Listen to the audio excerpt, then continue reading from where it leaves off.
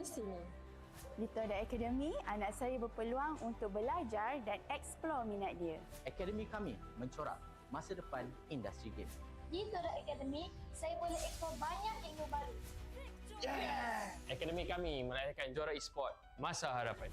Cipta impian anda bersama kami di Toda Academy. Cultured by Toda.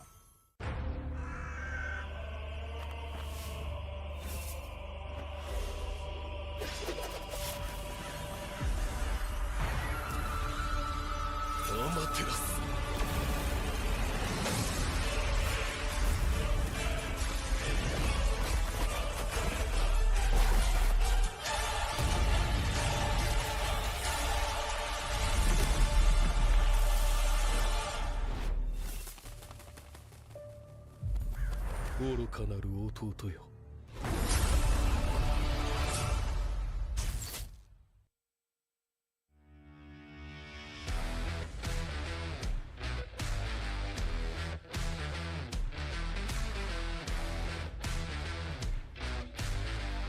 MPL Talk MY dibawakan khas daripada Toda Gaming. Gimana ngelihat standings yang sesuai ekspektasi? Invictus Gaming, waktu diorang nak secure that second title, diorang dah ready untuk main dengan 1-4.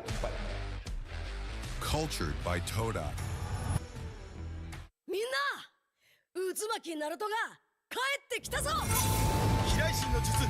Ore tte wa Touchanを越す火影になる。愚かなる弟。子供騙しか。アマテラス。行くぜ！これが俺たちの力だってばよ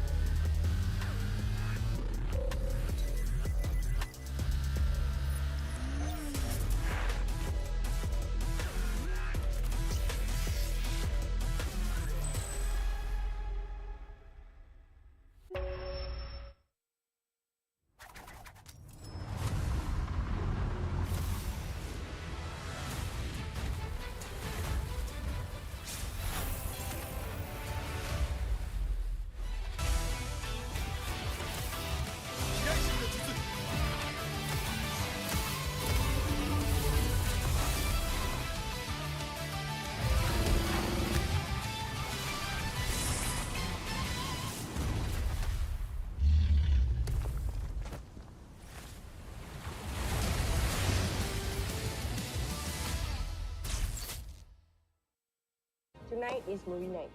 Cerita apa you suka? Contoh macam cerita makan-makan ke, macam dia ambil makanan ni kan? Tengok.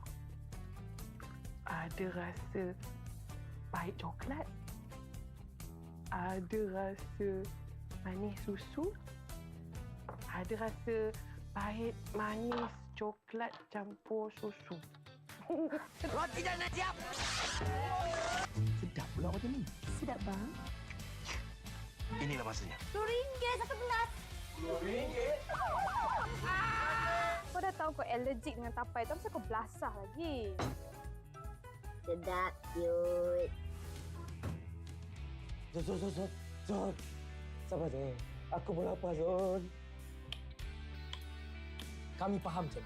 Kami sahut sabaran Cik Man tu untuk menuju ke wawasan tu. Ayuh, kawan-kawan. Minna! Uzumaki Naruto ga kaette kita zo! Kiraishin no jutsu. Ore tte wa Touchanを越す火影になる。愚かなる弟。子供騙しか。アマテラス。行くぜ！これが俺たちの力だってばよ！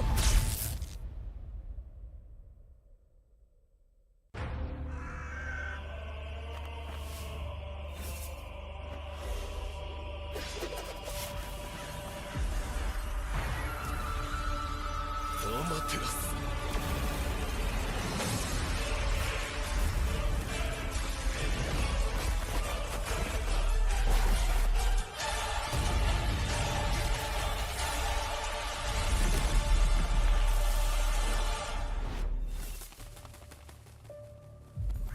愚かなる弟よ。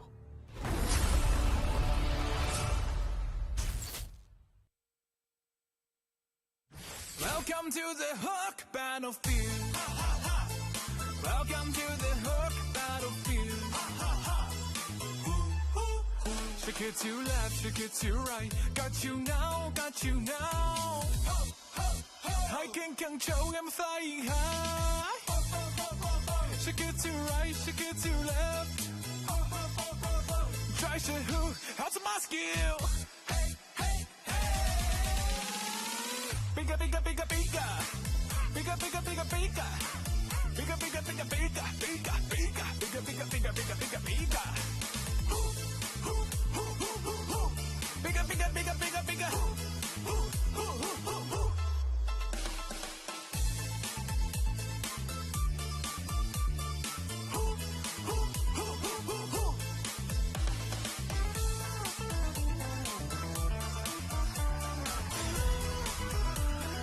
Welcome to the Hook Battlefield. Welcome to the Hook Battlefield.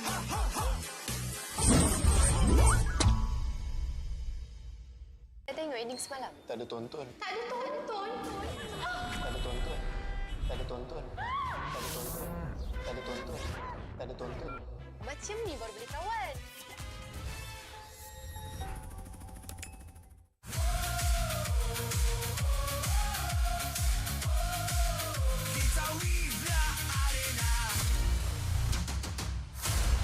Rasa keping je.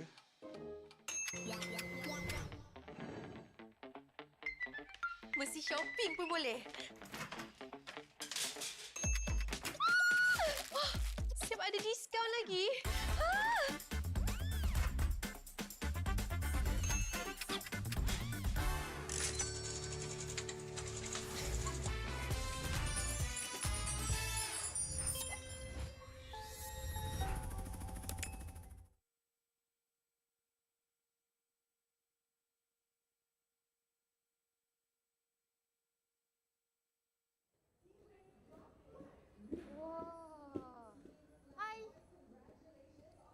Selamat berkenalan.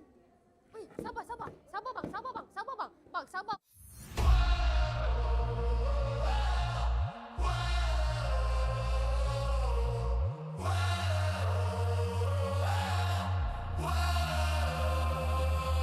Adakah takdir mesti telan air mata? Selamanya ku takkan di bawah perjalananku sampai ke puncak. Dalam perjuangan, bila hati terang menyala, setiap luka jadi kekuatan, pengorbanan yang jauh ujungnya. Sudah tiba masanya melangkah takdir, jalan yang gendir ku tempuh. Bangkit bersama kita juara, membanggakan negara. Kita kawan pentas dunia, Wira Arena. Bangkit bersama kita juara, membanggakan negara. Kerana di hujung cerita, pastinya kita Wira Arena. Kita Wira Arena. Kita Wira Arena. Sweat and grind, guess we never gon' fade. This that definition of a legend. Every single move that I make, feel it ain't no doubt. Dorang kena aku, I'm a winner. Cuba check gerak-geri aku semua tiptoe macam ballerina. Genggam bara api, biasa berjadi arah. Mimpiku mula menjadi, tiada siapa je yang halang. Kalau bikin hari-hari, benda susah jadi senang. Segala cabaran ku ready, masa depan aku terang. Sudah tiba masanya melangkah takdir, jalan yang gendir ku tempuh. Bangkit bersama kita juara, membanggakan negara. Kita kawan pentas dunia, Wira Arena. Bangkit bersama kita juara, membanggakan negara.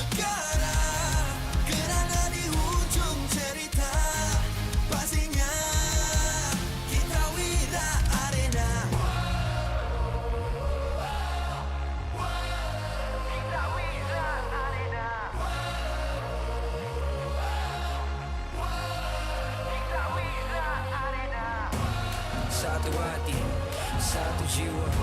Bangkit bersama kita wira arena. Dari bayang kenyala api, nama kita terpahat di bumi. Bangkit bersama kita juara, membanggakan negara. Kita kawat pentas dunia, Wira Arena. Bangkit bersama kita juara, membanggakan negara. Kerana di hujung cerita, pastinya kita Wira Arena. Kita Wira Arena. Kita Wira Arena.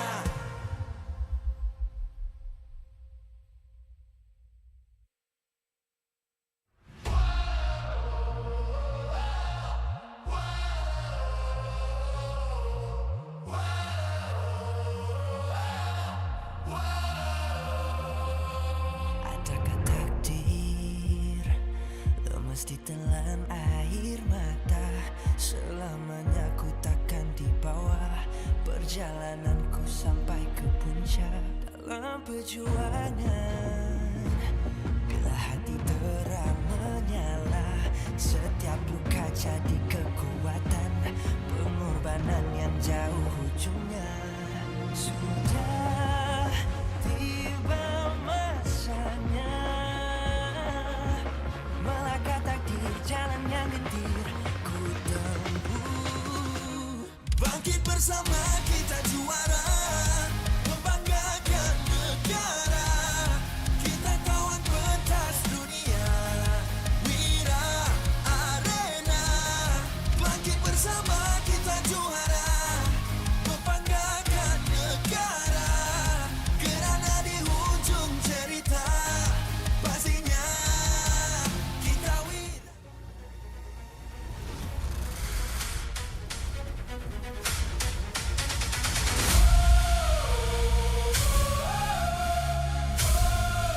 Kita Wira Arena.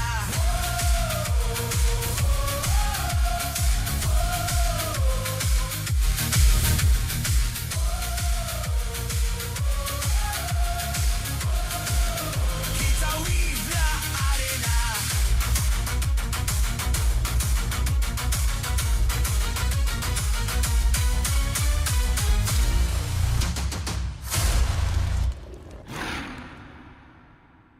MPL Malaysia Season 17 is powered by Pautan.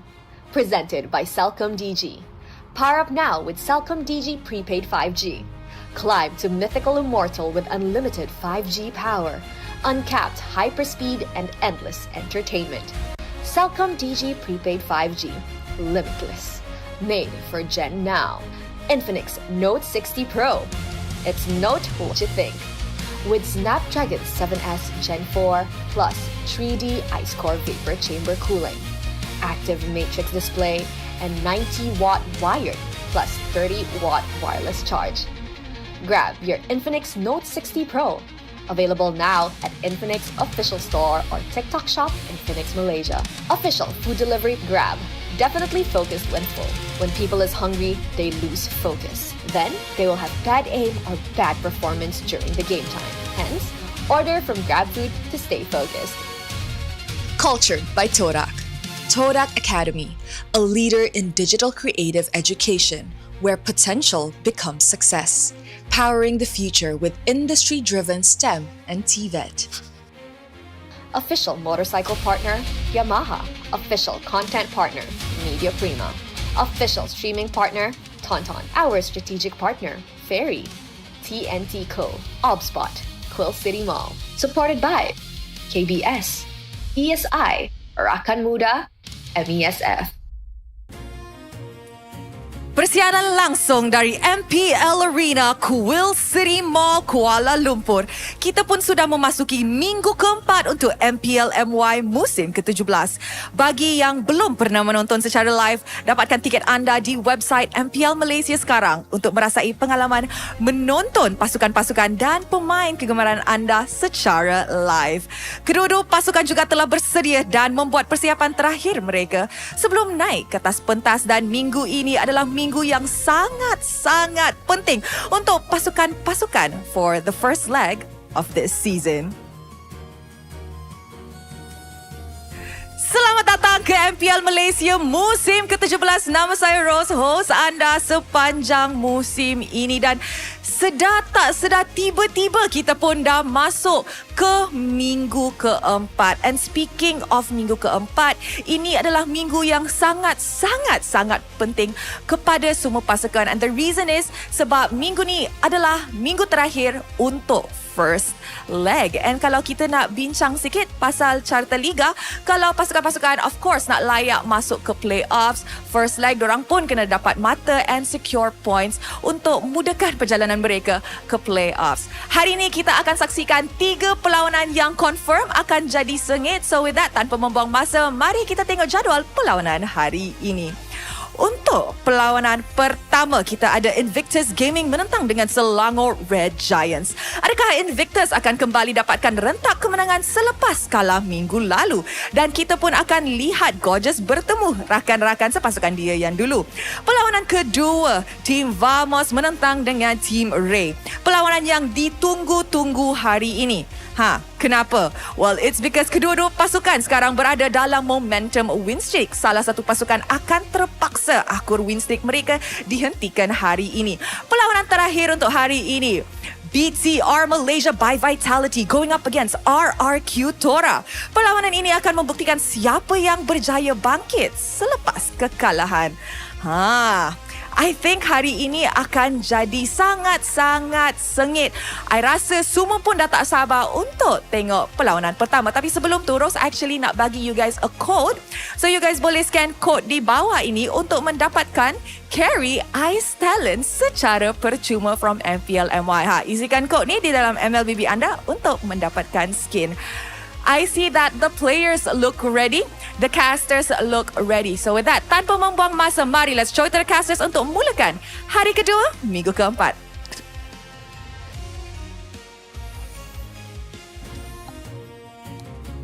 Thank you very much, Rose. And as we always say, you always look like the same every time you're there. The face is just like oval, and then the hair sometimes like belah tengah.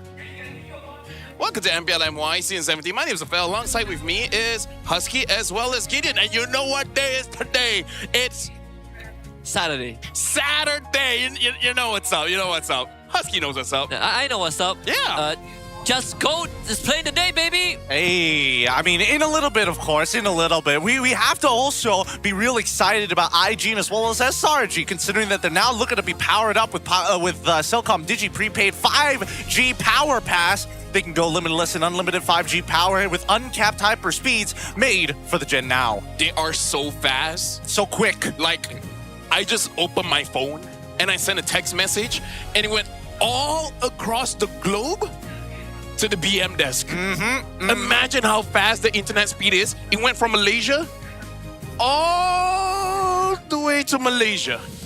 Now that's insane. Speaking of insane, get ready for the brand new 4v4 arcade mode, Frozen Sea Showdown. This is the ultimate playground for all you hookers out there. No complicated farming needed. The more takedowns you get, the stronger you become. Kinda sounds like a BJJ thing. 5 minutes a match, packed with non-stop action from start to finish. Available for a limited time from the 23rd of April all the way to the 6th of May. You got some time. So, Hook Masters. That's what we're gonna call you guys. Are y'all ready?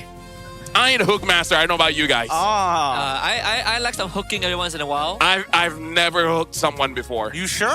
What do you mean? Everybody plays Franco. Everybody loves hooking. If I want to hook someone, I feel like Ruby is more attractive for me. Yeah. You don't. then with Ruby, you don't have to settle for one. Yeah, well, she doesn't really hook, right? I mean, it's a scythe, right? Scythe hooks. Mincetar hooks multiple people. I don't really feel like getting farmed this time round, to be completely honest here. And considering that we're already at the length of the tournament where points matter. And if you don't get your points now, you're not even going to make it to playoffs. And I think a lot of teams are going to be worried about that except for SRG. Yeah, and IG, can they actually rise and shatter the streak? I don't think so. Because it does feel like this is a team that lacks self-motivation. Self-motivation? Exactly. It's like, if they feel like they want to go to the gym, they go to the gym. If they don't feel like it, then they just don't feel like it. In fact, let's check up the updates here. Aulus seems absolutely amazing. Looks very fun to play, but not available for now. In terms of the buffs, a lot of the marksmen got changes. You know, it's mostly on the mana cost. It's more of a resource kind of thing. HP, Grove, and everything is just jumbled around. But the good thing is the dominance ice. Like, at least now, even if the mage or marksman is far away, more than likely they will get affected by the anti-heal. You don't necessarily always have to be taking the damage in most cases, but I think at the very least, as most people are looking towards the major changes around the marksmen, it really boils down to just two, right? It's just Beatrix alongside with the Harith, who had like incredible changes to them, which we may or may not see towards today, but another adjustment, the adaptive penetration, something that's like just nice and convenient to have. yeah, I mean, for Harith, I think it's the biggest winner in the gold lane. Now, increased damage in the chrono dash, deal 60% more damage to creep, so you're going to win all your gold crab fights, and Starlim's Sight revert makes him relevant again, and it might bring joy back into the meta. Yeah, honestly, when it comes to the gold lane, I want to see just a little bit more, because I feel like for now, it's good for rank. I don't know how good it is for competition. Role adjustment kind of doesn't matter so much, but the Marcel one, I feel like Marcel is, in terms of roamers, probably the hardest to play. I would rank him as the same kind of difficulty-ish, let's say as a jungler, maybe a Gushin, right? Gushin is the kind of guy that you can do your combos, but once you're in, and then you're inexperienced, you don't get out. It's kind of the same thing with Marcel. You engage a fight, but you don't actually know how to fight, right? Because you have to juggle around your Platinum Snap. And it's kind of like not just you, it's your teammates as well. Yeah, but I think the quality of life to Golden Hour is actually pretty nice right now. You can allow your team to set up slightly better in the Golden Hour as long as you apply the Platinum Snap on them first. If not, then you are kind of wasting precious time. But I agree, I think Marcel is a very unique roamer. You kind of feel, I mean, he's a photographer, right? Yes, you know what they say, the cameraman never dies. So you got to make sure you know how to weave in and out of these fights. Faster than Flash. You still and Superman. And Superman as well. But inevitably, as a roam, you should be able to communicate. I think this really punishes anybody who doesn't really communicate as a roamer and plays purely off of instinct. If you just communicate a little bit, it's like, all right, guys, engage when I have it, then it usually smoothens itself out. Or be like Team Flash. That frees your team. To be fair, that was kind of on the teammates. They walk back, And it probably wouldn't change anything, right? Yeah, probably wouldn't change anything. Yeah, because I really feel like Marcel, the biggest thing is definitely just the passive. In terms of the Golden Hour, I really feel like it just needs a lot of time of practice. And maybe certain drafts that work well and not so well with it. But now, King of the New Era, surprise, surprise, Samurai Giants. This is their MPL. Everyone here is just guess. In fact, we're just guess. It's to the point where I saw them, and I feel like it's disrespectful. I feel like it's insulting if I go up to them and be like, hey, good luck. Yeah, you're right? not wrong. Bad move, bad move. It's kind of you like, should go and be like, yeah, do your worst, Negative social credit. It's like, hey, what's up? Good luck. And then they're like, yeah, we need it. Why you gotta be weird about it? and then we just stare at each other. It's like, I'm gonna head this way. The manager has to break it up. Guys, no animosity here. he didn't mean it, okay? He didn't mean it. He's outstepping his boundaries. Well, here's the thing. Poji was actually able to talk to Gojas. Gojas was a part of SRG, and Gojas is really trying this season. So we'll see what Gojas really has to say about this matchup. Guys, Poji sini. Kita bersama dengan dua pertemuan epic abad ini. Ting, silakan. Memang dia nak bergaduh betul. Ui, sabar. Okey, kita ada Gorgeous dan juga Sky. Apa khabar? Sihat? Ya, Cut to the chase. Gorgeous, semalam Sky cakap waktu broadcast dia nak pastikan poket awak tertutup hari ni, tak buka langsung waktu game nanti. Kau ni macam banyak cakap lah. Kau main hari ni? Boleh jadi tak, boleh jadi ya. Tapi patutnya semalam masa kau tak main lah. Semalam aku main. Tak, maksudnya hari ni. Oh, hari ni. Macam hari ni lah. You will never know. Tak faham lah. Coach have plan. Alright. Boleh jadi tak, boleh jadi main. Ke sebab kau tak perform? Masa semalam aku dapat apa? Dapat minit Weh, takkan tak perform apa? Okay, kita pergi next. Kita pergi next question. Guys, saya nak tanya awak, ni benda ni soalan yang penting sebenarnya. Apakah perasaannya menjadi sub? Perasaan Sebab bila jadi sub inilah perasaan Gorgeous selama ni. Oh, tapi ada beza. Ada beza. Kau jaga mulut kau, Babi. Ada beza. So saya tak tahu ada punya feeling. Saya tak sampai lagi feeling sampai ke apa yang Gorgeous rasa. Sebab saya still ada playtime So orang nak cakap dia tak ada playtime langsung I'm not saying that. Okay. Dia still dapat playtime dekat MSC So he still play. So what I feel is just like normal lah. It's just less burden. Kurang pressure dekat awak jugalah. Boleh tukar-tukar. Betul. Tipu. Saya tak percaya benda tu. Kalau kita tengok di balik interview semalam dengan Ros, dia cakap jangan comparekan dia dengan Uni. Maksudnya dia kena effect dengan benda tu. Maksudnya mental dia tengah down sebab tu dia tak main hari ni. Sebab dia tengah down. Kita jangan bagi diorang gaduh lama. Okay, Gorgeous. Kita nak tahu, ini adalah musim yang kedua awak akan bertembung dengan Selangor Red Giants. Selepas musim lepas pun kalah 2-0 juga. Pertembungan hari ni, any expectation, any plan? Adakah awak akan menang ataupun teruskan lose streak tu? Hoi, soalan. Kalau macam daripada part saya, ni part saya je lah, bukan as a team lah. Kalau macam saya, season lepas kalah, tapi kalah tak meruah. Kalah yang tak bermaruah. So kalau boleh, untuk hari ni saya fokus untuk tonjolkan bakat je, tunjukkan performance. Kalah menang tu nombor 2. So prediction? Saya tak letak apa-apa expectation sangat. Saya just akan main no pressure sebab orang pun expect kita orang akan kalah. Mungkin saya akan capaikan expectation orang. Capaikan. Okay. Guys, awak punya prediction untuk pertembungan hari ni macam family juga kan ni. So, bagi satu game menang ke macam ni?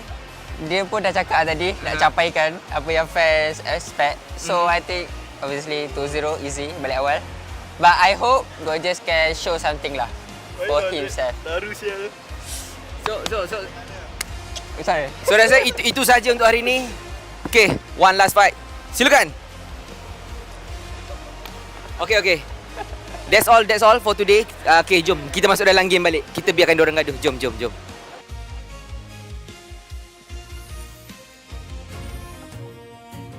Double leg takedown, good choice, with his size and weight, that's probably a good advantage for him. And even Gorgeous we have no expectation, we'll probably lose. And then that's just about it. In other news, do you guys know that Logan Paul is now being stated as a real-life celestial dragon? What? So in One Piece, like the bad guys, they're like rich and obnoxious. It's celestial dragons. And it's because he had this thing and he's like, oh yeah, I like Luffy the monkey. Even you know that's wrong. So,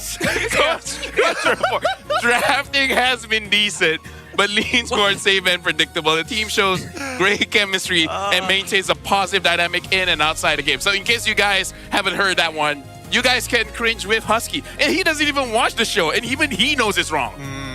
That's so good. Luffy the monkey. Luffy the monkey. Because he bought like an expensive, I don't know. I saw that. Yeah, but I didn't know he said the line afterwards. Luffy the monkey. That one hurt. That one hurt my now soul. you know how to piss off a One Piece fan. No, wait until we start doing the Leo bits. That's when it gets really hard. But now we also talk about Coach Bam. However, in-game execution and macro still needs improvement. Do you agree with this statement necessarily? Because I feel like I don't know if it's in-game execution. I think that one is clearer when there's better in-game decisions. Yeah, so to recap from all three things, he said the draft is okay, but it's a little bit safe. And I think that Coach Bam, he feels that way because when it comes to Gorgeous, it's mostly tanks, right? And when it comes to execution, I kind of feel like this is why I say the teams lacks self-motivation. Because I feel the mid duo especially, if they don't get a perfect setup, they won't do it. Yeah. And sometimes that's a problem. Yeah. It's pretty interesting because when we say that they play safe, but then they have pretty, I wouldn't say innovative draft, but draft that doesn't follow the current meta trends. Yeah, right? exactly, Like for example, they are the only team that actively picks the Kimmy, picks a tank XP. For me, it's just inconsistency. Yeah. Good week 1, bad week 2, good week 3, and then towards the end of week 3, they fall off again. Because especially for me, Nova Escobar, from a scale of 10, he either looks like an 8 or 9 or a constant 2. He doesn't have those 5s. He doesn't have those 7s. This is why I say it's like, unless it's a perfect Monday, they're just not going to do it. Whether he has a filter on or not. I think it really just comes down to like making the best out of a bad scenario, right? Everybody has their own individual problems that takes a little more time to actually, smoothen over. Like, he can play damage, but is he going to be playing it on the big stage against a team of this caliber? I don't think so, personally. Yep, speaking of smooth, look at Cram's face. We got Cram, Uni, Stormy, Yums, and Innocent. At this point, I'm not even all that excited about the jungle change because does it really mean anything at this point? We're running out of intros for these guys because there's nothing to... There's nothing new to add, It's like, did they win? Yeah. Is there any special hero either brings out? Not really. I don't know. And worst of all, sometimes they get those like brilliant moments of inspiration while watching MPL and BH before they get up onto the stage. So I really am worried with what they're going to bring to the table. I mean, Leslie was used in first week of MPL BH. I don't know if Innocent wants to use that. It didn't win, so maybe not. I mean, like, will he get punished, right? I mean, we've seen him get away with Changa. I feel like that's like bottom of the barrel stuff. He got away with Hanabi also. Yeah, that as well. Really bottom of the barrel stuff. Now, I feel like you can go lower. How low are we talking about here? What other marksman fits within bottom of the barrel other than Changa? Just bring Roger back. War X is not pretty good. Hey, actually, Roger's good. I'm okay with Roger. I'm down for Roger. I mean, half men, half bees, am I right? Exactly. Bring back the Brodies as well. I would say bottomer than Changa, because Changa is like a mage, right? Uh-huh. Yeah. I think, which one do you think is better, Cyclops or Chang'e? I can see arguments for both being above each other. I'll take Chang'e any day. I think Chang'e. I think Chang'e is better. Right? See, yeah, you can go bottom. Oh. What about big brain? Valir Gold. Just build attack speed, and someone comes to you, you peel for yourself. With that being said, let's actually introduce the teams to see if anyone can actually use Valir Gold. Probably not. Invictus.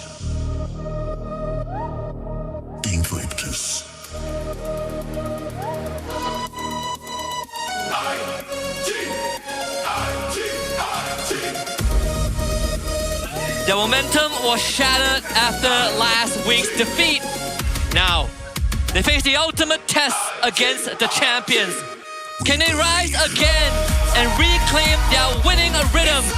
Ladies and gentlemen, make way for Invictus Gaming! Honestly, Invictus looks super promising. I would say a lot of people seeing this team thought it would be bottom of the barrel, but they're doing very, very good. But against a monster like Selangor and Giants, they gotta go above and beyond. And I don't know how much they have.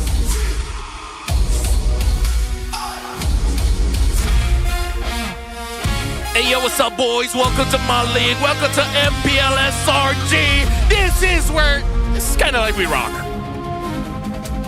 They continue to prove that no one can challenge them.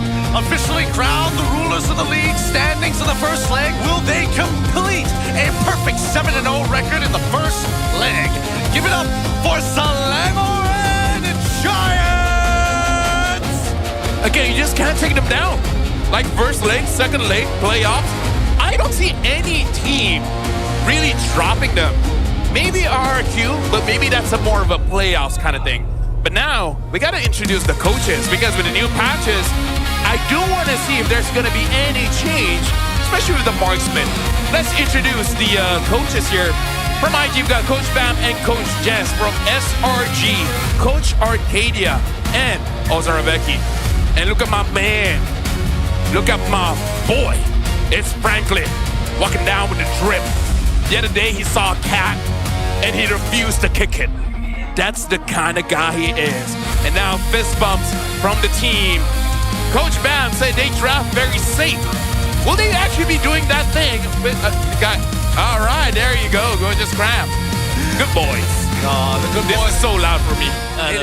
It is. I have to admit, Franklin, he is looking extra dapper today, and I can't believe he did not kick that cat, because that's a completely normal thing for people to do on a daily basis. Yeah, I can't believe we're living in 2026 and people still don't kick cats. Yeah, crazy. Wild. Let's just be happy in Malaysia we don't eat them. Who do you think we are, PETA? There's no PETA here. What do you think? This is Family Guy? PETA. I'm trying to think of a place that actively eats cats. I don't think. We've traveled to a few of the places, no? What? Yes. No. Yes, joking. we do. You're joking. One of them we just went to recently is for a world tournament. What? Yeah. I thought it was just dogs. Oh, wait, maybe. Yeah. I mean, Keyboy does. Anyways, MPL MY Insider by Salcom DG. We talked with Ozora Becky. What do you think sets the top teams, meaning you, apart from the underperforming teams? This is the difference between a team that has built an identity versus teams that are still finding theirs. So having a double round robin helps them. They just need to commit right now. If it was like the previous season, it would have been over for them. And they're right. They got the stats to prove it. Yeah. Even now, it's sort of over on a technicality term, like for over AC, for some of the Flash. Yeah, but I agree. I mean, you got 4 more weeks left. So yeah. For IG, this is perfect, right? I thought that they completed their soul searching, and then by the end of week 3, I was unsure of it again because they lost in a very sad manner against Team Rey. So hopefully SRG can help them find that back. I mean, Gideon, being a pessimist, right? It can also be the other way around. Yep, it's you could true. start so good and then just bad. Yep, nope. That tends to be a lot of relationships. Well, I want to say leftovers, but sure, relationships that works too. That's that's comparable. You're right. Right? Food and relationships. I mean, I think that especially for IG, it really depends on their opponents, right? I think they were underestimating teams that they assume who they are better than, and that's why they did so badly against Team Rey. Well, speaking of doing bad, we got to talk with Coach Jess. The mid lane gap. He said you could say that one of the issues with our gameplay lies in the mid lane matchup. It's still not as strong compared to other teams. The current meta is more focused on dual mid and trio mid setups. You can see teams prioritizing their drafts around these strategies. And I like that me and Jess agree. Like we just said, like, they're not self-motivated. They need the perfect setup for them to be like, yes, we can do it. You mean a more focused mid-duo setup. There you go. Yeah. You know how to make it more PR. Yes, that's the best way of putting it. I mean, I don't know, when we're talking about the mid-trios, it is always such a... Tak rindu nak menang SRG ke? Yeah. He's like, yeah. Even though I don't get to play. Nah, guys, Go just got some jokes. He's still got the jokes. I think that Coach Jess has a good view on it, but I also think that the mid-trios have been a little inconsistent all across the board, right? Yeah. For a lot of teams, and not just IG. I think that the draft is going to matter like 90% of the time, especially for this match. Yeah. Well, ladies and gentlemen, you know that 90% is more than 10%. Nice. Yeah, thank you very much. So we're going to start the draft here. Honestly, I just don't know how to follow up with that one. So I just stopped. And I hope someone would save me. And it's pretty hard to bail you out of that one. You're right. It's tough. IG is first pick. They bet on the Gwen as well as the Fanny. For SRG, betting on the Yi Sun Shin. So when it comes to the mid trio, it really is Jusin +1. Because I feel like a lot of junglers, except for Gwen, maybe Suyo, they don't mind fighting early. The rest, they don't mind just farming it out. I mean, some teams are banning out the Harley also in the first phase. Very specific teams. I think it's more team dependent than matchup dependent. Although yesterday SRG did ban Harif in both their games against who did they beat yesterday? AC. Yeah, AC. Yeah. I know, forgettable team. I'm so sorry. I wonder if they'll do it today, right? Because both games yesterday, they were on blue side, but now they're on red, which means that there's a window for them to first face the Harif if they really want to try it out. Well, I think that's on the assumption that, everybody's leaning towards what the meta is demanding of them right now. I know that Malaysia as a region, we tend to be a little less experimental. We're a little slower to... No way. Does that baby have an SRG onesie? That's crazy. I thought the MPL one that I made for Adine like 3 years ago was nuts. That's wild. You know when a kid has love, you know? Yeah. You know when he's gonna grow up just a little bit more privileged than his peers. He goes to the daycare, he's the Team Rey kid. Yeah. Boo! You're still wearing Untitled jersey. Sorry, Untitled onesie. You mean DX sold onesies? You mean DX? You mean wait, hold on. This changed. It keeps going. It keeps reverting back. It'll be worse. Like the front is Team Rey, the back is Zayed.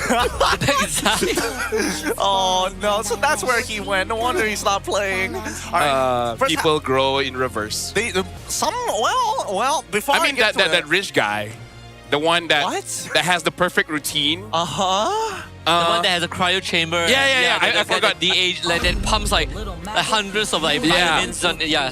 I forgot his name, but I know what you're talking about. What? Yeah. All right. You gotta Google that guy. All right, I'll check it out in a bit. First half of the draft is already done. Marcel Yishin alongside with the Shushin is banned out for IG. Guinevere, Fanny, Freya, first pick Harley. Yeah, it kind of feels like SRG first phase will be Leomord. What are the other two? Leomord Phobias, Leomord Cho works too, but no, for Cho Farsa opening, it's very different than what I expected. I guess you could omit the Leomord in the first phase, in the first two picks because you've already saw the jungle matchup, so you might as well pick bigger prios.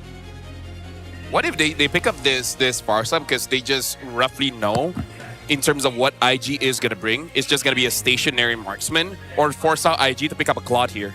There's a chance that we might see a Khalif or Nova, right? Like Nova and Spencer likes to play, likes to play a very standard, I clear mid, I move. Yeah. Sometimes you see that disconnect.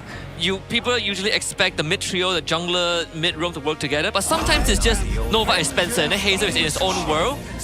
And wow, and they just go straight for the Moscow foe. Very good call here. Actually, you were right. They could have set up for a Harith into the Claude matchup, and they were trying to bait it out in the first place, right? Force whatever they have in the gold lane, especially if it's Claude to take Purify, and then you get the Harith, you've got that lane in the bag. But they ran into this. At least for Coach Mam, they're looking at Moscow, they're also looking at Phoveus, knowing that, hey, even if you do get the Harith now, inevitably, Phoveus is going to be a problem. If you pick Suyo, same issue. So now it's either the Leomord or Uranus pick here. I feel like either or would be pretty good. If they have something else, I don't know what other thing really matches against IG really well this time. I kind of feel like just picking up the Uranus or the Leomord is already pretty solid. Yeah, I think the Uranus in particular is really good. Whether it's going into the jungle or even in the EXP, does pretty well against the Harley. I'm gonna go for Leomord. I feel like the Leomord has slightly more priority. If we look at the XP lane, let's say Uranus gets banned out, which has a high chance of happening, you still have certain picks for Cram that only he does. CC. Alice, CC in particular. What else? I mean, the Lapu Lapu is sort of like the last resort. And if you really want to win lane, you can go for a high loss, but it's kind of like not a cramp hero, right? I mean, he did like Harvard the Tamus yesterday, so you know, maybe it's a hint. Hey, he might whip out the Dyroth one more time. Hey, exactly. It's still part of the regular season. Personally, I think that no matter what, we have options available unless IG really wants to lean into like getting rid of the like the forceful priority EXP laners like the Alice, like what you guys mentioned. Yeah. Personally, for me, I do feel like taking out Uranus would be pretty good here because if Uranus is able to beat out the Phoveus, that's going to be bad. But then it will be even worse if it stucks onto the Harley, it stucks onto the Moskov. And we know that Cram can definitely do it. So they ban out the Uranus. And SRG, they're banning out the Zetian. The other thing that they could possibly ban out here, I don't know if they want the Lilia or the... there's another hero. Kagura, Eve. I was going for Eve. Here's the problem. Eve doesn't do well against Leomord. Valentina? Valentina doesn't do well against Farsa. And knowing that the mid duo of IG, their mid duo isn't that great, other than Zetian, I really don't know what other pick is good here unless you want to force out something like a Khalid Kimi and try your luck at winning that matchup. And that's the thing, right? I think it's coming, and they ban out the Kalia just to kind of negate it. So now it's a heavily pushing lane for Cho alongside with the Farsa. Not a lot beats that at this point. And no matter, even if they wanted to lean into trying to dominate that mid side, it's going to cost their entire composition. Because the only thing that beats this right now is probably like Hilda or Khalid, and the damage is still not as high compared to what Farsa can pump out at level 1 and 2. Yeah, I think Hilda Khalid is definitely one of the choice for Nova. Something to match up in that mid. If you really just want that clear as priority, then perhaps you can go for the Yi, right? Sort of makes slightly more sense. At least it gives you the teamfight control, but at the cost of you being stationary. Look at Krem smiling, because I can actually see this Terizla work for SRG. Has an okay lane with Phoveus, but more importantly, will be able to get onto the Moskov. Yep. So now in terms of the pick here for SRG, I think it would be okay for them to pick their gold laner, but rarely does SRG pick gold lane red 4. It's usually a red 5 kind of thing. Yeah. Even if it's not a surprise. And you want Cram to see the whole lineup first too. I think Alice and CC now are sort of at the top of the list. I would personally go for Alice because they do need some kind of front line. Yep. Or just someone to stall out so that Leomord and Encho can get in position. Yep, there you go. Will it grant immortality? No surprises here with the Alice pick at the very least. I still think that the Harith could eventually change out for something else if necessary. Now that they've made their composition very much around, you just gotta wait for the pick. We kick, Farsa combos, we should guarantee ourselves a kill. If Cho isn't there, Alice is the other replacement. Same goes for Leomord too. I feel like as long as the hero either is a Harith or someone with a DHS, it should be fine, because you still need someone to chunk down this Phoveus in case it becomes a problem. If all else fails, there's always the Claude, right? Yeah. Even though his skills cost mana again, but it doesn't really affect the hero too much. And Innocent did use Claude yesterday. Now, in terms of the mid lane pick here, I can see Lilia being okay here, but then I would prefer a Hilda. But looks like they are still gonna go for the Khalid, as well as the Valen. I think the Khalid is almost a given. But here's the thing. This is like, I would say, pretty gambly for IG. If they win mid, they can win hard. But the moment they lose, recovering that lane against a Cho Farsa is going to be very, very difficult. So I want to see if there's some kind of cheese that they can play out this first 2 minutes for them to win out against Yums and Stormy. They gotta either somehow chunk out Farsa, or they all have to commit on Cho. They cannot split their damage apart because they just don't have enough to distribute everywhere. Cho and Farsa, same thing. They got to look for one of the targets, either Khalid or Valentina. The most ideal one is going to be Valentina, and if they can deny her level 2, even better. My worry is that level 2, the Cho can interrupt Khalid of his healing. So that's something that Nova has to micromanage. Yeah, they don't have the best wave clear either. Now that they've taken Valentina, Carry will be the last choice, and one of the few heroes that is not too scared of the Phoveus. Eventually, she will destroy his health bar anyways, and pretty good against the Khalid. Gentlemen, I gotta say, after the draft is finished, this Harley, I think, might have a bit of a hard time. Even if you do get onto the Farsa, everyone else is going to be a problem. What do you guys think? I mean, whenever he hat picks in, if Leomord sees him, he just disappears. Yeah, no, you're going to get one shot. Like, you need to find that snowball early. You have to find it around mid. If not, if you can't find your main 2 targets, you target Cho. You start taking away the enablers of their composition. We take away Yums, and then your life becomes a lot easier because Alice is predictable, Leomord is predictable. Yeah, I don't know, man. Looking at the lineup here, IG going up at SRG in game number 1 of today. For IG, it kind of looks like you gotta go big. You gotta go big. You gotta go fast. And speed kills. The question is, it kills who? Well, hopefully they were able to run through SRG before they crash into the divider, because IG still pretty lost on their identity. This is a good time to find out whether they can hold a candle to the Red Giants. The mid clear, as expected, does favor SRG a bit more, and the Khalid does help Spencer mitigate that advantage that SRG has. Okay, so pretty proactive trade here, but Yums now having that life lead is going to make Nova X Crowbar's life a little harder. Gets plenty of information on where that... Oh, no. Does he steal it? All right, it's just one side cam. Honestly, that was very clever of Yums. Just like what Gideon said, if Invictus Gaming can focus onto one, it will be a problem. So Yums made sure that he targets Spencer so that he cannot go up and actually deal damage. He knows that his habits, he will respect Yums, and because of that, SRG, they win the trade because they don't mind losing a bit of HP because eventually their level 2 is stronger than Invictus. So they win out the lane by quite a lot there. Yep, and now they don't have to interact with them anymore, right? They've got that initial push because of this slow compounding interest. We'll see more value later on. Yums, he should be okay here, but he will get a trade down before he leaves. And this time the Hell Bar is going to favor Nova Escobar from level 2 onwards as long as he has the Quicksand Guard. And now he's looking for a window. Stormy buys back in and first blood for Nova. But Uni does come through and maybe they can get Spencer back. The flicker kick on from Humes. Uni couldn't get the finisher. Forced to go back in and sacrifice himself to Hazel. That was weird. That was a rare Stormy, huh? Whoa, that was something. That was definitely something. It felt weird because either Stormy was responding to Uni making a very long call, like, I'm close, but he's by the purple buff, you know? That's still a bit of a distance to get through. Or Stormy just, I don't know, brain farted there. Or Yums is like, I dare you. I dare you to stop in their face. Yep. And it's like, yeah, they won't fight me. Hit by the Terrify. Oh, well, I did. Or maybe theory number 1 might be true, right? The Malaysian timing. Well, we'll see whether this is actually enough for Invictus to capitalize on this. No, the Stolen Feather Airstrike already used. Cram out of there. And IG now gets Prio over the turtle, and SRG, don't think they're in a position to contest this. I don't know. Stormy also missed out the entire cart minion in the wave earlier. Very delayed level 4, of course. Definitely giving over the very first turtle of this game.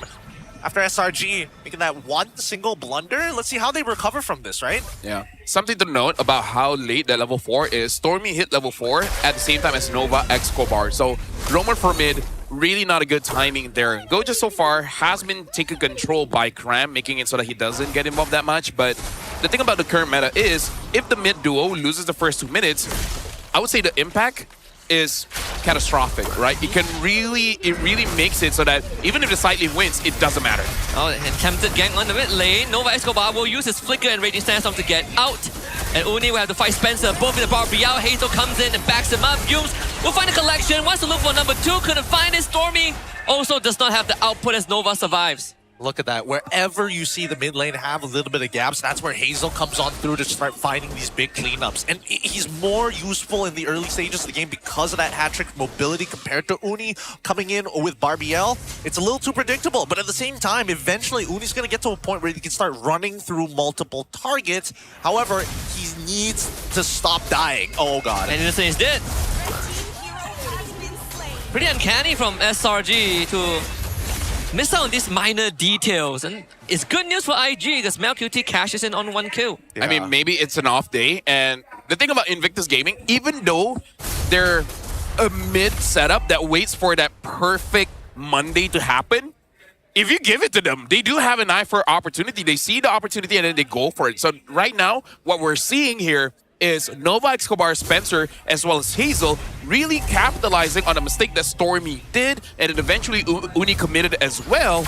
And now they're starting to seeing gaps, right? Usually Innocent doesn't get ganked because the mid trio stops everyone, but no one is stopping Hazel right now, which makes Innocent's timing a little bit off. Yeah, look at it. They're moving towards Turtle. They already know the position. Hazel is looking for steal. And he's going to take Uni's life again. And I think he walks away with the purple buff as well. This is not looking for SRG, although they finally get a punish by killing off Spencer.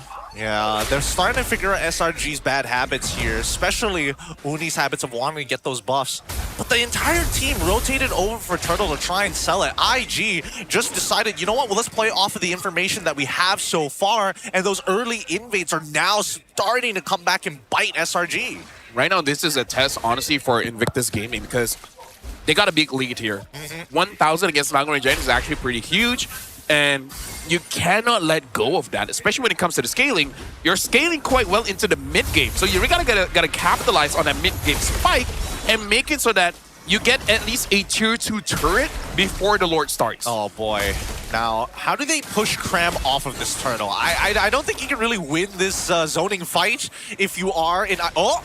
Well, then find Uni, and that is good enough. Uni calls him Barbiel, and Gotias is single-handedly basically zoning out SRG. Hazel tries to go for Stormy, and his flicker will be out, but Cram and Use more than enough to hold the front. And Cram now goes back in. The Throne of Ruin is going to get popped. Nope, Use though has to follow up on Spencer, and SRG regain control of the turtle. What was that? I mean... Why did he flicker in for that? I did say they already got the advantage, now it's on them. Oh, I don't get it. I don't get it. And I'm just going to take a wild guess that Gojas is building full tank and he doesn't have like a War Axe or something crazy. If he does have a War Axe or something crazy, then sure, you can do that. No, it's just full tank. I don't understand. Why flicker for it? No, I think the reason why Gideon is kind of crashing out is because his team is far away. I can kind of understand when you can get Uni and an instant follow-up, but he wasn't there. So, yeah, I don't know why.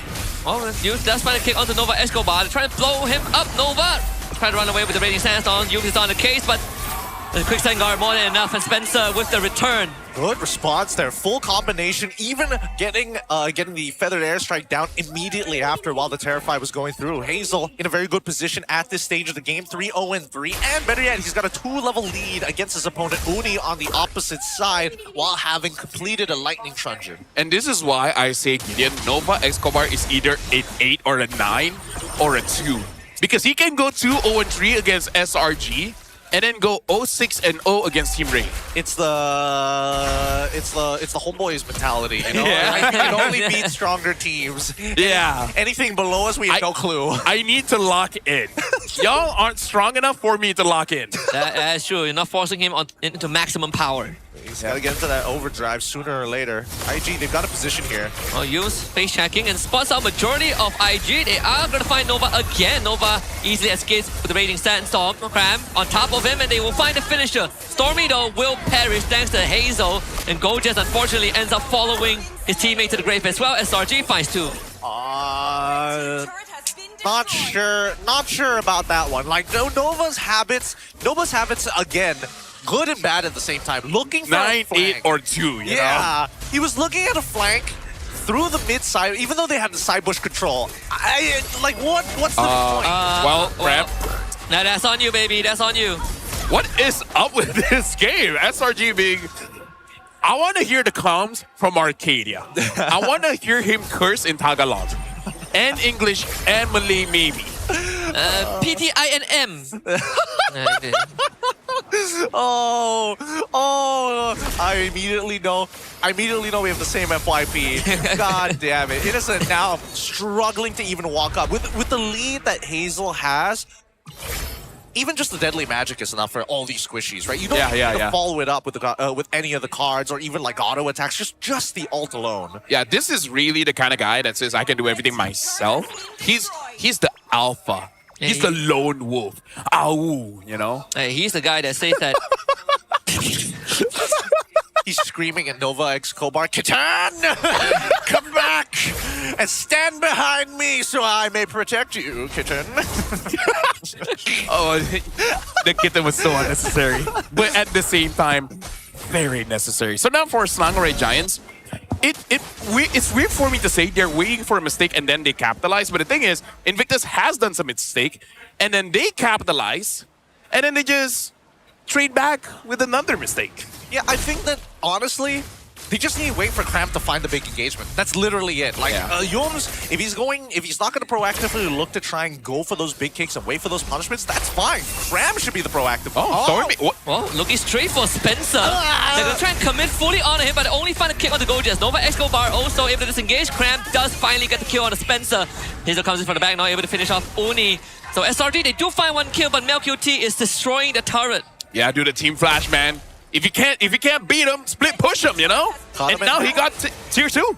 It's looking good. It's looking very, very good here for IG. They're really leaning into the advantages that they have and the characteristics of the heroes that provide the extra capabilities of jumping fights and gap closing. Fram, okay.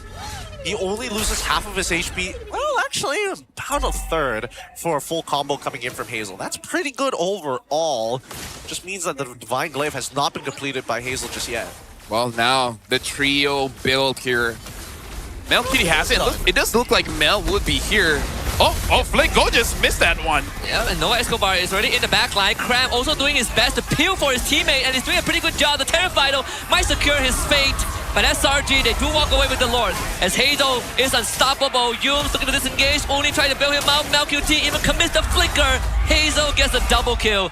But SRG gets the objective. And now IG are in a phenomenal position. They need to be able to cash out here. They should be able to get maybe an inhibitor turret through the mid lane. The shielding should pop up here. All right, yeah. Still hasn't cashed out. And Innocent, He's thinking about actually catching this wave down bot side. Yeah.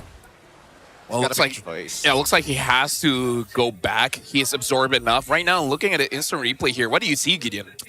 Based on what we're seeing, man, there's a lot of like weird moments, right? Especially at least for Hazel. It's great that he was able to actually find Stormy in that backline to force him out of that feathered airstrike. This gives a lot more space for Nova Escobar to actually think about peeling the backline, right? After using that Raging Sandstorm. It's hard to catch them. And admittedly, Yums, he's got to target someone else other than Spencer at this point, because that's 2 times that Purify has denied him the opportunity. Yeah, I gotta say, it's quite rare, but Stormy is panicking quite a bit in this game, using the Feather Airstrike just a little bit too early. But either way, Slangoray Giants, with the Lord, is able to chunk down the Tier 2 just a little bit.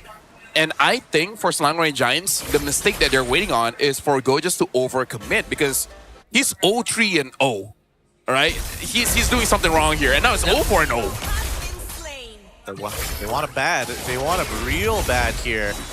Or maybe they just want to punish him specifically. Because, like, oh, hold on, Krem taking a bit of damage. Oh, Throne of Ruin, enough. The flicker forward clips Hazel on the edge, and Yus gets the follow-up, but Hazel still able to hat-trick out of the way, so they will have to settle for Nova Escobar. MelQT is killing all of them, though. MelQT, he's the real threat.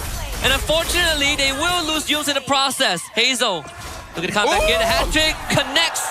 And Stormy pops to the lightning truncheon. The first pick, Harley, right now is really working out well. Getting 9-3. Yeah, it's not hard. Just keep, do it again. Oh, that's sad. That's so sad. If only he could get that free cancel, then they can turn this into a 2v1. At least SRG held the fort. And been quite a while since the team has taken an inhib. But silver lining, SRG lost the mid one, which is the best case scenario. Yeah, so far, I think that it's just been quite the struggle for any melee type heroes, or like somewhat close to melee type. They can't get close. Spencer is playing a decent game. Yes, he is dying, but he's also denying the initial engagement against SRG. One thing to note here, Nova just switched out his boots. Now he does have the conceal. And I'm just going to take the time. Can we imagine that Invictus Gaming won? And Gojas is 0 kills and 0 assists. The kind of memes that we'll see. We can also see Uchiha Gojas, because you were from SRG and you were 0-4 and 0. And in the interview you said, I think we're gonna lose. Yeah, he tried. He's doing his part. He's doing his part. I'm doing my part. Oh, well, it is said can't do much now. Oh, wait, hold up. No. Oh, the lightning. Man, even with the rose gold, it wasn't enough. Dang, I thought the rose gold might have saved him there. Dang, that's so unfortunate. Oh, that's Lord gone. I mean, I don't know, man. It was a 9-0-3 Harley. I don't think any item swap except for a Winter will save you, exactly. So he actually has the Warriors boots instead of the tough boots. Yep. Interesting option here. That's Innocent, of course. I agree with you. It is sort of weird. Right. I honestly thought he would go for tough boots at one point. Oh, this is the... Hey, he's a warrior. I don't know how to tell you. This is the most disadvantaged SRG has been in quite a long time. Yep. And again, it is through their own mistakes, but shout out to Invictus as well, capitalizing on it. Oh, Hazel, very fast hand jumps. Oh, they're gonna look for the punish. It should be a kill. Big shutdown. But Nova Escobar does finally engage, and they clear off Stormy again. Innocent, unfortunately, preoccupied with the Lord.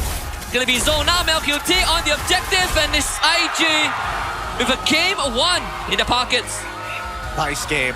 Really, really good game coming in from IG. They found the good punishes. They played a consistent game. Yes, obviously, Gojas made a blunder, but that's part of the brand. But he fixed it at the very least during mid to late. Wait. Good for IG. You say he fixed it, so that means he has an assist? I mean, I don't think he has an assist, but... I don't think he has anything. I kind of hope he doesn't. It's funnier if he doesn't, for exactly. Sure. I just think that on his Phobius, at least, the zone control is there. It's just that first engagement of flickering onto the Leomord was not necessary. Other than that, hey, he was able to hold off. So now, honestly, it's really, like, I just really want to know what Coach Arcadia is going to say, because this is one of those games where Invictus Gaming did well, but SRG, it's undeniable the mid blunder. And if there's any clip that you can show on to anyone on how the first 2 minutes is so important for the mid laning phase, this is the one. Even SRG, if they make a mistake there, the domino effect, it's just a little bit too much. Yeah, it's a lot on IG playing well, but it's even more on SRG just playing poorly. Yeah, we kind of have the same type pattern. Kind of. Well, we have patterns. Yes, we have patterns. I think that at the very bare minimum, SRG was playing not up to snuff. Definitely, we're making a lot more mistakes here. I would say that IG, at least, we are seeing that there is some degree of consistency coming out from Hazel at the bare minimum. But Spencer is kind of keeping it together, right? A lot of botched engages because Spencer was able to get a Terrify. And honestly, Nova as well, just taking a lot of it. But for now, we're going to be looking at the MVP. Just by KDA alone, you know it's got to be Hazel on that first pick, Harley. But again, shout outs to the rest of the team except for Gojis. Yeah. Hold on, not okay. MVP, great, but I want to look at everyone's score. Yeah, we need to see the score at the very end here. But what do you guys think? Now with the recent changes, Starlane Scythe has now come into its own once again. There has been the slight change we see here up on our screens. I mean, that one extra auto attack actually made a lot of difference when you're snowballing this hard. It's pretty good. It's pretty good. I kind of feel like it's either Starlium or just in case you keep getting caught, you build the Blood Wings, right? I feel like those the only two items. Other than that, you're just swapping out, Immortality, Winter, and for the team, right? Team player, gotta sell it. You gotta really sell the idea. It's like, guys, I did something, right? I contributed. That was all me, baby. I love the fact because Go just has the face and the personality to be like, oh yeah, I'm 0-4, even with no assist, all me, carried the game on my back. If I didn't die 4 times, it would be distributed amongst you guys. And y'all don't want to die. Y'all are just kitty cats, scaredy cats. I mean, that's what you are. I would kick you. He looks to his right and he's like, this is what I felt last Sunday against the Rey. Oh no! Oh no! Now he gets it. If I perform, they suck. So if I suck, they don't have to suck. Yeah. One person has to do the sucking. Hey, 4 suckers better than 1. Wait, no. No, I think suckers better than 4. No, I think 1 is enough. Yeah, 1 sucker and 4 hookers were good. Yeah, I think 1 is enough. But yeah, SRG, this is their second game loss. And we are in a world where IG could eventually win this best of 3 and then ruining SRG's only dream for this season, which is to go 14-0. And then once that's done, we can finally see them cry. Yeah, what a headline at the start of the show as well. The new era of the Giants. It's like we cursed them by saying they're the king of first leg. Maybe. That usually, where there is a bit of a tendency of whatever our writers come up with either ends up coming true pretty fast or goes completely the opposite direction. Looking at the damage here as well, 62k for Hazel. And again, Stormy, this is very uncharacteristic. One of the lower damage dealt in this game. Yums is competing against him. 24k, and it's mostly because using the Feta Extract quite early when your opponents, like Spencer, is pretty mobile. But I kind of get it just because the threat of Harley is always there. Yeah. Hazel didn't allow him to play the game at all. He's always looking to force at least a flicker out from Stormy, or if Stormy doesn't have it, Hazel just one-shots him every single fight. And even Uni as well was controlled quite early by Nova Escobar because Nova played with Uni before. Yep. Right? So he kind of knows his pathing. So it's like, I bet he's going to be here. I'm going to be here, land on him, kill him. And made it so that the Harley scales up even more, being the carry as well as the rich guy. Cram being the sandbag with a very rare mistake in mid-game. And then Spencer, the best wingman. Yep, best wingman for sure. Definitely was able to kind of botch a lot of the engages. But yeah, I'm surprised that we saw SRG lose in the way that they did. Because a lot of these turtles actually should have fallen into their hands. Once you have Cram getting involved in these fights, it should have been a no-brainer in a 5v5. In a 4v4 without the EXP laners, I think it's a little 50-50, but that early game really needs to get patched up by SRG side, and there could be a consideration to getting rid of this Harley specifically, because again, it's that early pressure that he's able to provide compared to the Leomord. Even in the drafting sequence as well, that definitely was a lot more uncommon than what we usually see out of SRG, and I think IG has a very good response to it in the first phase alone. Yeah, I feel like the key to look out here is for the hero kill. 2 Leomord and 3 on the far side. I feel like in their discussion, these are the targets, right? Yums is just happened to be there. Kram just happened to be in front and not dashing away. And even the carry, right? I feel like all of this is just, you're just at a bad spot at a bad time. But for Leomord and the Farsa, 100% intended. Yep. No, I think that there are moments where there are bad place, bad time, and you get flickered on by SRG. That's to be expected here. Oh, and the most important thing, most of the kills happen around mid, which again kind of highlights the problem for this game for Selangor Giants. Exactly, and that's why you see a lot of these weird motions coming out from the side of IG, like Nova X Kobar, like trying to actively look for a flank and then walks into the convoy of SRG. But the early kills is what kind of set this up, right? When you are that far ahead, you're not thinking too hard about, hey, are we going to get one shot in a lot of these scenarios? No, they look like this, where you basically just 100-0 them and walk away. Yeah, a lot of moments as well. Hazel just focuses on the target, right? He sees Stormy. That is the only guy he goes for. Hat tricks forward, deadly magic. Doesn't matter what happens across the map. Even if a trade happens, at least Stormy is the one that goes down. And he puts this Farsa so far behind that Stormy really didn't get to have an impact. Yeah. Unironically, you know who's the most happiest with this win for Invictus Gaming? Who? Skies. He's like, Coach, did you see how Uni lost that one? You saw how he died at that buff? I only died like that like 3 times, so just let you know. The greatest day of Uni's life. He gets subbed out. Skies lose game 2. Hey, I lost, but did I lose the series? You came in as a lifeline, you know, it's like who wants $1 million? You call your best friend and he gives you the wrong answer and you just lost $1 million. Yeah, it's like, what's this guy's name? Oh, it's Luffy the Monkey. Loses $1 million. Oh, what's the One Piece about? The cops. What? No.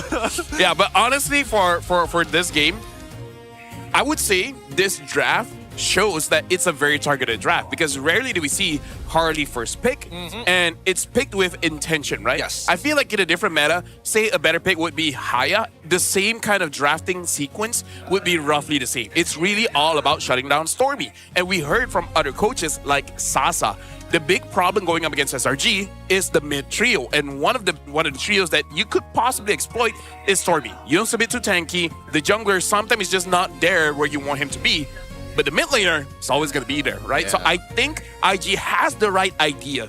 Out of the mid trio, Stormy is the easiest one to target, so go for it in the draft. Attacking it in the draft as soon as possible. I mean, so many things here that we need to keep in mind. And obviously, for those in Thailand who could be watching the Sawadee to everybody there. They're currently having their MSL. The tournaments happen in tents. They're already pushing through, and you may recognize some of these familiar faces. I don't, but Mergo said they're good, so I really trust him. But for this one, I will. Yeah, there are a couple of familiar faces as well. This might be the first season, but we have some familiar imports from different regions playing there as well. We've got 4 series per day, so many MLBB actions. I know we went through some of the drafts in week 1, you know, Kadita, Valer, they all look uncommon, but maybe this is what they're going to bring to the international stage. Well, they're golden. I'm saying, imagine Hardy comes up to your face and you push him away gently. Imagine a Cho tries to kick you, purify away. Purify away, no big deal. It's like using a marksman with 2 spells. Or you could use 1/1, either or. Yeah, you know. Yeah, except for when you miss both your fireballs, your game is over. Hey, that's why you build attack speed. Right? You don't have to hit your fireball. You won't expect my crit damage. Whoa! Game 1, DHS build. Game 2, Berserker Fury. Honestly, it'd be kind of funny, because imagine if you get the full crit build, right? You stun the guy for half a second, 2 auto attacks, and you kill him. the lava slinger. That's Yeah.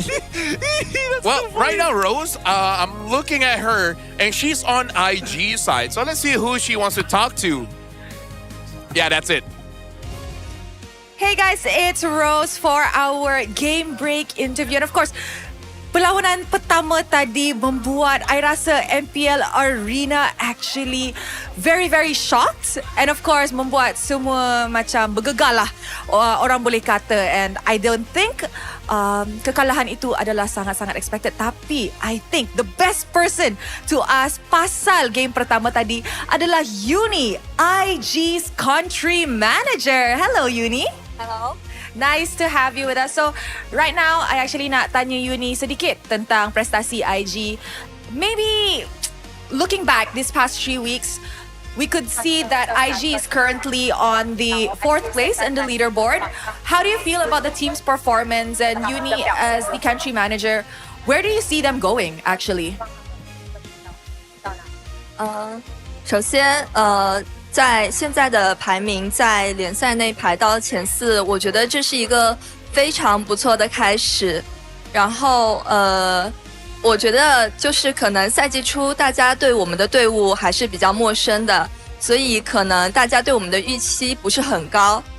能有现在这个位置和现在这样的成果，都是选手们和队员们共同努力的成果，非常感谢大家的努力。然后当然我们肯定不会满足于现在的这个排名，我们会希望接下来能够稳稳的打进季后赛。如果有机会的话，我们当然也希望能够争取一个进入EWC MSC 的资格。So far, IG being at 4th place is not a bad start, and despite the team being still very foreign in MPL MY. The team has achieved quite a decent placing, and it's not a bad start for us, and it's all thanks to the support from the MPL MY fans.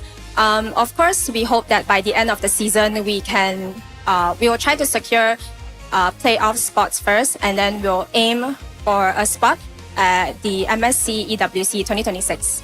Yeah, I think that is the ultimate goal of a lot of the teams here in MPL MY. And it's nice seeing that IG, although being very new, is already aiming very high. Now, we know that Uni has actually been operating IG from China. So, how did you feel like after meeting the boys? 当我见到选手们和教练的第一感受是，大家都非常的活泼可爱，然后教练组这边也能让我感觉到他们的职业素养非常高，他们非常的认真负责。整个团队的氛围是比较自然和融洽的。当然，我觉得最重要的一点就是大家有一个共同的目标而为之努力。What's the first one? You said the players were cute. Yeah. So when I first met the players, I thought that they were very cute and they were very lively. The coaches, on the other hand, are very diligent, are very responsible in their work, and they're very professional as well. I think most importantly, we have the same goal in MPL MY. Yes, I agree. The players do look cute, very lively. They're always so energetic, especially IG this season. Now, I know that IG has been in the esports ecosystem for quite a while, but what do you think about the MLBB atmosphere and the ecosystem here in Malaysia?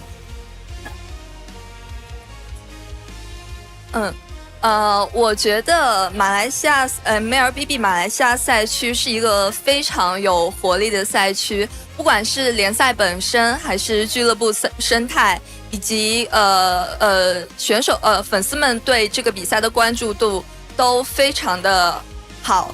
然后包括今天在现场，我也看到现场的氛围非常的热烈，能够感受到这个项目在马来西亚地区有很大的影响力。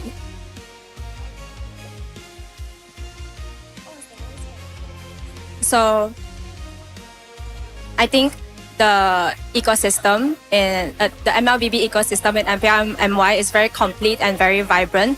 The atmosphere is very electrifying as well. The fans are very passionate, and not just and teams and the league is not just not only the league, but the teams are very passionate as well. So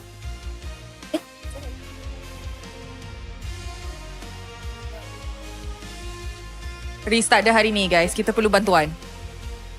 So I think the MPL MY league I think the league in MPL MY is very mature, and I hope that we can go far. I think a lot of people actually want to see IG go far, especially after that performance up against SRG. Maybe one final question. I know you mentioned that you say that the fans are quite electrifying here in MPL MY, but did it really come as a shock when you guys entered MPL MY?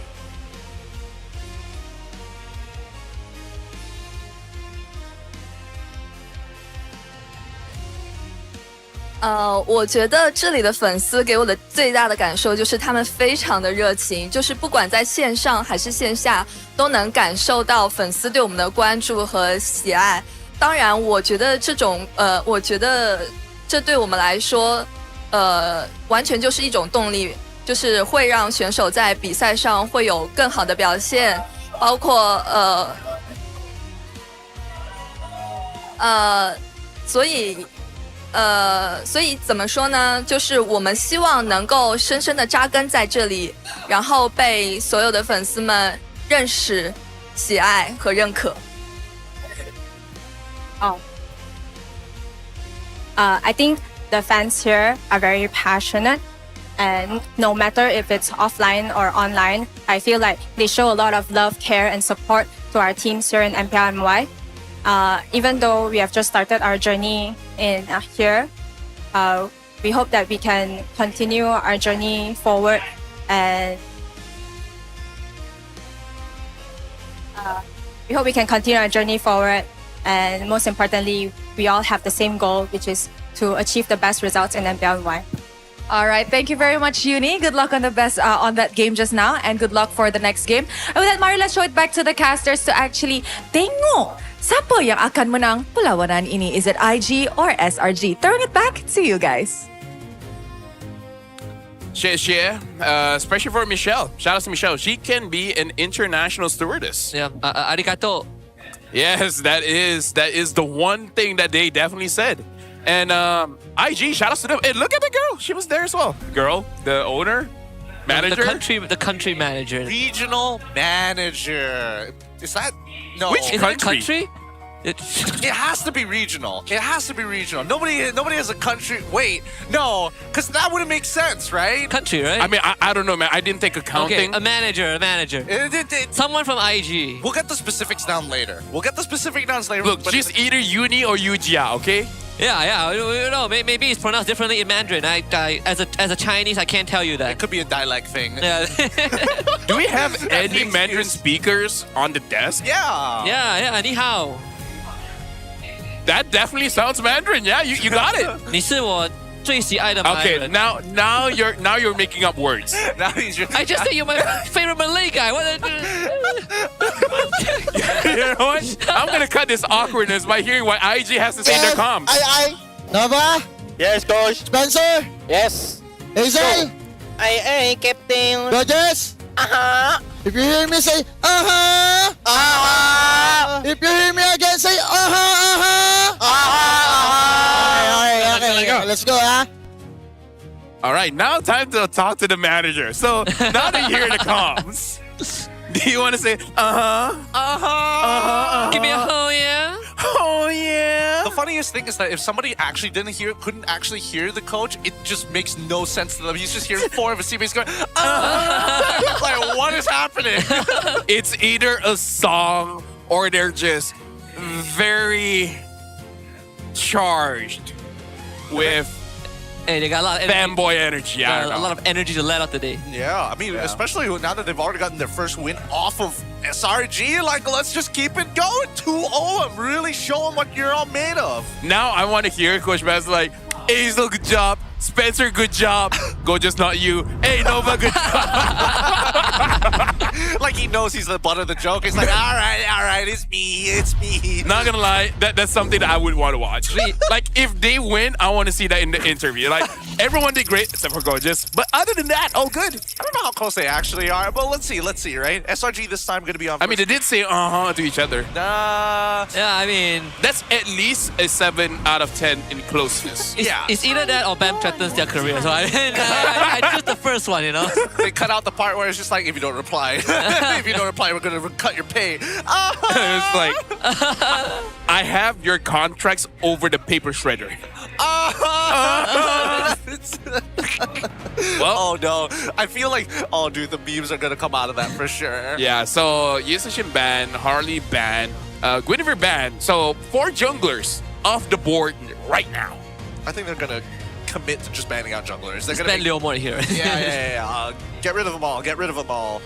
But then, we did talk about this backstage, right? What did the Starlium Scythe makes Joy more viable? Yeah, Joy is an option, and Hazel does like the Joy. Joy does like killing mid laners. Yeah.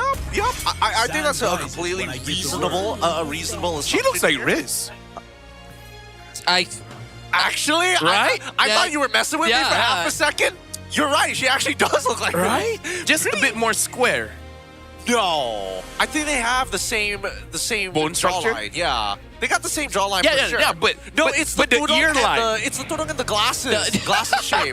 The ear line is different. No, the color of the tudong is the same as last week. Dude, I agree with color 100%. Yes, especially since it's not green or purple. Even the lip color is the same. Okay, I'm not sure about that. It's the same shade of red.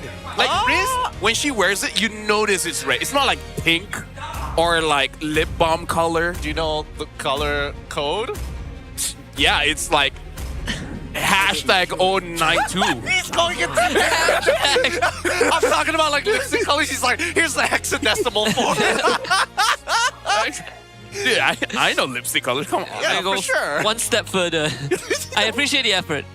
So the Jushin is open. Do they want to go for that one now? Sure. I mean, now that Harley is gone, it's like way harder to punish. And the Khalid as well. Yep, I think you should go Jusin. Take it. It's so good. What could be better? You can't go wrong with Jusin. It's pretty hard to go wrong. What could be better? Cho. Oh, wait, no, there's still Freya available. That's true. I mean, Jusin does the decent. I mean, you like Jushin, right? Jusin is my go-to. Right? So, I think you're good at draft, so pick Jushin. Who cares about Freya? Like, if you're bad because Frey, no. All right, there we go. Give me a Freya. Right? It's Freya. Freya. Like, it's either Jushin or Jush out. Oh, you want? I could make a joke out of that. Yeah. So tell me, man. Tonight, as boys, are you Jushin or Jush out? Respectfully, I want to let you know I hated that. My answer cuts to the clip of Jushin's money shot. Out. I'm in all the way. I'm in too deep, sir. I can't get out. So you're So you're Phobius, but Phobius does get picked up by Jushin. If they want to make this worse, they can pick up a high loss. But if they want a controller, I can see the Cho being okay still. Yeah, Cho high loss. We haven't seen SRG play any high loss, but they did have the Badang yesterday. I'm not sure if it's going to be viable. Even if it is probably not the first phase. I feel like the Phobius probably didn't need to be shown here. I kind of want to see a Joy. Yeah, I was thinking of Joy and how to set it up, but I mean, now that they've already got Suyo, that kind of omits it from the question. Unless, you know, it's Suyo EXP or something silly like that. I mean, they already have a Phobius, so unless they do Phobius Roam. Yeah, you know. What if you just go Marcel? Dude, no, why not? Not that also. Yeah. They haven't played Marcel yet, right? I mean, you can't spell Marcel without the L. 3, 2, 1. Ooh, baby. Dang. Man. I mean, like I said, you can't spell Marcel with the L, so Dude. I don't see a W with Marcel unless you turn the M upside down. Yeah. Yeah, well, it would be... Look, either way, I feel like there was no getting around the Marcel. I feel like Phobius should, on Red 2, should have been the Marcel. This has to be a Hilda, I think. Because Hilda is bad against Jushin, but good against Marcel. Yeah, so like Hilda and Khalid both, right? So without the Khalid, Hilda is not a bad option. You're not a bad option. Oh, thank you. but that's me, you know. I think. Well, there you go. Yo. The clarification was important. Somebody in the crowd is just like, I don't. It's like, not talking to you. Thanks. So in terms of bans here, I think you want to eliminate the existing junglers, especially because they have a pretty sturdy front line, right? Yes. So I think the Joy is a good shredder. Other than Joy, what other assassin picks that shreds? Because if not, you might force SRG to pick up a Leomord again. I was thinking Baxia, yeah. Well, Baxia is gone. Well, you should have said it then. It would be pretty weird if Baxia gets led through, let's be very honest. Yeah, it would have been, especially against the lineup that we see here against IG. It only makes sense. I'm thinking whether or not it is worthwhile to reverse engineer this. Start with what mid laner are you looking to set up first? And right now, based on what we're seeing, I would pick Zetian. Zetian doesn't seem like a bad idea, but Valentino? Oh, Van. Yeah, it got banned out. So I'm feeling like more towards Yves, something that actually goes decently well against the Jushin.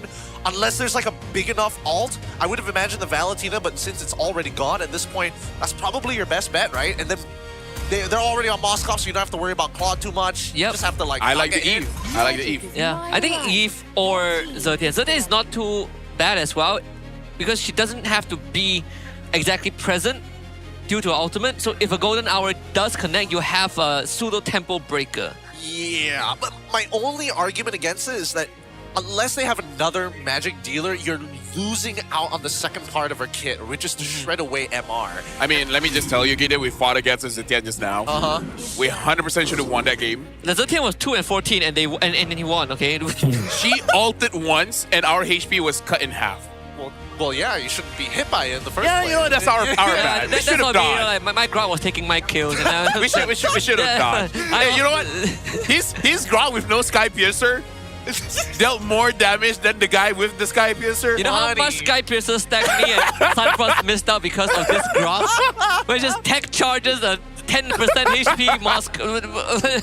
My Grok was stealing my kills, man. Yeah, and your team was gassing up for your gold laner. Doing that, like, just 1v5 him. What are you scared of? Hey, he did 1v4, but we just lost the game. So like, yeah, I thought he was innocent, you know? I guess that's our bad.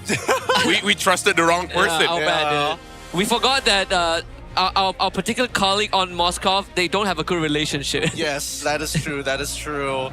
Now, we jump back into this. The second half of the draft is done. The gold lane taking heavy casualties, including the Kimmy as well, which wasn't a bad idea, but I think it would have still lost the... No. It might have evened out the mid lane. Either ways. I think the Kimmy is kind of like a disengage or just to stop someone from engaging. Yeah. I kind of feel more for the Eve here, but I can see them picking up a gold laner now. Yeah, I mean even like Kimmy can be quite dangerous if you.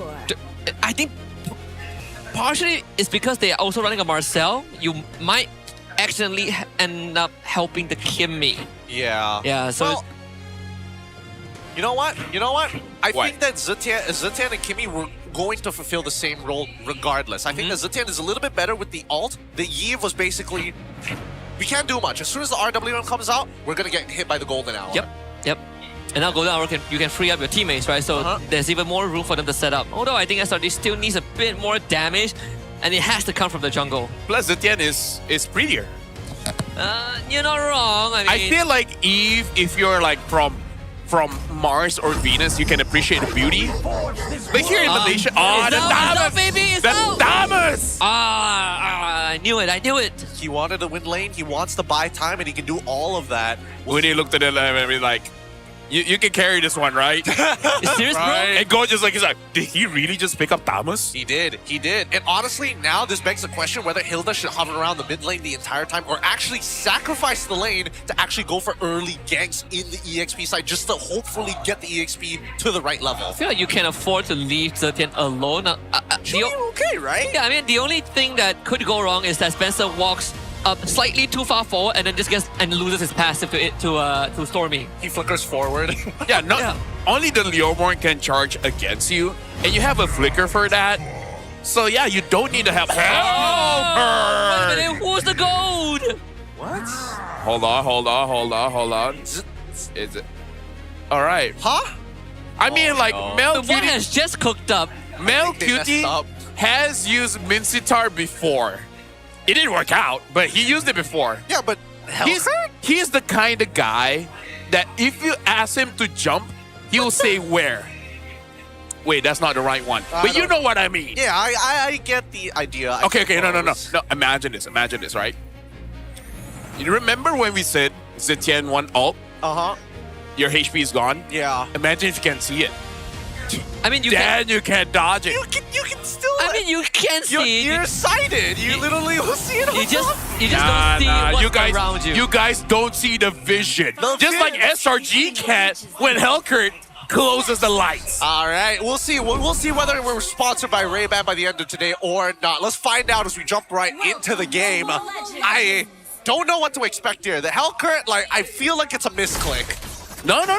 Do you see Mel Cutie nod towards Coach, and Coach was like, if you want to pick Hellcurt, say, and he's like, I'm pretty sure Mel Cutie was like, huh? And then they took it as a yes. Well, he did say, huh? Oh, I can't deal with this. This is very, very strange. Hey, Oh, first blood. If they win. It's pretty close. It's pretty close. Here comes Hazel. Still trying though. This contestant shouldn't be going that far. Stormy? You gotta be very Stormy? careful. Even use the Fury. Well, they do bring Cram down mid, and first blood goes over to Hazel. What is going on here? Invictus has worked up the courage to say just fight in mid. SRG, they always win mid. There's no way they respect us. I don't know. This is getting closer and closer to like a clown fiesta. Like, no way should Nova Hey, Escobar... respect clowns. I mean, no, I don't. Not at all. It's a terrible profession. They're better off as comedians. They should just be called comedians. I'm down for that. Comedians with makeup, the more eccentric kind. But essentially, like, no way that Nova Escobar gets 2 rotations of his spell. He shouldn't be that close in the first place. Why is Stormy walking up that far to chase for this? And the same can be said about Invictus Gaming going back in. The chunk didn't net them anything anyways until the end. I agree with your analysis, but I also have to say, respect how makeup changes occupation, because we got geishas, okay? How makeup changes occupations. Exactly. I never thought I'd hear that line. Hey, I know the number code of lipstick. You know, hashtag 092. Yeah, that is not how it works, but sure. Oh, he's telling me hexadecimals compared to Mac numbers. Oh, Fury of the Phoenix, and it hits on the 3-man. IG able to basically stall SRG for Hazel to get the turtle, and now there's a room to go on to Cram. Hazel gets a 2-man stun on the Blaze Surge, and unfortunately, there's nothing that SRG could do.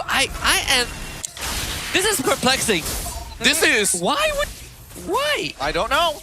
I don't have much of an explanation as to why they're saying It's the Hellcurt. the initiation, but even with the Hellcurt, right? He still has his ult. It's just his presence alone. Well, Spencer is out. They did force the Flicker out, and cooldown comparison, right? Stormy will get his ult back faster. Yeah, it's true. But here's the thing, man. This is why Zetian is a hero now, right? The big reason, never picked up before, no damage on the ult.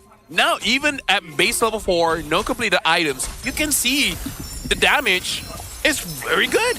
Well, they're going to make an attempt with a Nova, and that's going to be his Flicker out. MelQT into the darkness of the light. Right. Nova still gets ran down. Uni with the pickup. So Mel used the Flicker when SRG literally had no vision of him, and he had vision of them. Oh God, man. It's a good game. I want to interview him. Or maybe this is just the plan. Right? Remember how Gorgeous went 0-4-1? Mm-hmm. Now just switch it up. Switch it up. Like, Mel, you can be 0-4-0. Mel is not the captain of the ship. Yep. He is merely one of the cables. Does Hazel want to go for Sky Piercer? Seems like it. He has the one of the components, the expert glove already. It is one of his. It's one of the most Hazel things to do. Yep. You can't spell Hazel without Sky Piercer. That is correct. We also experienced that firsthand. Oh yeah, we did. Imagine Jushin Sky Piercer only having 7 stacks. Hey, shut up. Shut up, man. Well, Stormy was able to pick up Gorgeous. But again, SRG, in terms of gold, even if it looks like the opponent is controlling, they don't really lose out that much on gold. So they have that going for them. It was the same case as game 1 where you feel like they're getting picked off left, right, and center, and yet they still maintain a very minuscule goal disadvantage. Another attempt this time made onto Nova, Fury of the Phoenix, and the lights getting turned off as a response. Golden Hour connects on the two. Yums unfortunately doesn't unfreeze Cram, and now Cram's gonna get jumped on. He will have to disengage. Uni comes in and whip Barbie out. Innocent will find a kill. Gojes forced to go back in and now finds himself isolated against the entirety of SRG. Cram though will isolate him even further. Gojes underneath the turret. Gojes not able to find a trade, and Spencer will have to commit further for that kill. But Mel kills him in the bush. Here he comes. Purify out from Stormy. Kicks Spencer back out. Spencer not able to get the final tick in. Both teams trade. I'm sorry, Mel, you suck.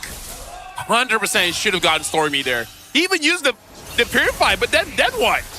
It is a reposition with the SOD, and Mel will get the punish. Right now, Invictus Gaming. Husky, they're doing it. Nova Escobar has to flicker out and even recall in front of their faces. Hazel now with the Sky Piercer. Nova tries to get away. Gets pulled back. Nova is gonna die. Bit of an overstay there with this two sitting around. They're gonna try to convert it onto Gojes again. Gojes using SRG members as a launch pad. Yunus gets pulled back. Gojes doing the same, getting dragged back, but SRG without Innocent won't be able to get any kill. And the lane swap now will be initiated. So even though the goal, no difference. Feel no difference. I 100% feel the momentum is for Invictus Gaming because it must feel good to win out all the straights. Yeah. Only losing Nova and Gojes, who cares about them? Like, even when you're not winning, you're going even, right? And going even against SRG is already a feat. Although, unlike game 1, SRG definitely putting up more of a resistance this time. And I'm not really sure how good this Helker is going to be when the game drags on. And the Zertin did use her ult. Yeah, I feel like it might be a call to help out Melcutie. Maybe just to see if SRG's positioning as well. Not really sure. This is one of those ults that is just slightly a bit more punishing because Fear the Phoenix, before level 12, does have a pretty long cooldown. By level 12, I think the cooldown of Fear the Phoenix is more acceptable. Looking up top, Melcutie, I feel like he's not performing that well, actually. This is not going to be easy. I think they might have to call it off. Yep, Hazel did clear out the wave. And Melcutie also goes Sky Pierce. So we've got 2 Sky Piercers. Have you ever seen this, Husky? A team having 2 Sky Piercers? Yeah. Unheard of. Yeah, last time I saw it, the team with the 2 Sky Piercers lost. So I hope this is a sign. Comeback as well. They should not have lost that game, let me tell you that. Yeah. I mean, honestly, if that team just went and actually took the Lord, it probably would have won the game. But hey, you know. Yeah. Oh, IG don't get the opportunity to actually find the cancel here. With the next turtle already and the last one to contest for. At this stage, I would be a little scared if you are in SRG's position, right? You start walking up Dark Knight Falls, and at any point in time, you could get collapsed upon by 2 Sky Piercers. Well, yesterday, Innocent had highlight clips on his Moskov, right? So maybe they're just banking on that. Just give it a try. Cram's about to solo kill Melcutie at this point. And that's Dark Knight Falls forced out already, and Cram will basically just work on the turret.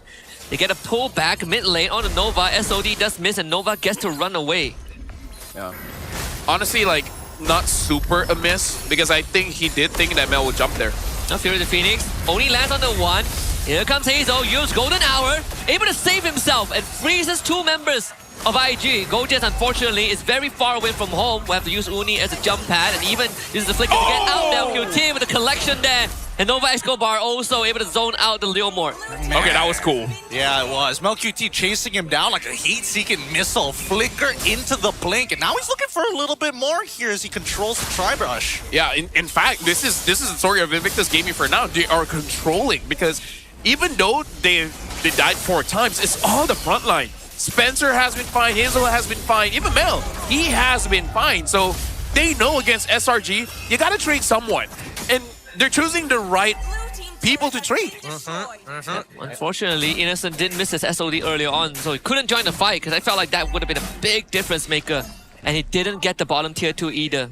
It would have. And honestly, I thought once the Dark Knight Falls was gone, that was their biggest problem, kind of out of the question, right? And that should have allowed SRG to maybe look for a pick onto the Suyo if Hazel made a mistake, or at the very least threaten Spencer, because so far, he hasn't been needing to use his battle spell that often. Oh, okay. Stormy gets hit by the Fear of the Phoenix, has to use the Purify to get out.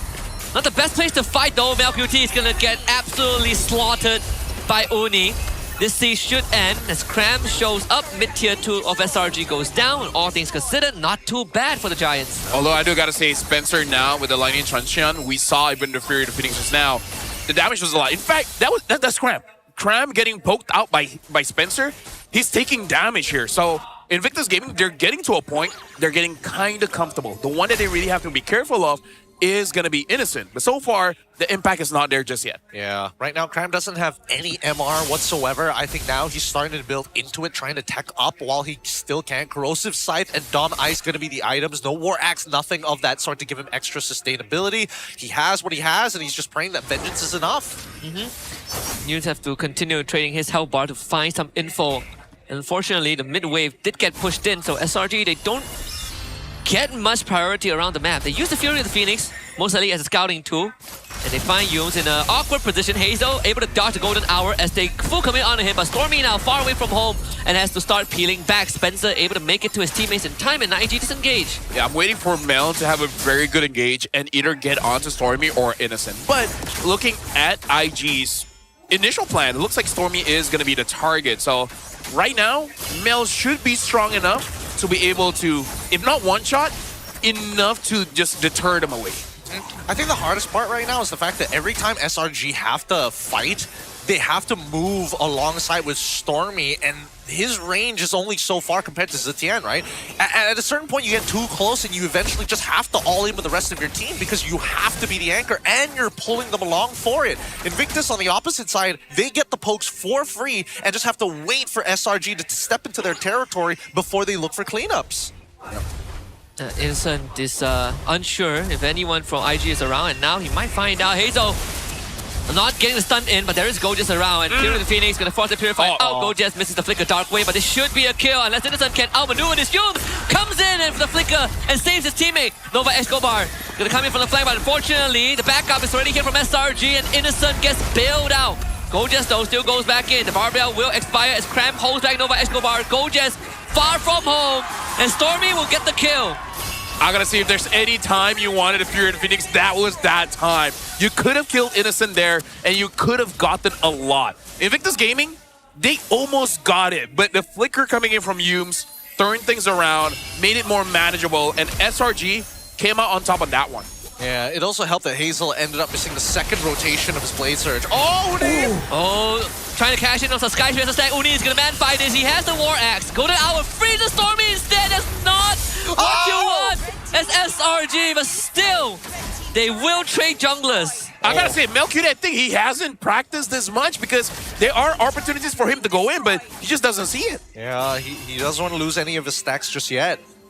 He's just holding off on this, despite the Dark Knight Falls. He's finding these long flanks, but doesn't want to commit even further. I wonder what the condition is for him before he sees that green light. Oh! They're gonna take Nova out for sure this time. Fury of the Phoenix not gonna do too much. A 4-man pool though might be enough, and indeed it is. Now QT back in. That's Purify out from Stormy. Gorgeous again lifted up. Might have to be the sacrificial lamb this time. Cram will hold him in place. That's RG. Should get this Punisher. Innocent will claim it again. Mel, can you actually go in? Because, I don't know, man, he's level 14. He's already got some items onto him. Again, it looks like he's waiting for the perfect Monday to do something, because if not, he goes in, skills 2, and then gets out. Let's find out. I don't know if that's what the coach wants from him for this one. Well, I mean, it's tough to say. It's tough to say what the entire purpose of the Hellcurt is, other than just blinding them in the middle of those fights and fighting. And it's not even for him. It's just for him to actually find. It's for him to find those clear gaps to get into the flank.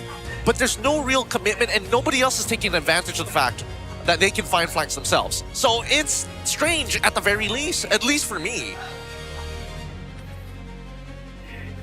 It could be one of those. It could be one of those things where you're hoping that Suyol gets into position, but he's the first person who's making contact, so you have no choice. Yeah, it's pretty hard with Yumes and Stormy in the front line too, and then you have to get through Cram. I think there are windows where Cram gets preoccupied by holding back Nova. That's probably your signal to go in, because the best peeling tool is sort of gone. But a lot of times you also have Gorgeous in there with you. I'm gonna give my opinion. If Melcute is playing the way that he is, instead of the Corrosion Scythe, maybe would have been better. BOD. Exactly. If BOD is too expensive, go for Malefic Gun, right? Maybe even a Hunter Strike. At least then you have more movement speed and more cooldown, right? Either way, I kind of feel like the way that he's playing this team fights, he's building up this Corrosion Scythe just to play like Team Flash. Wait for that opportunity to backdoor and then maybe nothing else. Yeah. Honestly, I was thinking the same as well, right? Because before I saw the DHS and Corrosion Scythe, I thought that after Hepstasies and Sky Piercer, he would go BOD and just look for one-shots, right? And then you feed into the Sky Piercer. Yeah, it kind of looks like anti-synergy there, no? Get him because you get Hepstasies and then Sky Piercer. And you have DHS and then Corrosion Scythe. It kind of looks like they want to achieve different things. Yes, I understand attack speed influences Helker's damage as well on his Deadly Stinger. But at the same time, if you're not going to be attacking a lot, maybe just go for burst. Well, who knows? Maybe that last item is going to be the BOD rather than like your typical util of Immortality or even Winds of Nature. It's interesting. Oh, Nova. Well, we're going to come back and watch Nova go down to Cram. Lord, in dangerous now, Hazel just perfect. Yeah, there was no way Uni was going to take that away unless Yums was able to cancel it. Mel, fight back, Mel. Yep, and so the Winds of Nature was out so early too, but Mel should be able to get away. Yums on the case, able to freeze him in time, just enough. Stormy here, go Jess. Yep, he's going to turn back. There's no saving this one. And there we go. The problem was a technical issue. Now it looks like they're catching back up to where they needed to be, and this is just before the Lord. Man, I gotta say, people were saying that the side lanes were getting carried. You're kind of not helping out here. Yep, and they're going to try and punish Go Jess. He is pretty tanky, so there should be no kills there, but I say that Yums is making it incredibly tough for IG to start and hold this, the structures. Lawrence already gone, so net negative for IG. You know what, Gideon? Shout out to Invictus Gaming, man. They fight against SRG, the top dog, the #1 big boss here. And for both games, they're playing 4v5. That's very impressive. Yes. They're limit testing. Limit testing is, I don't know. How do we play with one negative lane? Yeah, I don't know, man. Cloud is open. Why are we doing this to ourselves? I feel like Invictus. I'm curious to know their scrim partners, right? Because they have to get this from somewhere, right? They have to get this from somewhere, and better yet, majority of teams in the MPL refuse to try out crazy things unless they've tried it out in scrims before. So imagine in a scrim day, how many games has Mel QT played in a professional setting? Must be that MA out. Yes. Hey, maybe they're scrimming as the Thailand teams. Oh, it could be. Myanmar, because I think the creative ones are from Myanmar, actually. I mean, like the Burmese teams, the Thai teams. Yeah. They come up with some good stuff. Oh no, it's pretty far up. A little dangerous here, but you can see that like contesting for the space is going to be the main game for both SRG and as well as Invictus Gaming, right? They both want zone control, but they also don't want to accidentally stick their foot into a bear trap, which is very much Invictus Gaming. They're waiting for enough pressure before they clamp down. Yeah. And now, a very dangerous thing. Yums has switched out his roam for Favor now, so it makes it so that Invictus Gaming, if the burst wasn't enough, it's definitely not going to be enough now. Innocent knows Mel QT is there. Mel, you know Innocent is there. Oh, come on. All right, here we go. 1v1. Innocent. Mel, what? He's trying to win this. Innocent's just going to win some nature. Why, Innocent? The SOD blocked by Nova, and Mel, well, makes it out of his life at the cost of his own roamer. We just started today. I'm already tilted, man.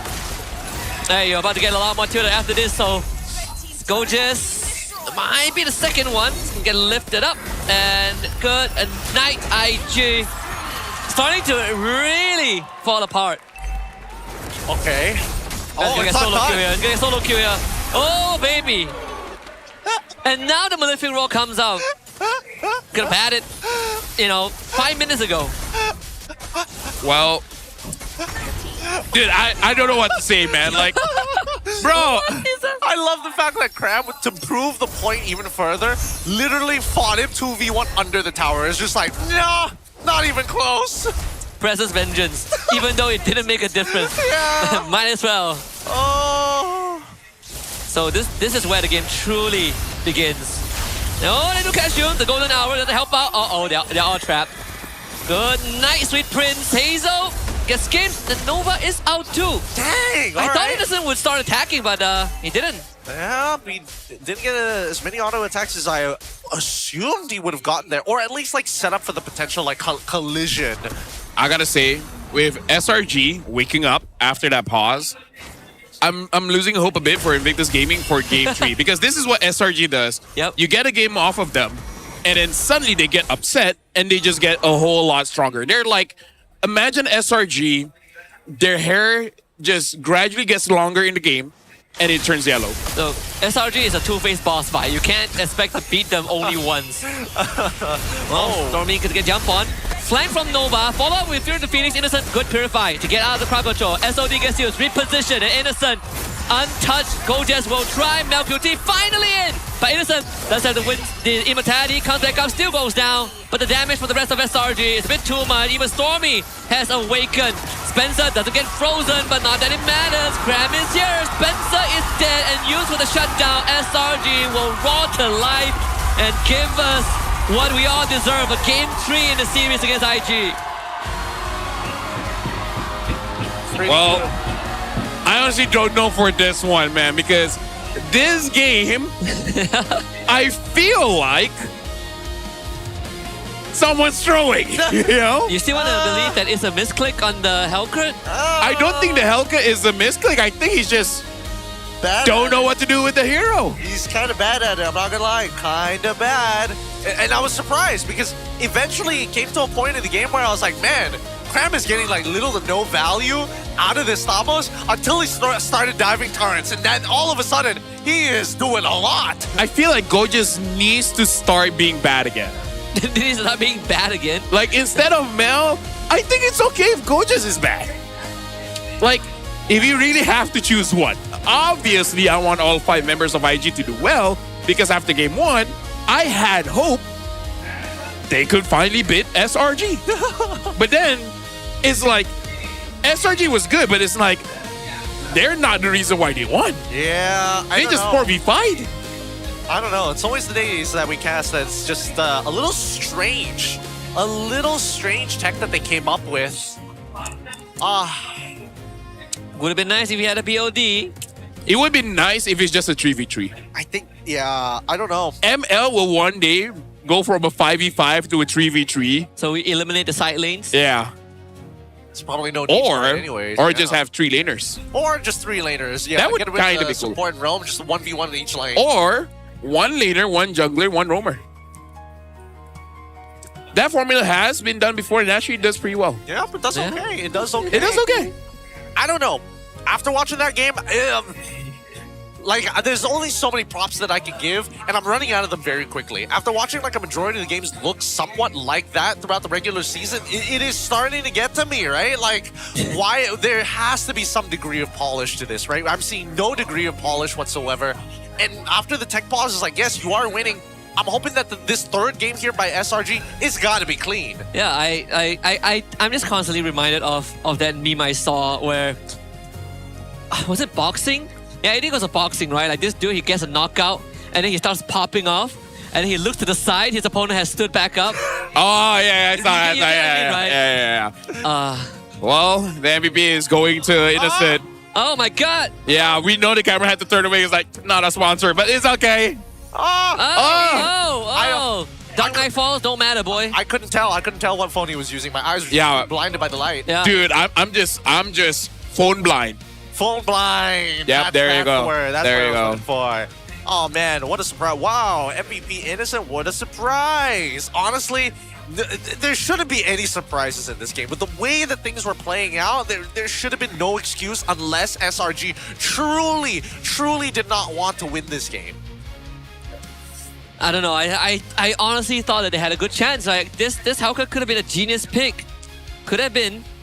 Was doing okay in lane.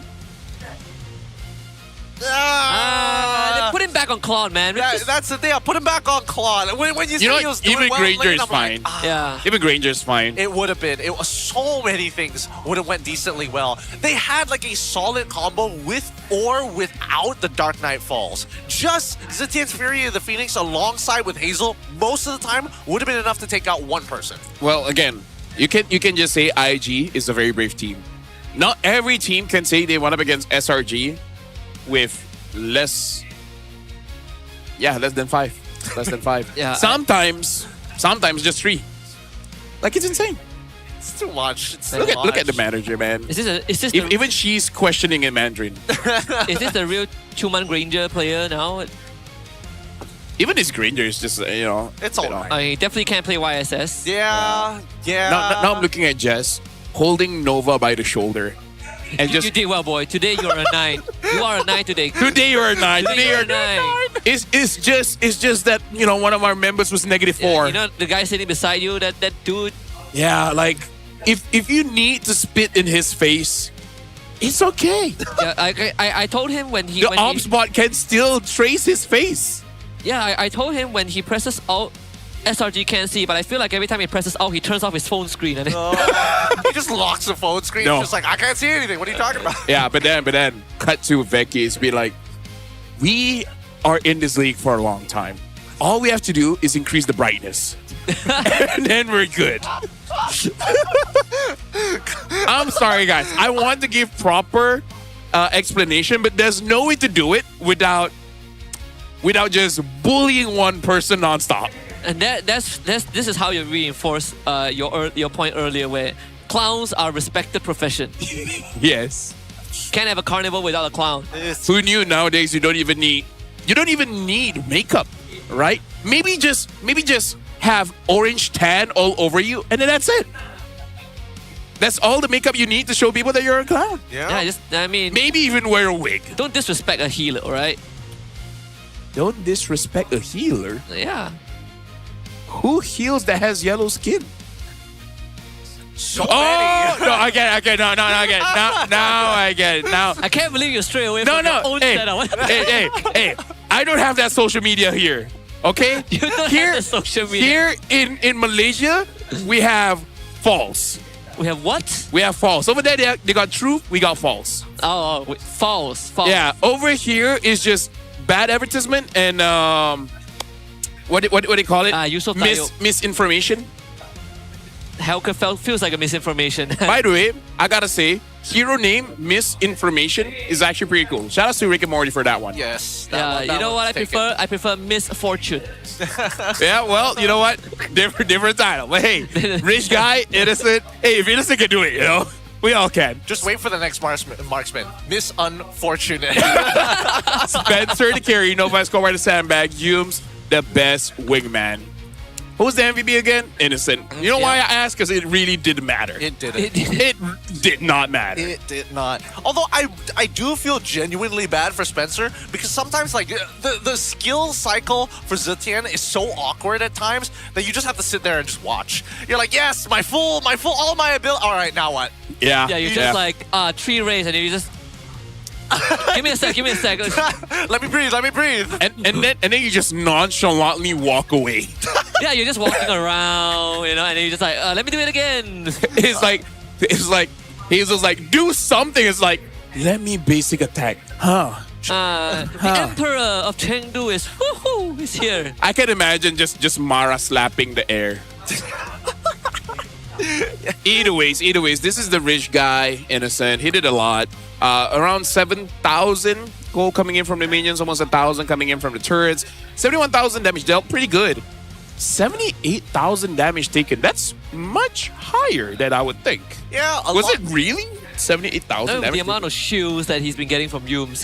Yeah, makes sense. And the number of times that he had to win some nature to dodge damage as well. Honestly, even the gold per in 794 is quite low, no? It is low, and that's because of the few times that we see him in the fight just get one shot out of nowhere, or like he accidentally gets caught in by Nova X Kobar and then the follow-up CC after. It's usually one of the two. Yeah, so now we're looking at the highlights of the game. SRG and Invictus Gaming, the bad thing is they were basically on par with each other. If someone goes down, they're going to trade with someone else. Yep. Honestly, in game, IG won a lot of those trades, but then it became bad when IG set up where SRG could have force errors, right? Force out mistakes like this. You can have an opportunity where Melcutie can go in and just wreck house for SRG, and even if he dies, it don't matter because guess what? Hazel could clean up. Hazel never had that opportunity. Hazel didn't have a friend this game. Yeah, I honestly felt like if he didn't go on hit and goes burst instead, I could see a lot of times where he would have been able to do enough burst to cash in on a Sky Piercer. Like, Even Endless Battle. even Endless Battle, right? Like, because the fight doesn't permit you to stay there and just hit people in melee range. Agreed. And I think that was like the biggest blunder here. It's the small things that end up compounding into bigger and bigger things. And I think that I agree with that the Sky Piercer should have been much higher from LQT considering like his overall performance and how much space he was given. So there's really no excuse. Spencer only went down once, right? Yeah, I think he did. Yep. Only at the very end there. Again, like, I don't know. Like, if I'm in Spencer's position, I'd be pretty furious. Like, I've comboed perfectly with everybody else. I've opened up the space. I've even created space for y'all, and yet we still can't get the job done. If I was the coach, I would be pissed as well because I'm like, I got you guys a draft. The draft was pretty good. What happened, y'all? And when I say y'all, Mel. Y'all saw the vision. Y'all saw the vision. You know what? You guys had vision. You know what? Coach will be like, I am baffled by what happened today.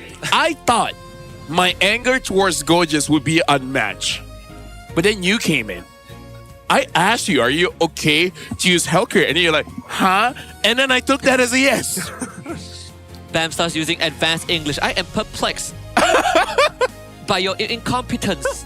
You? On this unorthodox pick that I gave you. You, my good sir. You, my good sir. Do you just jest me? I am vexed. We're gonna use old-timey English and say that he's... I do not like to be jested, sir. Now we're gonna hear the comms. Okay, let's go.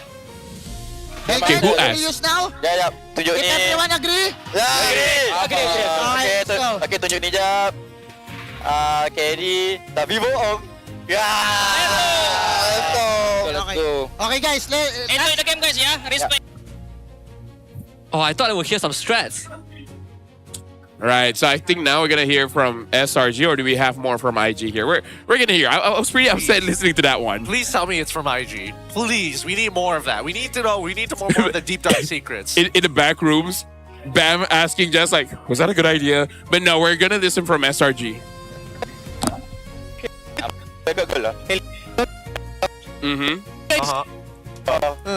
Don't we guys just man? They just want to kill Moscow. Yep. Yeah, he didn't even do that. He didn't even do that. So yeah, I don't know about this one, Chief. Look, it's tough. As soon as the Hellcurse showed, it could be tougher. But I would imagine that if SRG didn't actually get the Moskov in the first place, this might have been a slightly harder game to play overall. I think so too. Yeah. Just give him the knockback. That's all it needs. These assassins don't stand a chance against the CC. I wonder if there's a better pick if they knew the Hellcurt was coming. Because I don't play Gold, right? But would Roger be stronger than Moskov in that situation? You'd probably still get one shot unless you're able to like go into the Lycan pounce, but that's still tough to predict. Well, in 5 seconds, we're going to be throwing it over to Poji. And that's 5 seconds, so let's go to Poji. Terima kasih rakan kasta. Anda kembali bersama saya Poji untuk interview special. Kali ini kita ada kawan perempuan istimewa Mel Cutie. Hai. Hai. Cuba kenalkan diri sikit, nama awak siapa, datang daripada mana? Nama saya Chalia. Saya dari Putrajaya. Dari Putrajaya. Dah lama ke kenal dengan Mel? Tak adalah lama sangat. Okay. Tapi ya, Boleh-boleh lah. Okey, untuk awak datang ke sini macam awak cakap tadi kan. Awak datang tengok ni kali pertama ke awak datang sini dan menyokong dia dekat pentas MPL ni? Tak, dari season lepas. Dari season lepas? Yes. So dari season lepas lah kenal ke dah lama? Dari season lepas. Oh, baru kenal. So memang kawan je? Yes, kawan je. Ya ke? Okey. Kalian nak tekan sangat sebab ni bukan sesi menekan. Okey, untuk awak tengok dia bermain sebagai seorang pemain profesional, apa perasaan macam, wow, kawan aku pemain profesional? Best tak? Rasa bangga tak? Ataupun dia kenalkan awak dulu mula, saya orang biasa je sebab saya marksman biasa-biasa ke macam mana? Tak tahulah. Bagi saya, okey kot. Sebab saya kenal dia pun memang as a pro player. Tapi saya tak expect pula dia sejauh ini for his journey. Maksudnya define lebih sikit sejauh ini tu maksudnya macam mana? Tak tahulah. I tak expect lah dia pro player yang macam quite who he is right now. Terkenal, hebat. Yeah, maybe.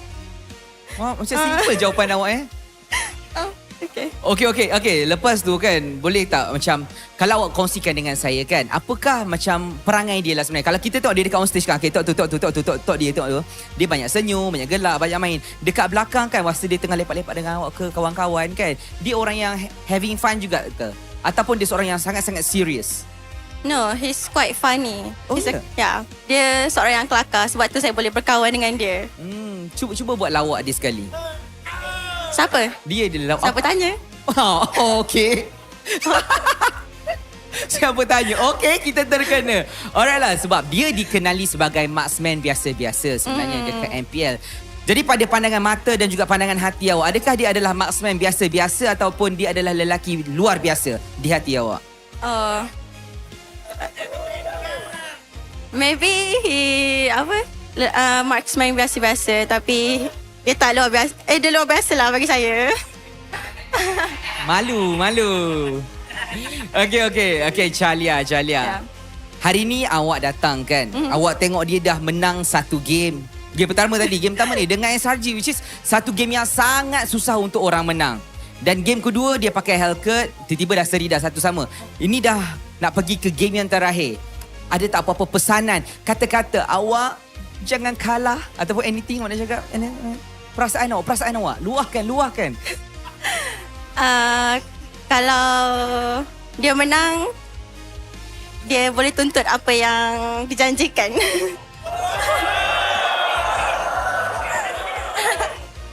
Saya tak tahu saya patut tanya teruskan ke tak soalan tu. Nak saya teruskan ke? Apa yang dijanjikan? Yang tu kena tanya dia sendiri. Okey. Kita kena doakan diorang menang. Tapi perlawanan ni masih lagi panjang. Pertembungan ni kita tak masuk lagi dekat dalam draft. Kita tak boleh nak jangkakan apa-apa tadi. Tapi apa-apa hal pun, terima kasih Chalia. Terima kasih sebab datang sokong untuk Invictus Gaming. Sampai situ saja daripada saya. Jom kita masuk ke dalam game. Well, thank you very much, Mel's friend. They look like super just like... They look like siblings. They look like buddies. Dude, don't make this incest, okay? I'm not trying to make it incest. That's because clearly... Although if that was my sister, I mean, no, okay. Hey, you brought this on yourself. I was about to turn You brought this on yourself. You know, you actually have it. There's a bit different. You know, when it comes to me, I'm willing to lose the battle to win the war. I will take a few L's to turn it into a W, okay? Freaking Zhuge Liang in there. All right? Oh my God. I'm the kind of guy that will stab myself to stab you twice. This is the kind of guy who gets pink eye, tells you not to think about it. It's just like, I've won the war. I just be like, it's training. You are like Hidan from Naruto, you know? Like you cut yourself to win the fight. Was she wearing a tie over a jacket? I don't think it's Cram's tie. It's not Cram's tie, right? Yeah, Cram's tie is like yellow. How did you know? He wore it that one time when he went to see one of our gracious sponsors, Obsbot. And the Obsbot wanted to test, and then he was wearing a red shirt, a yellow tie. I feel like that's the official uniform of SRG. Yeah, there you go. LaFell, what's Cram's bed made out of? Is it memory foam? No. It's a race car. All right. You know what's actually funny? I do know how their beds look like. It's a purple Lamborghini. No. It's Lightning McQueen. Yeah, baby. Ka-chow. Just a car's bed. Okay. God, that'll be so good. Welcome to the greatest... What is what? What the? That was pretty quick. How did they have that ready to go? The red horse and a purple gecko? It's Hellcrit. Ah. Yeah. I mean, that's the closest you can get. Yeah, that makes sense. Gecko is insane. Like I gotta say, things have evolved so hard. The other day I went to the vet because my cats need to be vaccinated. I swear to God, I'm not making this up. I saw a snake with legs. That's where you lost me. It got me invested for a while. No, I actually thought it was a snake, but then it was a biawak. It's not a small one, it was a big one. Right? Imagine He seeing. walks into a store, he sees just a nice snake as it walks out. Oh! Yeah, it's a long head with a long tongue, and it's like, I thought it was Vamos. They're pretty. I'm not gonna lie, they're pretty freaky up close, especially when they're huge. Yeah, like when I woke up, and it was right next to me. I was like, I'm in the wrong bed. So that one was on me. I got in the wrong house. Look, I thought you were getting your cats vaccinated. I didn't think it was like an overnight thing. I thought you were spending the night with a a wild night of that. Midlife crisis, you know. Midlife crisis. I'm 30. I think I got 60 max. So Maps checks out. Either way, Marcel first pick. And then SRG picks up the CEO in Moscow. Pretty good. So Moscow again. Oh, pretty early Marcel pick. They means that they have a very specific curated draft. Kimmy Granger. All right, Kimmy's correct. And then Baxia. Yep. Actually, Baxia's not bad, but he's just not Hazel kind of hero, you know? Or maybe he's just like, you know what? I'm not going to try to carry because then my itty-bitty heart can take no more. Well, I think... Because Gideon, if he's using the Baxia, Mel has to do damage. Yeah, you're right. Hey, Spencer could deal the damage. And you only have... Well, I want to say there's only one person that builds Sky Piercer, but Spencer already does. And he might build Sky Piercer Baxia. Remember what we discussed earlier on? The team. Yes, I do. 2 Sky Piercer losers. Yep. So 1 Sky Piercer is the limit. No. You buy 3. You know what? I like doing Gideon things. This is why he's the analyst. Exactly. You look, in World War II, Tiger tanks were known to be the superior tanks of the Nazi forces. And it takes a total of 14 howitzer tanks to take it out. Exactly. Have you seen the German invention that never came to light? The tank that bounces very short, the rotating 360 tank? Yes. The prototype? That's why they came up with the Tiger tank. Just wait for World War III, man. I'm good. I'm good at keeping it at 2. We don't need trilogies. I prefer the Pogo tank, you know, this sounds cooler. The Pogo tank. The Pogo tank. What is my favorite weapon of mass destruction? Oh, you know what? I do. Emails. That's dirty. Horrible. Okay, I was thinking of something way different. I was thinking of Ryzen, but okay. Anthrax, you know. Bioweapons? You went straight to bioweapons? I was thinking about like... What about that thing in Resident Evil? The T-virus? Yeah. I mean, it is a bioweapon, you know. Yeah. Bioengineered weapons. Oh, the other one. We're just friends. We're just friends? It's the kind of weapon you hit onto one person, that's your intended target, but then his homies felt it as well. It's permanent damage. It's collateral. Well, the Granger as well as the Claude is banned out. Looks like we got nothing else except for... Helker! There you go. Put it back on it. Although I do have to say, the Harif is still up. Harif is still up. You are correct. Yep. And no way SRG is going to pick up Harif mid. He did have his role in game change to jungle and gold. So yes, no mid. Suyo EXP.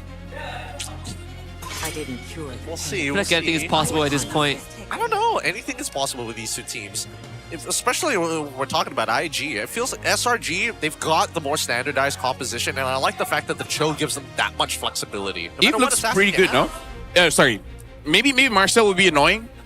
Yeah, he will be annoying. I wonder if SRG is like, you know what? It's a box. Yeah, we can go for a Farsa. Kimmy go. What if we go back to the past? Kimmy go, and then they give them like an artillery. Yeah, I'm okay with that.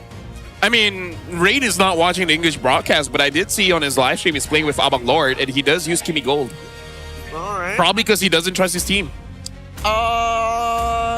That That is true. That is true. I can't remember the exact quote. I need to go search it up later. I'll bring it up later. But for now, we look finally red for Sora gets locked in despite the nerfs. Yeah, Phobius is still up for IG for Gorgeous. I wonder if they would just give Gorgeous the Gatot, right? Like this feels like a draft that they might put him on Gatot again because they do run it with the Baxter and Kimmy. Actually, considering everything that they have, you might as well just go Phobius again. Yeah, I think Phobius is perfect. Phobius is perfect. And then for gold lane, you just pick a mid lane here. Pick a mid lane here. Zetyan's not bad. Yeah, Zetyan's not bad. It's not bad. It's not wrong. Yeah. Is there any other fighter goals that we should? Because I don't know how he is with the Harif. I mean, and his first season, not war. Beatrix Marcel, kind of a thing. Except if he unfreezes you so that your ult just goes through and deals no damage. No, your projectile will still hang there. Oh, really? Just that you can move in Golden Hour, but projectiles are still frozen until resolve. Unless he gives the shield to the projectile. That would be wild. That would be Nova Escobar at 11. Yeah. Even the coach is like, I didn't know you could do that. And then Marcel is gonna get like disabled for the next week. Yeah. And then we trade him for glue. What a deal. What a deal. That would be exciting. Ramos again. I mean, they need a mid. Oh wait, yeah, they do need a mid. Eve Zetyan is fine. Zetyan? Something that can use Wishing Ladder. Oh, this works as well, yeah. We lost to these heroes, so I think it works. Yes. Yes, we did. And I don't think this is the first Vexana. I think this is the second. This is the second. First one was by Kim, if I remember correctly. It was against a glue. That's all I remember. Yes. But ideas are still the same. The damage towards the tanks, extremely relevant here. Vexana can actually start cutting through these tanks bit by bit, even though her cooldowns are just a little bit long. But this works, right? It's a comp that's strong. Yep. Gentlemen, right now, the stakes, you will not believe this. Trust me when I say it's higher than winning an M series. Yep. Would you rather? Because Mel's friend said, if you want what's promised, you have to win against SRG. Yeah. I don't know what the promise is, but I'm gonna assume Mel wants to win this one. I'm pretty sure it's a pretty good reward if the task is that difficult. I would put money on it even if it's haram. I'm pretty sure GMXK is looking at this and it's just like, we know what it is. I kind of feel like everyone in the crowd's like, we know what it is. Y'all think you're slick. Y'all think y'all... She does seem to be a little bit too honest, though. I wouldn't trust her with a secret. That's what I would say. I mean, she didn't spill anything. Dude, this innocent gonna lose right here? No, thank God. He walks out of it. This extra slow from these early bombs, you can chain them together very, very easily. Actually, if I was SRG, I would even lose. Just so that I can ask her, like, did she give what's promised? Okay, I'm not really sure if they are that charitable, you know. They're like trying to negotiate. So does the promise go both ways if we win? Whoa. I think there will be a bigger conversation. Deeper conversation. It's like, wait a minute, you promised them two? So many questions. That's why I didn't come here with a jersey. Facts. Either ways, back to the game here. At least for the first 2 minutes, it doesn't look like either mid duos are really making any mistake, really giving each other quite a lot of space here. Yep, and Vexana is one of the better heroes to deal with the Kimmy oppressiveness in the mid lane. Just blow up the wave, and then you could just move. Yeah, made it so that you can't really freeze against her. Yes. It's tough. And also, since Nova Escobar is pushing in and out, it's giving Yums the confidence to actually walk up. He might get caught here. Oh, they get a two-man fear into a good combo. First blood almost attained. Nova able to just get away, but it's good enough for SRG. Yeah, but now they gotta go back. Funny enough, Hazel really wanted to give the scavenger crab to Gorgeous, but it still went over to Hazel. Yep. Even the game's like, nah. They just got zoned out completely now. Yeah. Question is, do they contest this at this point, right? They already don't have the position for it. I would. I feel like Gorgeous would. Actually gets knocked up by the Eternal Guard. Stormy did have to flicker away. Yums looking to disengage. Nova Escobar in. Good freezes. So multiple members of SRG and Gorgeous will full commit, but first blood still goes over the cramp. Oh, Mel. QT has arrived, flickers forward, and just blasts Yums in the face. 1-4-1. That's what I wanted to see from a Helker. That's what I wanted to see as well. I don't know, maybe just uncomfortable with it overall. IG, we're able to fight back against SRG now. Able to take one of the turtle. Did they get the invade as well? It looks like they didn't spot Uni out, who decided to give up the neutral as they rotate back into lane. I do gotta say, Hazel is taking quite a lot of damage. I don't remember what his emblem is looking like, but I'm thinking the damage is mostly coming in from Stormy. I mean, like, to be fair, the Suyo does have % HP damage, so maybe that's why. But mainly, I think he's been missing out on the Soul Sever part of it. He's using the tap form of the Soul Sever, not holding it on, especially in the early levels. Like, yeah, sure, tap is great, but maybe when you're at 10%. Oh, when they're going to full coming on the go, Jazz, Yum sets it up, and the follow-up is perfect. Very clean, very nice. That's exactly how you want to get these EXP laners ahead, with a clean set combo, because you don't mind trading these flickers against the side laners. Theirs are by far more valuable. Yep. Speaking of side laners, so far the gold lane does look like it has a gold lane experience, except Melcutie is more courageous of moving around the map. Spencer, first item going for that Sky Piercer. As long as we don't see another one, it should be good. And I gotta say, looking at the series, I actually do believe Spencer can carry. He definitely can. I think that their comp hinges on how good of a Golden Hour Nova can get. Hazel, though, is a bit overextended. Shifting Cloud to bring him back Golden Hour, just to freeze everything in place, and all the projectiles are going to resolve right now, but the damage isn't there just yet, so no casualties on SRG. That wasn't as cool as I thought. Yeah, no, it's a good use of the Golden Hour, and as well as the Platinum Snap, right? Just to get them out of these tough situations and communicate it very efficiently, very well to Hazel to buy him the time necessary. Well, for that, as the game goes on, I feel like it will be just a little bit more difficult for Invictus Gaming. Not to say that their draft skill's bad, but more about the execution. This require a little bit more precision. Compared to Selangor or Giants, I kind of feel like you have more rooms for mistakes. But, you know, they shouldn't be doing it at this stage of the game. And they won't have Golden Hour for this fight either, because cooldown is still fairly long for level 1 ult. I think IG, at least they have the capacity to slowly wrestle the turtle control. Yeah, but I don't think they can sit on top of it is the main issue here, especially if Stormy needs to walk up. Yums needs to find the engage, right? And unless Stormy is nearby, it's just not worth the effort. Rejection pulse easily dodged. Gorgeous goes in, but it's going to be Uni against the turtle for his team, and Gorgeous just absolutely melts. Golden Hour, though, catches 3 people. Here comes the combo. And doesn't kill anyone. Yum still gets out. Some of the projectiles got a shield. Yeah. That was a little awkward. I'm not going to lie, a little awkward. It was looking much better from Invictus for half a second, but... Oh, wait. The big catches. Gorgeous is going for the War Axe? Yep. And he's 0-3-1. Yep. He's 1 death away from his Game 1 best. Even his previous high score. Already got that assist, so all he needs to do is go down one more time. And then after that, proceeds to just throw a little bit more. Man, the game that I honestly thought that the full tank would have a lot more value, he goes the opposite direction. Yeah, I think this time around, doesn't matter. I feel like he knows that he's not the main target to get hit by the kick, but Yums is just like, you know what? If you're not going to build tank, I might as well. Yeah, maybe he doesn't trust Spencer or Mel. He's like, I know I need to do damage because Hazel's playing tank. So what was me? I'll step up. Every time I play Phobius and I build full tank, my team just loses, so I might as well. Oh, Cram will get caught. Golden Hour. The follow-up is here. Bandit's Rage. It's going to resolve, and Cram instantly executed. Sky Piercer for Spencer.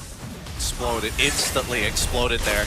And now, so far, we haven't seen the major conversions. We haven't seen IG win a fight and then turn it into a piece of structure on the map. For the most part, it's just been stealing 1 or 2 camps, not even buffs, major buffs, it's really just the neutral ones. Side crabs, beetles, you name it, bugbears, they got it all. But this next turtle coming back up in 16 seconds, not sure if they can walk up for free. So far, SRG has been playing a really tight game.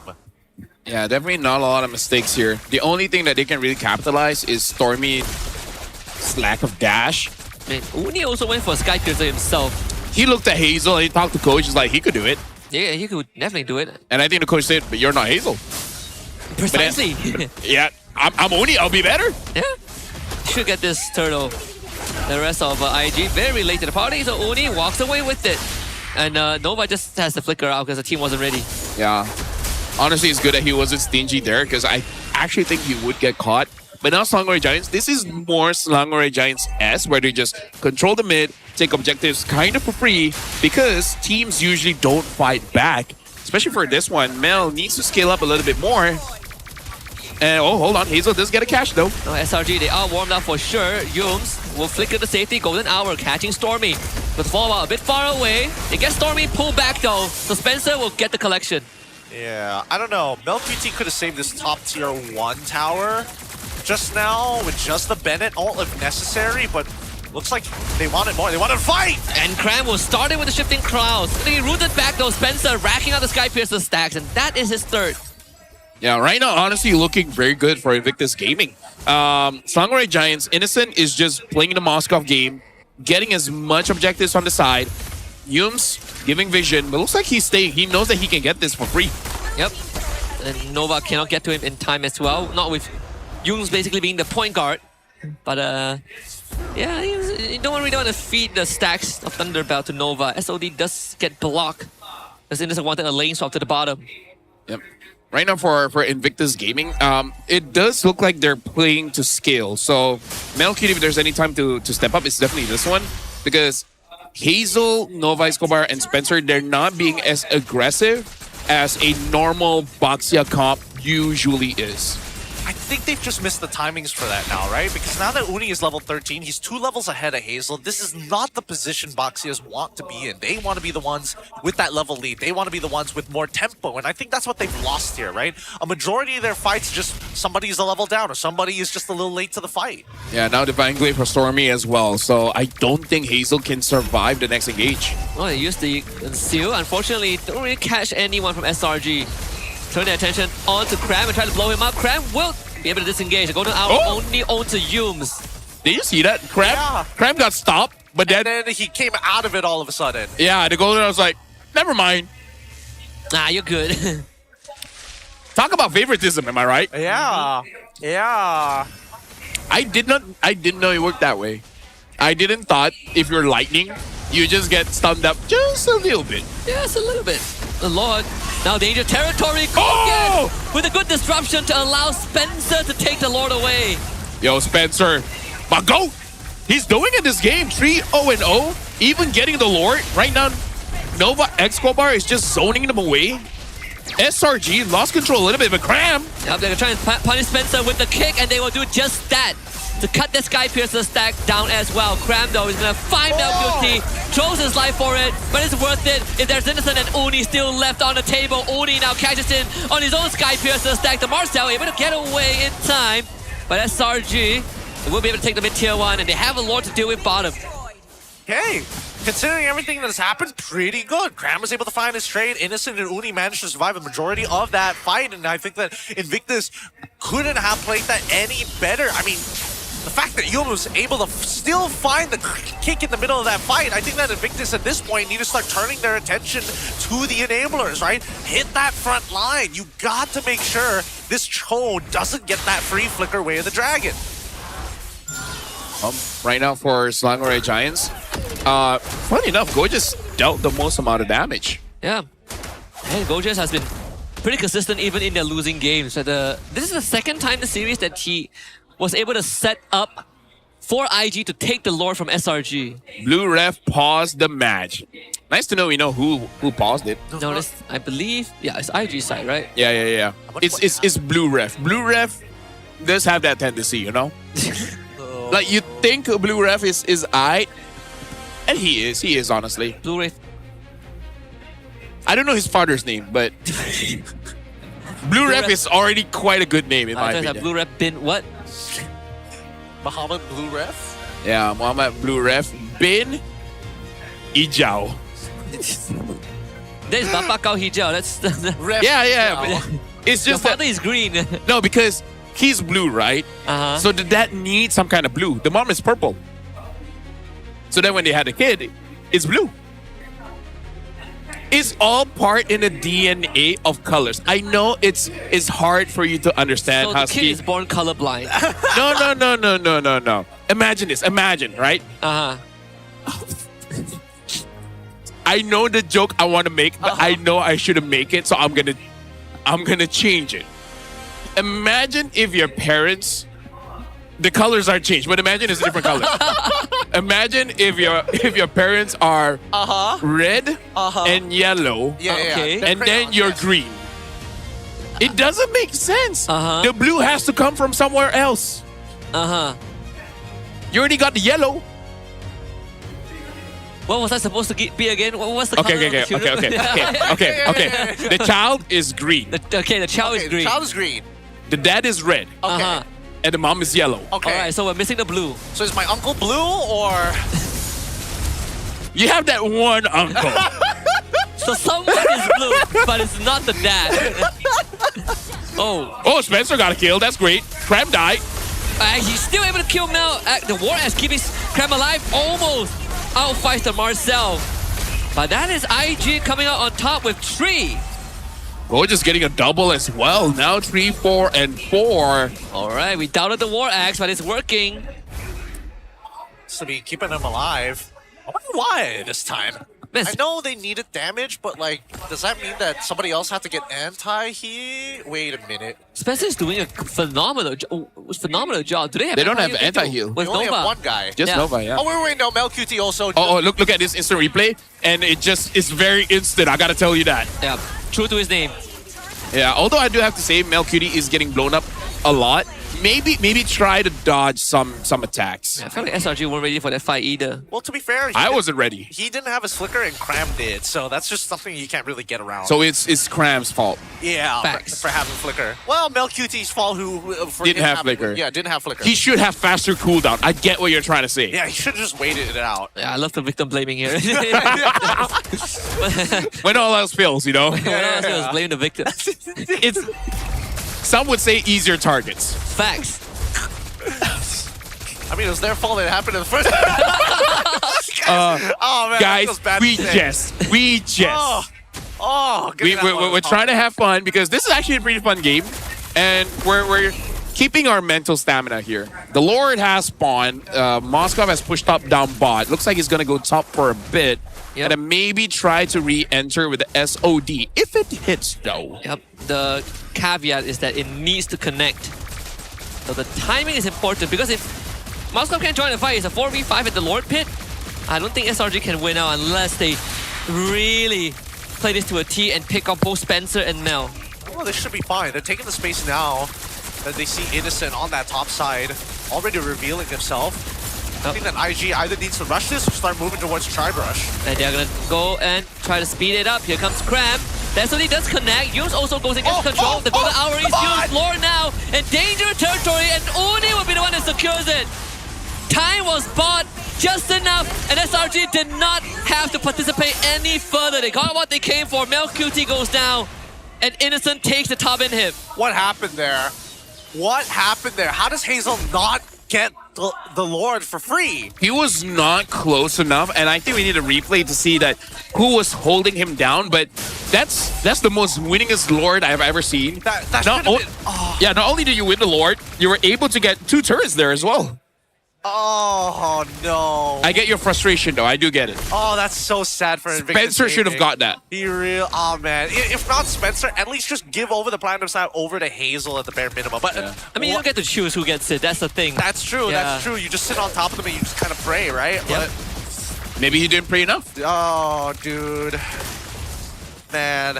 Well, now you got to defend, right? Because what happened yesterday, you know, you can remember it tomorrow. But for now, you got to deal with this. One step at a time. That sounds so wise. I don't know where that came from. It sounds so. I mean, they can defend this for sure. The Lord is already in the base, and they do have some tools to stop SRG from pushing too far forward. I think Yums also lost his ammo earlier on, so they don't really have that dive tool, although they really want this mid inhib, and they will commit their abilities to get so. Well, should convert into the whole base. Mel, you are a Beatrix. It's hard to push against a Beatrix. You really got to step up for this one. Remember the promise. Come on, Mel. Your friend came here and promised if you win, you're going to get something. On national TV, all right? Some would say international. I would. That's true, that's true. The whole world now knows there's a promise between you. We don't know what the promise is, So we're gonna assume. That's what I do. I mean, I think that's what everyone's doing. Although she did say if they win, they can ask Mel. So I'm curious. I am very curious. Okay, let's you ask him if IG loses. I just don't know what he's gonna say. Because he's not gonna tell the truth, I'll tell you that much. Yep. Is it an answer that you want would you be honest? You know what I would say? What would you say? I promise my friend, if I win, I give her ice cream. That's fair enough. There is an ice cream store downstairs. Yep. I prefer the niche old school handheld technology. I promise to get her a PSP. PSP. Yep. A Game Boy Advance SP on top of that. How about a Game Boy Color? Give me the 3310 flip phone. I would give her our sponsor, ObsBot. Check out this Nokia. Sad to that guy that he got the Nokia shipment like super late. Was that on the news? Huh? Was that on the news? Yeah. But it was the news like maybe a month ago. Yeah, remember that one? Yeah. The guy like ordered Nokia parts when it was still cool. Yeah. But shit, the siege is very big. Maybe Mel promised her the 12 tons of Kit Kat that went missing in the shipment. Oh, yeah, maybe. We did lose a lot of Kit Kats in that week. Yeah. A lot of non-sponsored brands being promised here. Pretty cool, though. Crude oil straight from He's gonna free up the strength. SRG, now you gotta let Invictus Gaming win. He's our key to freedom. For world peace. Let IG win. It's in the hands of Mel QT. And his friend. And an orc from China. What a stretch. Dude, I love my job. I would love if IG win this get one. Penalized. Just know that I love you guys. I'll just say, as much as we can't be biased, give me this one hall pass. Yep. Cram. Yep. CC immunity. Get out of there. That's great. Being CC immune is great. That's what Aulus said. Aulus is having a fun time. Yeah. Can't wait for him to be available. I wonder if he'll be relevant. Yeah, I don't know if he's going to be relevant in I the think game. He's still an auto attacker in the end, and a melee auto attacker. Well, see, that's the thing, right? I feel like he doesn't necessarily... he like similar to Neomord, he doesn't necessarily need to be just that, right? His ult is something I need to figure out. Oh, Hazel got caught. Well, they gotta figure out how to win this without Hazel, and Hazel actually gets down, and Cram is gonna try and follow him. But unfortunately, we have to disengage. The base is in danger, though. They gotta deal with the base. Golden Hour freezes Innocent in place. Get Innocent get out of this. He's gonna get blown up by Spencer. Now they have a chance. There's a way back. Uni back in, but Spencer will survive. Winds of Nature, pretty active. Stormy will try to peel for his team. And now the Lord is within reach for IG. SRG cannot contest this. And IG might have just found a lifeline. And Spencer got it. Spencer's the real deal, man. He's the MVP for this one. But again, Nova as well. Doing quite well. 164 BPM justified when you make that game-winning play. But now the Lord is there. Their waves, honestly, not the best. So how does Invictus Gaming actually manage the waves now? Now that's going to be crucial. Yep. Uni's going to stagger the wave even further by pushing out the top. They're going to hunt for him. But decide against it. Innocent will be back for this defense. The top wave should spawn. Yep. So he catches the incoming wave. Not a problem. Gojez is already back home too. Yeah, but it also D6 all of the waves. They've only got this one. They find a kick onto Nova. They're going to blow him up, but he does have the immortality. Do they have to fall out to finish Nova off? Yes, they do. Golden Hour doesn't really do too much this time. Nova's first death of the game. I feel like just stalling them, letting his friends go away, I think it's fine. And out of everyone from here, hold on! I feel like we've seen it before. It just pins them all down! And Cram finds the follow-up too. SRG, they smell blood, and now they go in for the killing blow. Gojez is doing a very good job of holding the back. The War Axe hitting him up, but Cram does the same.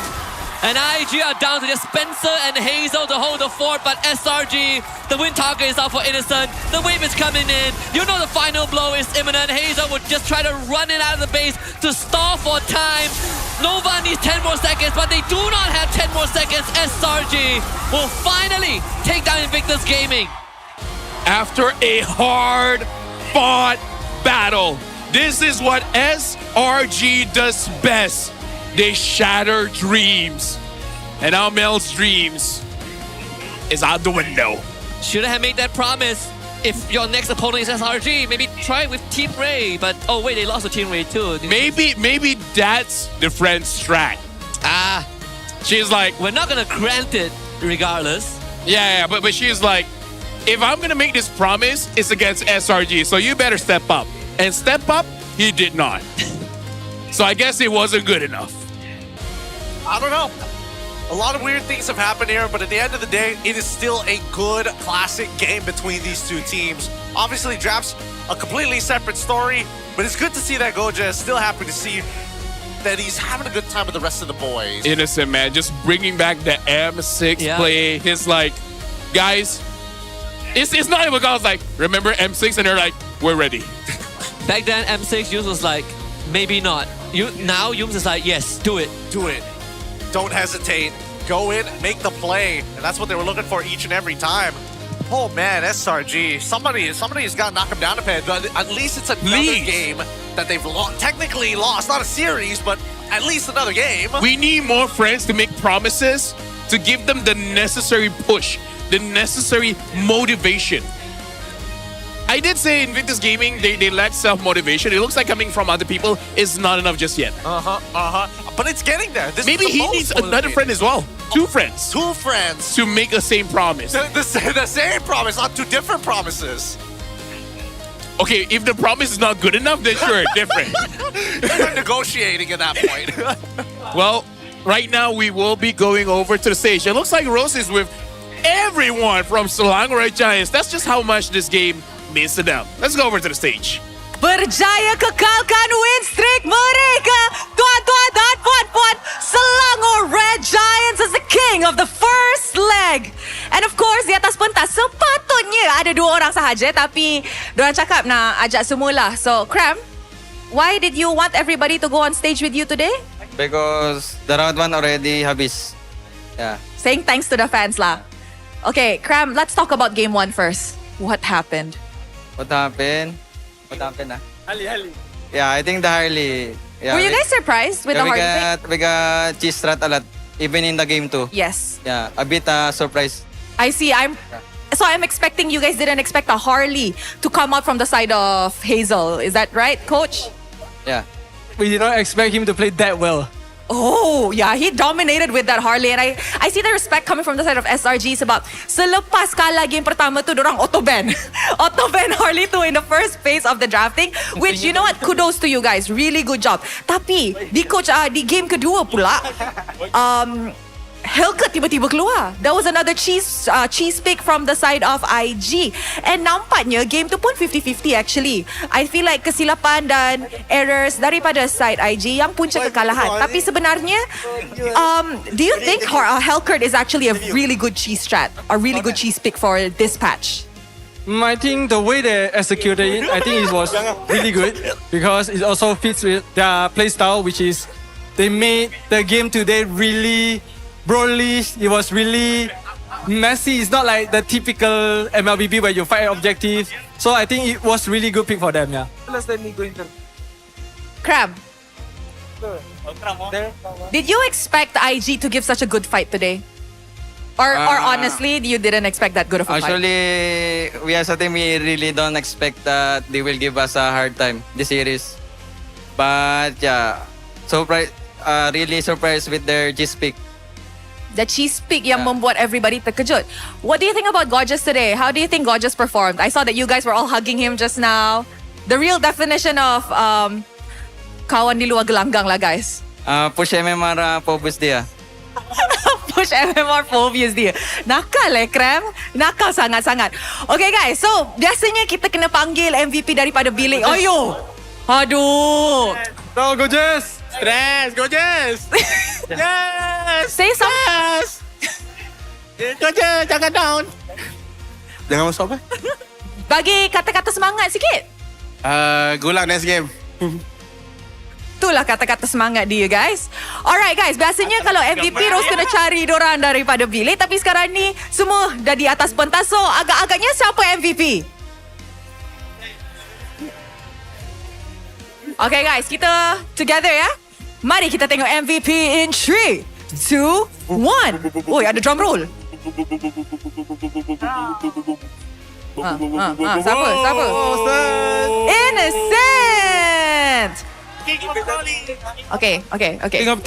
King of Troll. Pandai. You guys semua memang suka troll roast.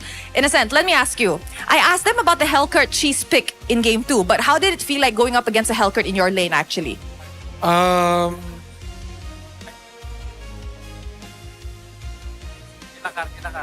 You're thinking very hard. I think normal because in Scrim also we're fighting Hellcurt in my lane, so I think it's easier compared to the Roam Hellcurt. Because the Roam Hellcurt, there's 2 hero. But that game, it's only 1, so it's easier. So, does that mean that Hellcurt in the gold lane is actually a viable pick this patch? If you've been meeting it in scrims and even you had a hard time going up against it in MPL? Hellcurt? Yeah. Viable gold laner? No, I think. No. Why? You say hard then, why not good? No.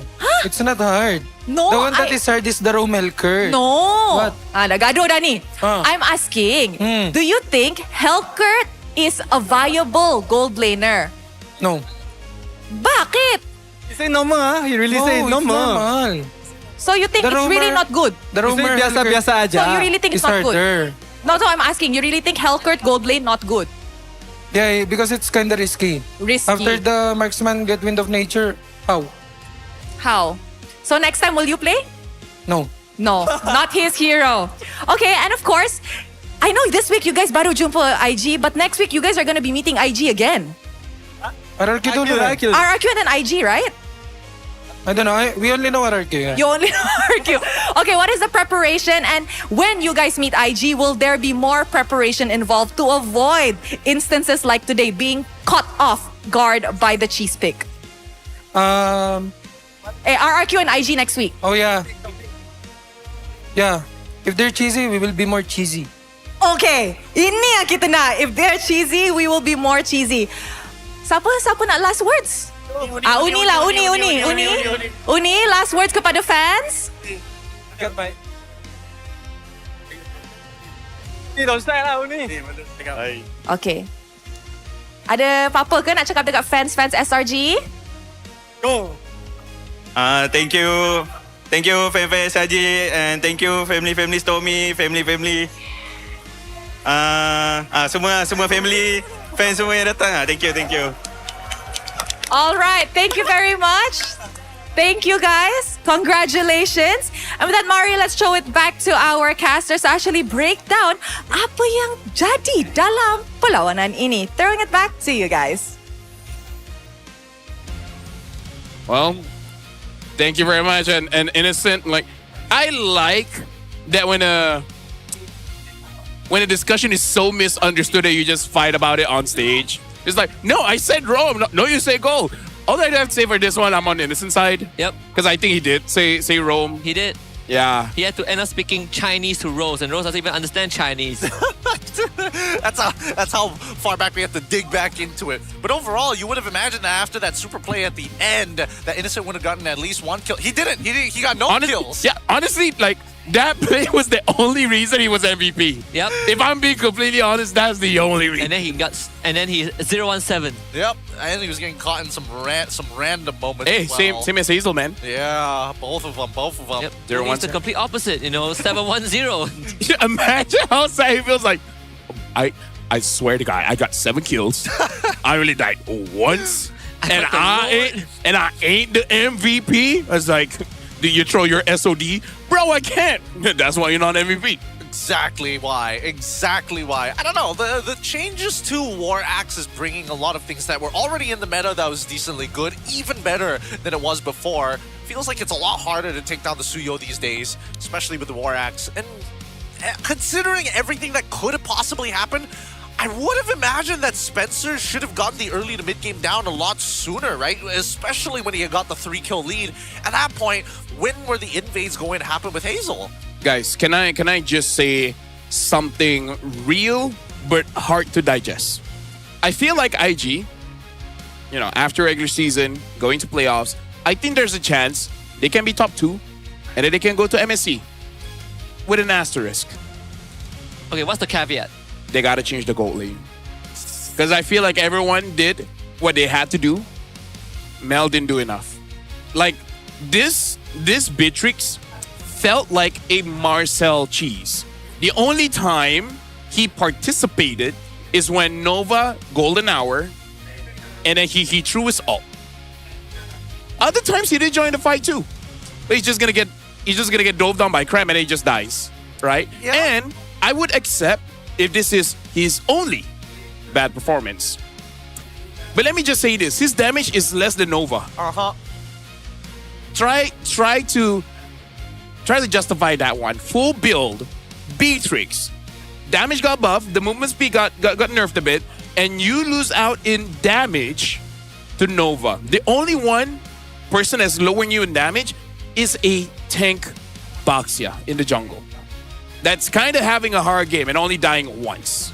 So maybe tough pill to swallow, but I really feel like IG, they're very close. If Mel Cutie doesn't step up, and part of management, I would consider my options. Yeah. At least getting a sub. At least. Getting a substitution, it makes sense considering that his Beatrix didn't, and honestly could have saved all the games. Yeah, all the games. The Beatrix, the Hellcurt, even game one. I don't even remember what he used in game one. Let's just say that the Hellcurt was one of the outliers, right? Sure. That was the coach. He asked everybody. Everybody was like, yes. So it's everybody's fault on that one. But the other two, really no excuses. Like moments like this where it's like, all right, you get the ult down, clip somebody, you find the kill. That's great, amazing. Spencer's taking all of the Skypiercer stacks every single time. And Mel QT gets this kill here, but literally 10 seconds before, he could have used that same ult to clear off and protect that top wave and protect his T1. Yeah, it's like, if I want to draw a comparison, imagine you have Kaja carry, or Kalia carry, or Cho carry, doesn't matter, right? And you only get a kill when the roamer catches someone. Are you a good carry player? Yeah, no, right? No, you're going to need a little bit more than that. And fortunately, we just didn't get to see it. And look at Cram, right? Despite the Sora nerfs, like, yes, he gets chunked more often than not. He would like to deal a lot more damage, won't be able to find it. It's still relevant in diving. Yeah, it's yeah. great in that Thunder form. I think overall, it feels like this Beatrix is more of an auxiliary support, right? Yeah. Comes in, banners rage, and then she's out. Best way to describe it, yeah. Right, it feels like auxiliary support. But because it feels bad when you're not even doing a good job at clearing the wave. Yeah. Because even Gideon caught that one mistake. You could have saved your turret, and then you didn't. And then even at the fight, so many people can argue you're not needed. Yeah. Spencer had it under control. Spencer had it under control. And there are times where it's just, you've only seen him use 2 out of the 4 weapons. And I think that he needs to start swapping them out more consistently, because then it's just another ult to have ready in your arsenal. Yep, he used like the Renner in the laning phase, right? Yes. And afterwards, he never used it again. It was Bennett. Bennett, Nibiru. Yeah, then Cram dies him, he switched to Nibiru, and then he dies to Cram, and then it's a rinse and repeat. And that's the thing, right? Especially with the Golden Hour, a lot of these ults are like a super easy setup. You literally just have to throw it into Bennett, and then you swap, and then you... Exactly. And each time Spencer was able to take the kill, sure, somebody was going to take the kill. I'm okay with that. But we cannot be missing these timings. You should not be losing tempo on a Beatrix. That's kind of like her core concept. Yeah, now watching Mel having a conversation with Ivan, all teammates discussing stuff that, I don't know. I feel like losing out damage against a roamer, it's just a bit much. Yes. You can make argument like, Hellcurt, roam and stuff like that, but this is Marcel, which Marcel does a lot of damage considering his role, but still, you're a Beatrix. I was hoping he would do over 70,000. Yes. Definitely thought he was going to do a lot more there. I mean, the catches were just dependent on the Golden Hour and nothing else. And most of the time, we've seen them having to just kite backwards. So this is going to be very interesting. Rose is alongside with IG to ask what really happened in that game. So let's go over to that interview. Terima kasih kepada kasta-kasta kita. Sekarang ni Rose actually nak borak sedikit dengan Coach Bam tentang perlawanan up against SRG tadi. Now Coach, I just gotta give it to you guys. That was a good game up against SRG, and heck, it was even a close one. What do you think about IG's performance today? I'm little bit surprised also because our result in our scrimmages is not good or not. But when we go to stage, I'm a little bit surprised. Like, we're playing well.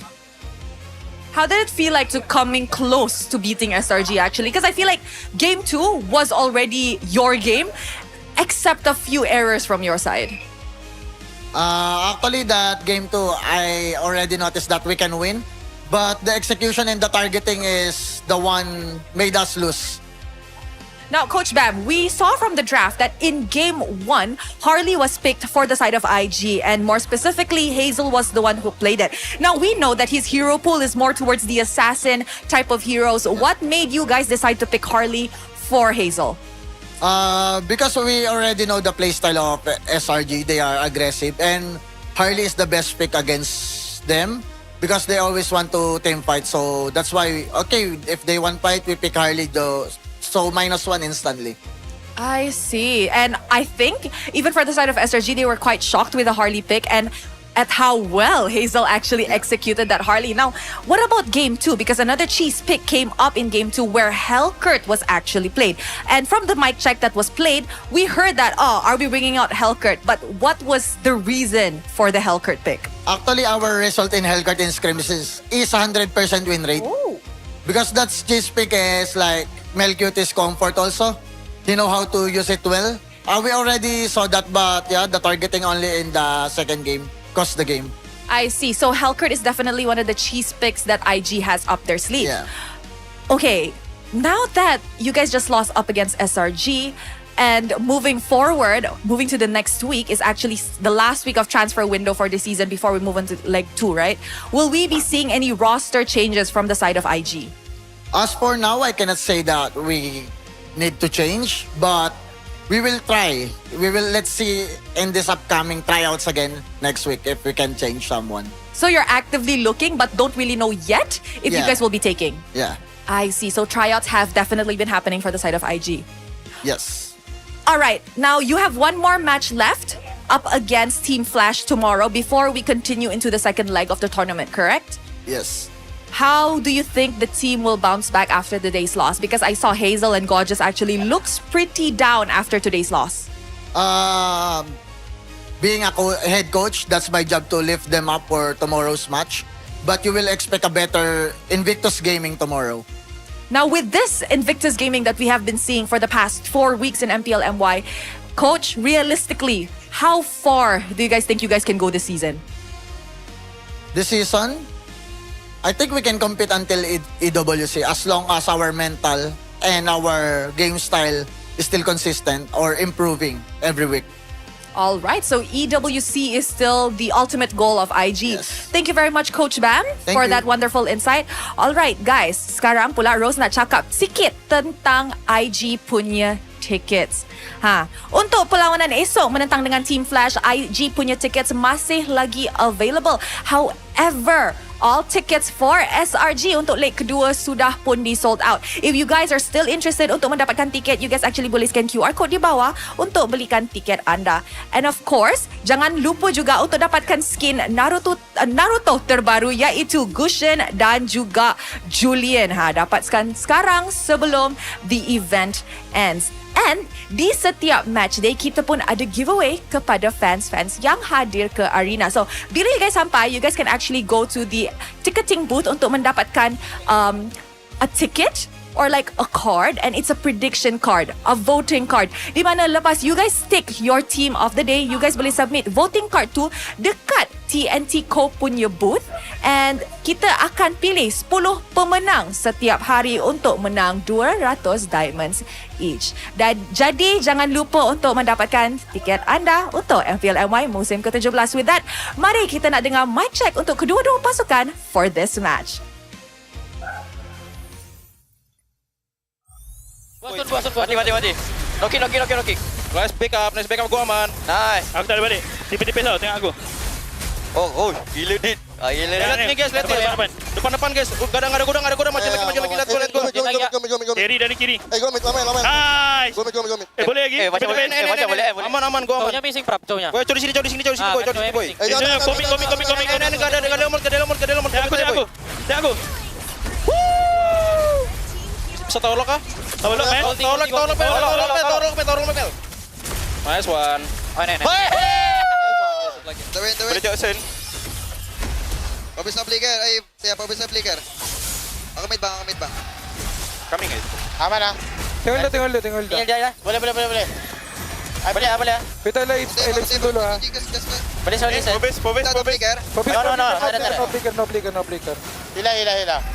Offline ni. Kata Ni, kursi. Aman sih, Pak. Saya aman. Aman kasih sen. Aku tolak Soyo. Sio. Mati. Ini gojes. Careful. Helkan set. Aman. Kabur. Heavy mo. Tiago. Berapa dua? Boleh lagi hati dalam skill. Diam. Power learn ending. Ya, aman. Dah. Dapat. Kena Moskov case. Moskov mati. Nice. Sabar. Let go ya guys. Lihat. Orang. Pegang lorte gue. Let go. Lihat. Lihat tuyo. Sabar. Dah. Pegang lagi lorte. Bagi gojes main. Gue nggak retri ya. Damage. Ya, gue damage. Balik. Nice one. Nice. Santai. Boleh. Let me solo alert. Go chase. Ya, boleh. Aman Jis, Bang. Aku ada Tengok ah. GG set. Dapat. GG. Dapat. Nice one. Kami bang. Boleh lagi. Fobis. Tunggu bantu abang, tunggu. Wait. Fobis. Assist boleh. Tunggu aman toh. Coming grab. Go Jess. Give me na flicker ah. Alhamdulillah. Nice bang.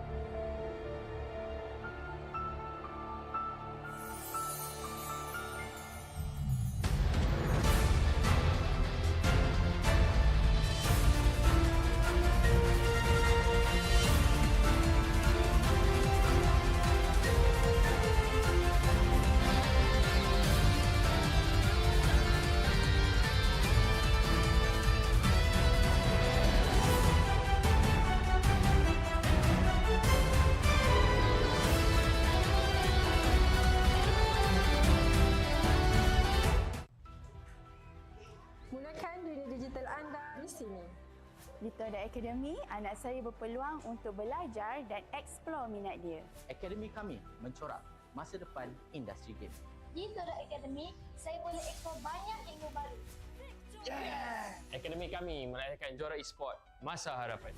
Cipta impian anda bersama kami di Todak Academy. Cultured by Toda.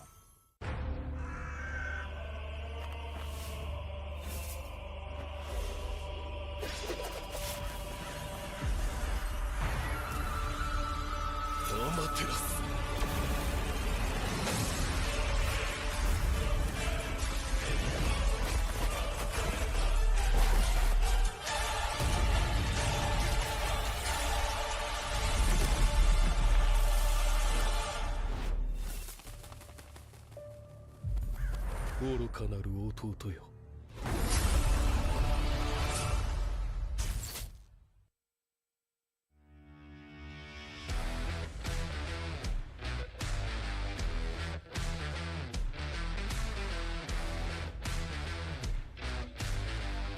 MPL Talk MY dibawakan khas daripada Toda Gaming. Gimana ngelihat standings yang sesuai ekspektasi? Invictus Gaming, waktu diorang nak secure that second title, diorang dah ready untuk main dengan 1-4. Cultured by Toda. みんな、渦巻きナルトが帰ってきたぞ。飛来神の術。俺ってば父ちゃんを越す火影になる。愚かなる弟。子供騙しか。アマテラス。行くぜ。これが俺たちの力だってばよ。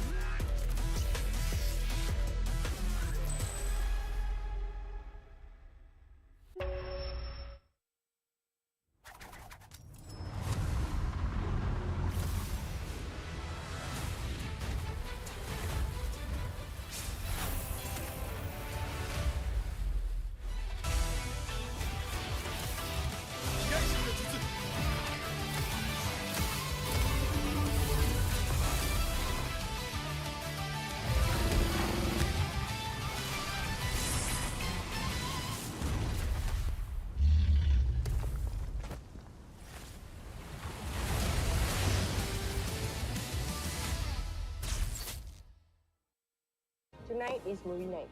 Cerita apa yang suka? Contoh macam cerita makan-makan ke, macam dia ambil makanan ni kan? Tengok. Ada rasa pahit coklat. Ada rasa manis susu. Ada rasa pahit manis coklat campur susu. Roti dah nak siap. Sedap pula macam ni. Sedap bang. Inilah masanya. RM2 satu gelas. RM2? Kau dah tahu kau allergic dengan tapai tu, kenapa kau belasah lagi? Sedap, cute. Zon. Sabar je. Aku pun lapar, Zon. Kami faham, Cik. Kami sahut sabaran Cik Man tu untuk menuju ke wawasan tu. Ayo, kawan-kawan. みんな、渦巻きナルトが帰ってきたぞ。飛来神の術。俺ってば父ちゃんを越す火影になる。愚かなる弟。子供騙しか。アマテラス。行くぜ。これが俺たちの力だってばよ。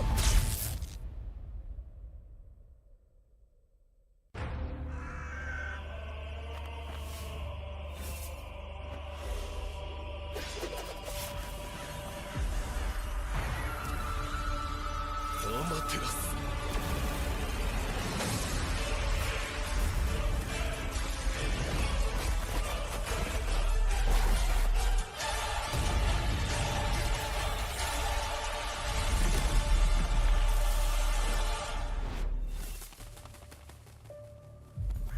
愚かなる弟よ。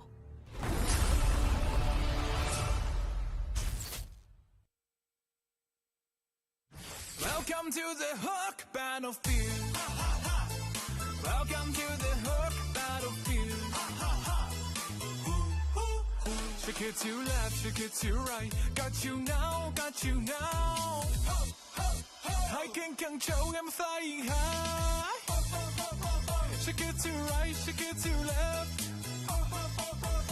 Try to who, how's my skill? Bigger, bigger, bigger, bigger. Bigger, bigger, bigger, bigger. Bigger, bigger, bigger, bigger, bigger, bigger, bigger, bigger, bigger, bigger, bigger, bigger. Bigger, bigger, bigger, bigger, bigger.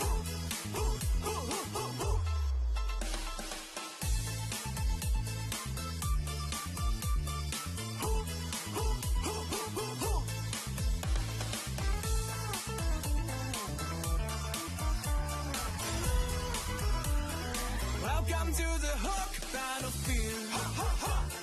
Welcome to the hook battlefield.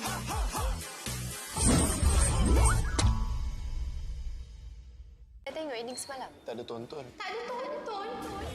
Tak ada tonton. Tak ada tonton. Tak ada tonton. Tak ada tonton. Tak ada tonton. Macam ni baru boleh kawan.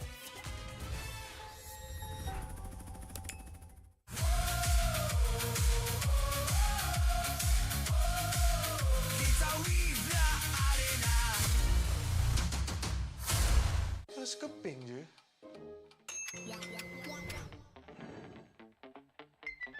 Mesti shopping pun boleh.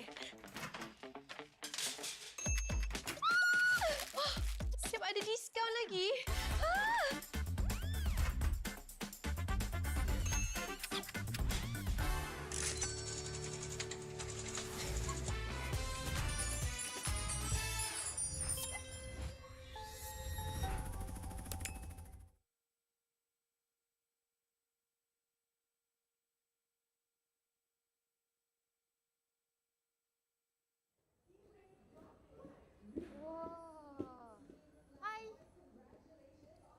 Selamat berkenalan. Weh, sabar bang. Bang, sabar bang. Tahu excited jumpa saya bang. Salam semula. Salam. Sini. Cuba sabar. Tahu nervous. Tak apa saya bangun untuk awak. Good boy. Excited sangat ni. Tiba lepas menang ke? Aduh, tak boleh cakap pula. Boleh lepas menang ah. Ke bawa kalah. Kalau kalah nah, boleh pakai tak kat tangan tu. Sebab nampak macam perlukan juga ni sebab kalah. Ui! Gatal ni kau! Gatal! Boleh buat apa lagi ni? Cakap. Nak menari? Oh, nak menari lah. Okey. Tengok sikit menari. Boleh menari macam mana?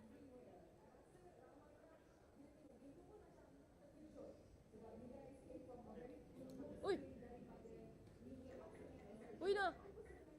Ui.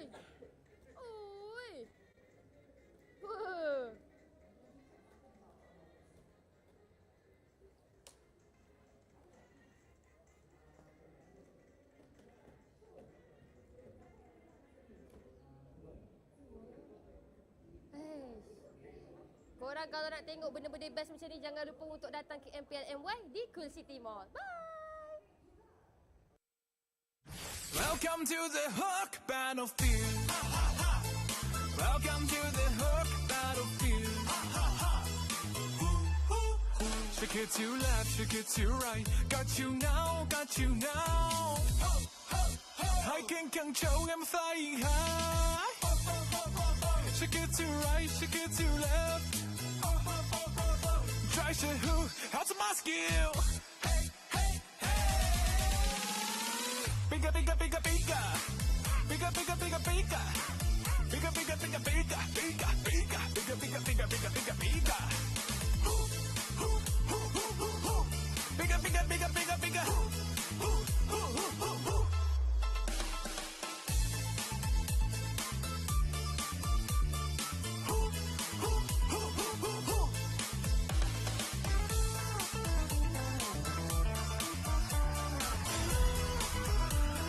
Welcome to the hook battlefield. Welcome to the hook battlefield.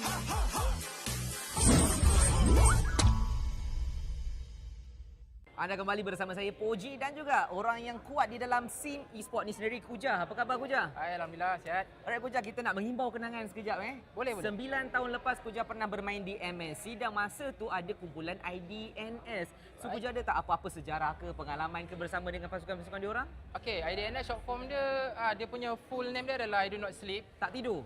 Memang tak tidur. Memang kita orang bersama-sama dulu main rank sama-sama dekat rank waktu tu. Memang berkawan rapat lah dengan orang. So memang ada sejarah juga lah, pernah main sama-sama. Memang sangat rapat dengan bertanding sama-sama. Bertanding bersama-sama dan masa dekat Indonesia waktu tu pun memang kita orang banyak keluar sama-sama pergi makan semua. Diorang champion? Diorang champion. Hebat IDNS. Betul. Tapi IDNS ni tim daripada Thailand. Kuja tahu tak sekarang adanya MSL tu, MLBB Super League yang baru buka dekat Thailand. Serius lah? Serius. Kuja ada tak apa-apa macam pendapat untuk scene yang baru dibuka dekat Thailand ni? Okey, sebenarnya saya happy lah untuk komuniti dekat Thailand sebab diorang dah berpeluang untuk bertanding secara lebih orang kata apa, agresif atau lebih aktif. Dan untuk kawan-kawan saya dekat sana yang mana yang pernah bertanding pada zaman-zaman dulu diminta untuk kembali semula sebab kita orang rindukan IDNS yang lama. Dan of course ada beberapa player masih aktif dan saya mengharapkan diorang terus sukses kat sana lah. Dan ini adalah peluang yang terbaik untuk komuniti Thailand untuk bangkit dan tunjukkan balik kekuatan diorang semasa Messi yang pertama. Faham. Maksudnya diorang pun ada kehebatan dan kelebihan masing-masing. Betul, sebab kalau saya rasa diorang lebih ke arah mekanik lah sekarang sebab kita sekarang lebih ke arah makro punya playstyle. Diorang masih start dekat mekanik. So mungkin diorang nak kena improve untuk mekanik untuk makro punya playstyle untuk compete dengan kita orang lah. Sebab soalan saya yang ketiga, saya nak tanya Kuja, apakah bagi Kuja yang Kuja nampak perbezaan paling ketara di antara playstyle untuk Thailand dan juga Malaysia? Okey, macam yang saya cakap tadi adalah saya rasa diorang mekanik kita lebih kurang sama sebab bagi saya majoriti mekanik punya user memang tak jauh beza. Cuma makro je yang menentukan macam mana kita nak bawa game plan dan gameplay kita tersendiri. Dan saya rasa Thailand disebabkan dia baru aktif untuk MSL, betul? Untuk season yang pertama, saya rasa diorang kena lebih fokus pada makro untuk nak bersaing dengan region-region yang lain. Dan saya mengharapkan korang sukses. Okey, tapi kan bila macam Kuja cakap ada tengok kawan, diorang pernah buka liga yang baru. Kuja tahu tak, ada juga info yang menariknya. Untuk MSL kali ni kan, champion dia kita akan hantar pergi ke wildcard untuk EWC. Wow, tanya. So directly dapat terus wildcard Directly dapat. So untuk benda ni sendirilah, adakah Kuja rasa adalah satu benda yang bagus untuk scene diorang dan juga untuk fan diorang secara menyeluruh? Okey, of course benda ni memang sangat bagus untuk komuniti Thailand seperti saya cakap tadi. Cuma bagi saya lebih happy untuk Mobile Legends sendiri sebab dia telah membuka lagi besar cabang-cabang di serata dunia dan saya mengharapkan lebih banyak lagi negara-negara lain yang terlibat untuk kita besarkan dan kita majukan komuniti ini bersama. Baik. Itu saja daripada saya. Anything nak shout out kepada kawan-kawan IDNS kalau diorang tengah tengok benda ni? Okey, untuk IDNS yang semua nama ZZ kat belakang, mungkin saya tak ingat sangat lah. Mungkin saya ingat cuma Amzi dan Frame TZ, saya tak ingat lah. Tapi memang kalau tengok muka saya memang kenal. Saya mengharapkan korang comeback. Dan untuk komuniti Thailand, all the best. So sekarang you guys ada platform yang sangat-sangat baik untuk you guys tunjukkan bakat. Dan saya mengharapkan korang terus maju jaya ke hadapan. Dan jumpa di international. Good luck guys, all the best. Terima kasih Kuja. Itu saja daripada saya dan Kuja. Kita jumpa kejap lagi. Sawadee.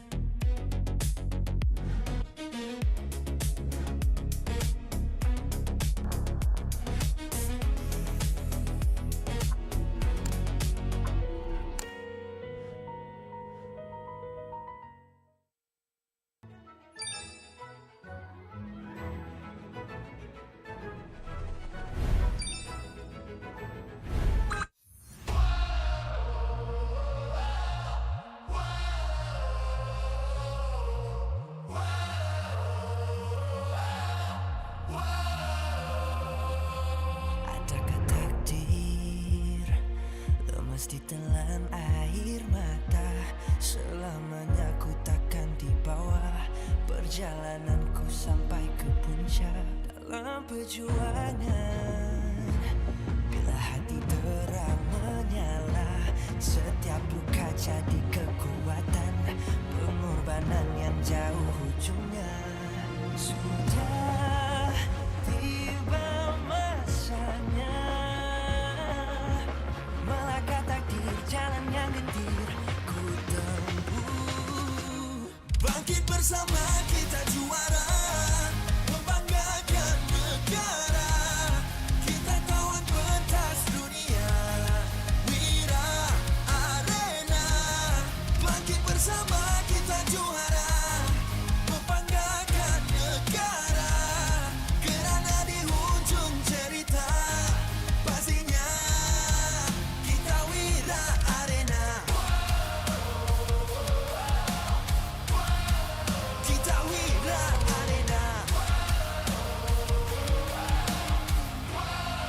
Kita Wira Arena. Sweat and grind, guess we never gon' fade. This that definition of a legend. Every single move that I make, feel it ain't no doubt. Dorang kena aku, I'm a winner. Cuba check gerak-geri aku semua tiptoe macam ballerina. Genggam bara api, biasa berjadi ada. Mimpiku mula menjadi, tiada siapa je yang halang. Kalau bikin hari-hari, benda susah jadi senang. Segala cabaran aku ready, masa depan aku terang. Sudah tiba masanya melangkah takdir, jalan yang gentir ku tempuh. Bangkit bersama kita juara, membanggakan negara. Kita kawan pentas dunia, Wira Arena. Bangkit bersama kita juara, membanggakan negara. Kerana di hujung cerita pastinya kita Wira Arena. Kita Wira Arena. Kita Wira Arena. Satu hati, satu jiwa, bangkit bersama kita Wira Arena. Dari bayangkan nyala api, nama kita terpahat di bumi. Bangkit bersama kita juara, membanggakan negara. Kita kawan pentas dunia, Wira Arena. Bangkit bersama kita juara, membanggakan negara. Kerana di hujung cerita pastinya kita Wira Arena. Kita Wira Arena. Kita Wira Arena.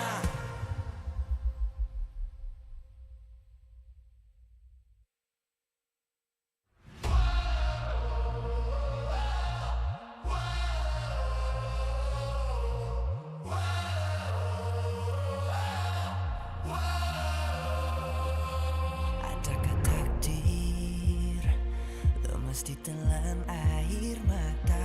Selamanya ku takkan di bawah perjalananku sampai ke puncak. Dalam perjuangan, bila hati terang menyala, setiap luka jadi kekuatan. Pengorbanan yang jauh ujungnya. Sudah tiba masanya melangkah takdir, jalan yang gentir ku tempuh. Bangkit bersama kita juara, membanggakan negara. Kita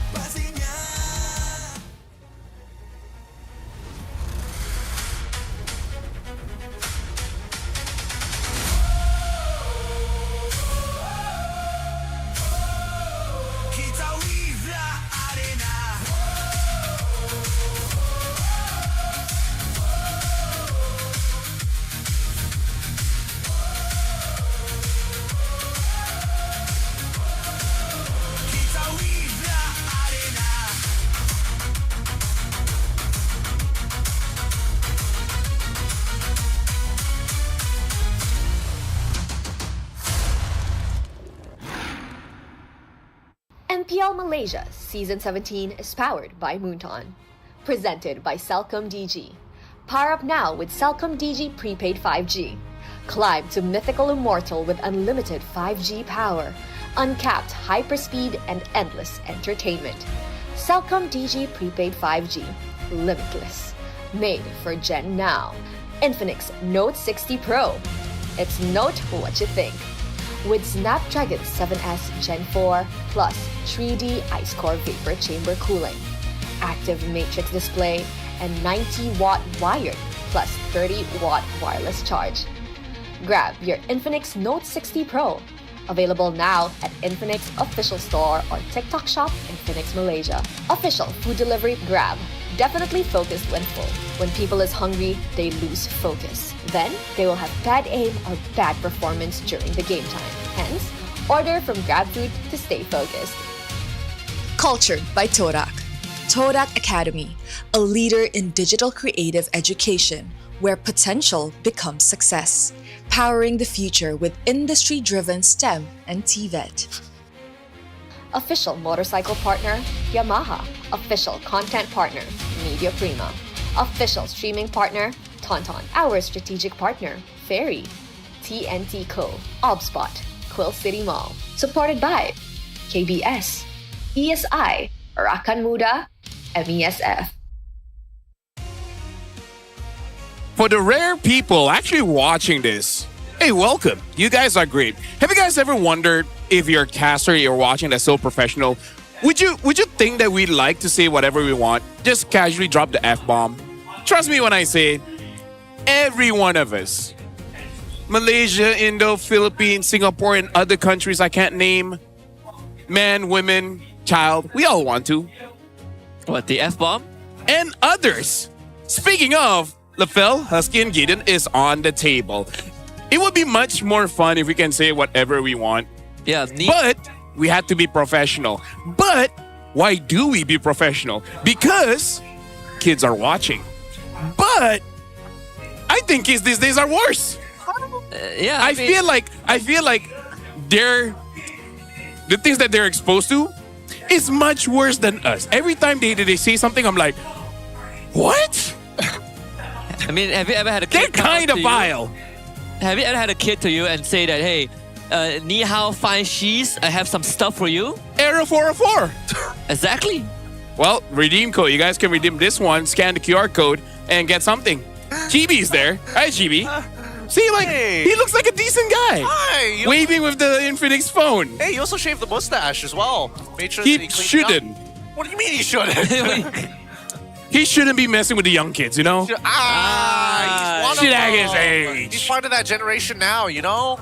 You know what? You should stand by for the Infinix shoutout because it's here. Infinix Note 60 Pro, it's note what you think. With Snapdragon 7S Gen 4 plus 3D Ice Core Vapor Chamber cooling, active matrix display, and a 90 watts wired and 30 wired wireless charge. 30 watt wireless charge. Grab your Infinix Note 60 Pro, available now at Infinix Official Store or TikTok Shop Infinix Malaysia. Over there, you can say whatever you want. Yeah. You can say whatever you want. It's note what you think, as they like to say it.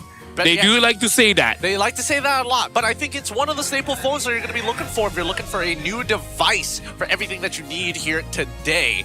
Overall, though, I am curious now. What do you want to say to the kids? What do you want to say to kids? Exactly. If not, what else is it? Okay, you know what? You're right. What I want to tell them is the exclusive dynamic portrait and radiant kits for Leslie Angelic Agent are now available in the shop. Enjoy 20% off during the first month from the 22nd of April all the way to the 23rd of May. The dynamic portrait is only 640 diamonds. If you guys can't afford it, ask your brother or sister first. If you don't have them, then ask your parents. But if they say no, then it's grandparents.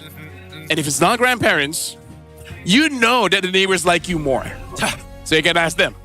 I recently saw a news where a kid bankrupted his parents' company because I'm not sure it's a gaga, but they spend irresponsibly. So spend responsibly. It's only 640 diamonds. They're not going to bankrupt your dad. I'll give you the figure. It's 1.7 mil. See, Gideon, this is why I say kids now are vile, man. Like, I feel like whatever we say cannot corrupt Only them 17 anymore. mil. It's in the millions. It's millions. In yuan. Have you- in renminbi, but it's still a lot of money. Have you ever spent millions of yen before? Actually, you might have. No. Oh, you haven't? Not even remotely close. Not to that amount, that's for sure. Well, it's unfortunate that you are responsible. Speaking of irresponsible, we're gonna be throwing it over to Rose and see what she is irresponsible. Hey guys, Rose here. Sebelum kita actually nak mulakan, jangan. Nanti. Okay, Rose actually nak borak sedikit dengan kita punya dua bocil di MPL MY. Now, the reason that Rose nak borak dengan dorang is actually last year, Siska di loan dekat VMS untuk satu tournament international di mana dalam tournament tu tiba-tiba dua bocil ni jadi rapat. So, sebenarnya how close are you guys?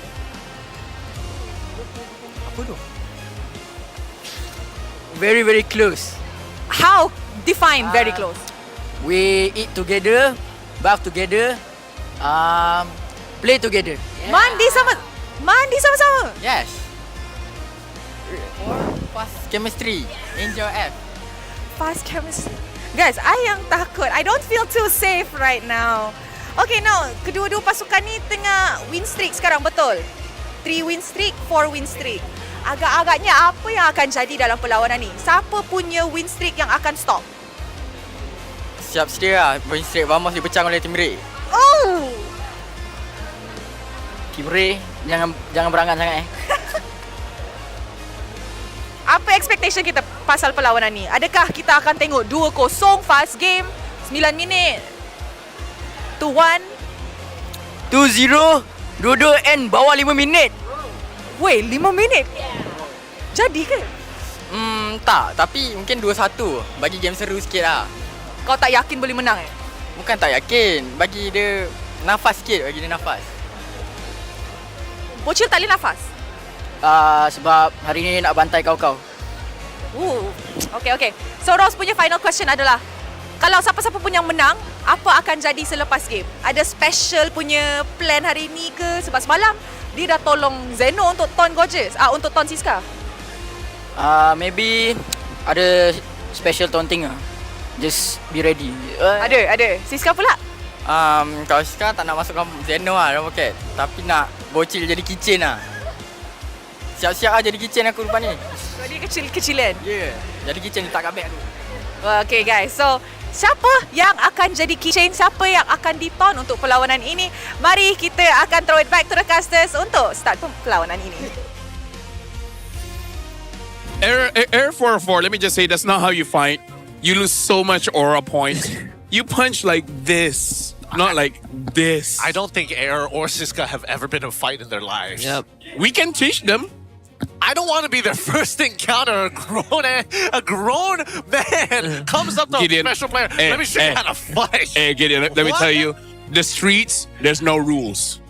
Right? We got to get that in their heads quick. So why you... It always comes when they least expect it. You know when I least expect it? Later, win streak on the line. Only one keeps the run alive. Who stops running? Oh boy. The one who loses their legs. Okay. Yeah, you know. Yeah. My bad. That's where we draw the line. That's why we draw the line. Steel chairs on an uphill. You know, that's how far are we going here? But look at Vamos, 2-0, and it's not against... Okay, RQ is strong. The rest is kind of like, you know... I mean... And look at Team Rey there. I mean, IG strong. I mean, okay, both teams have some impressive wins, right? Their most impressive record is one is against RQ, one is against Wait, did Vamos win 2-0 against BTR? I thought it was... No, 2-1 yesterday. They lost game 1, and then BTR decided to give up in game 3. But that was a 2-0, so... No, it's 1. It's 2-1. 2-0, 2-0, 2-0, 2-1. Sorry, my glasses, one of them is Prism. So it makes the O look like a 1. Oh, I see. Yeah, you understand. Yeah. You got glasses, of course. Only people with glasses would understand. We have like holograms, holographics. We got to adjust our HUD every time we put a ball. There you go. Yeah. The UI sometimes get confused. My UI is 2020 every time. Dude, it's 2026. That's kind of like 6 years ago. 2020 used to be a year, but not perfect vision anymore. 2026. we passed that. Right now we got to look at the coach head-to-head between Valdo as well as Caleb. Caleb, why aren't you doing that great? Actually, you're not bad at second pick rate. It's just the first pick rate. Yeah, the first pick rate definitely comes at some pretty heavy losses overall. Valdo, it seems like he already has a bit of a system going on for Vamos with their direction, with the way that they play, right? There's a clear direction and clear style. Yeah, I think at this point, there are a couple of heroes that it feels like you have to ban against Vamos. Like the Uranus is a very good example. The Khalid, big sandbags that allow Vamos to enter your jungle in the first 5 minutes and completely ruin your gameplay. They did that against Annabelle yesterday, and it was quite a sad sight to witness. Hey, just go, man, just go. But maybe because Just God plays primarily tanks, and he plays Uranus. More resistance to it. He plays Uranus. And he plays Uranus, yeah. It could be a contested pick for this upcoming matchup, but we'll see whether or not Error will be able to hold his own against it, because we've seen Rey lean into, hey, let's just ban like a whole bunch of junglers if the opposing side has really good junglers as well.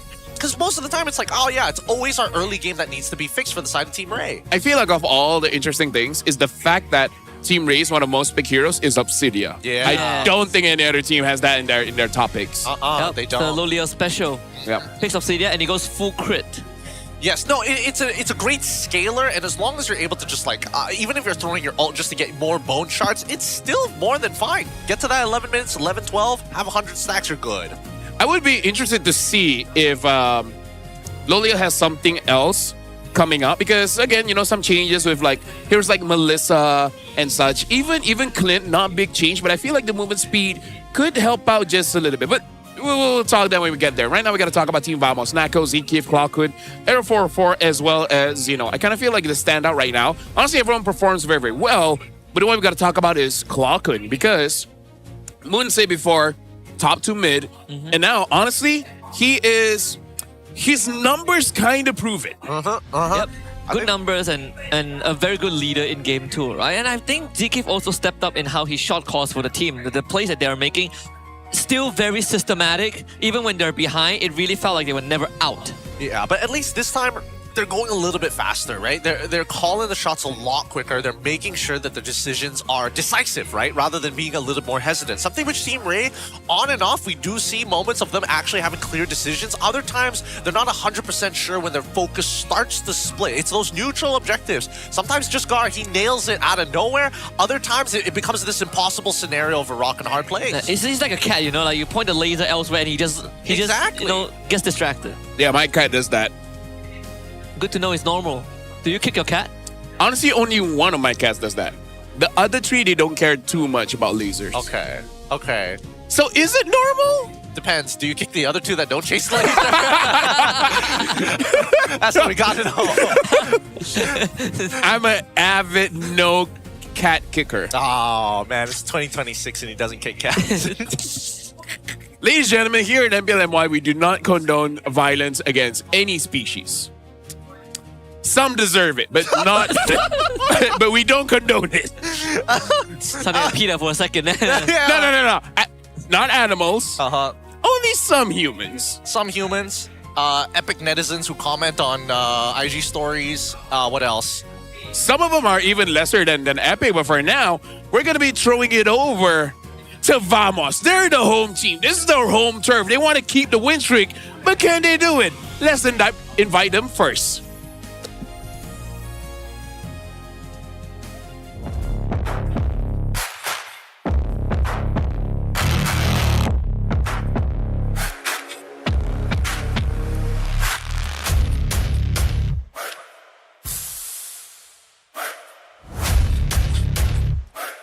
Rising day by day, week by week after falling in the first 2 matches. Now, they stand in second place, riding a 4-match winning streak. Prepare to witness the fury of the young guns, the serpents, the vipers, the cobras. Make way for Team Vamos! Vamos, there are multiple different types of reptiles, but the ones without legs. But they're coming, slithering in. And right now, Team Rey is hoping to be their next prey.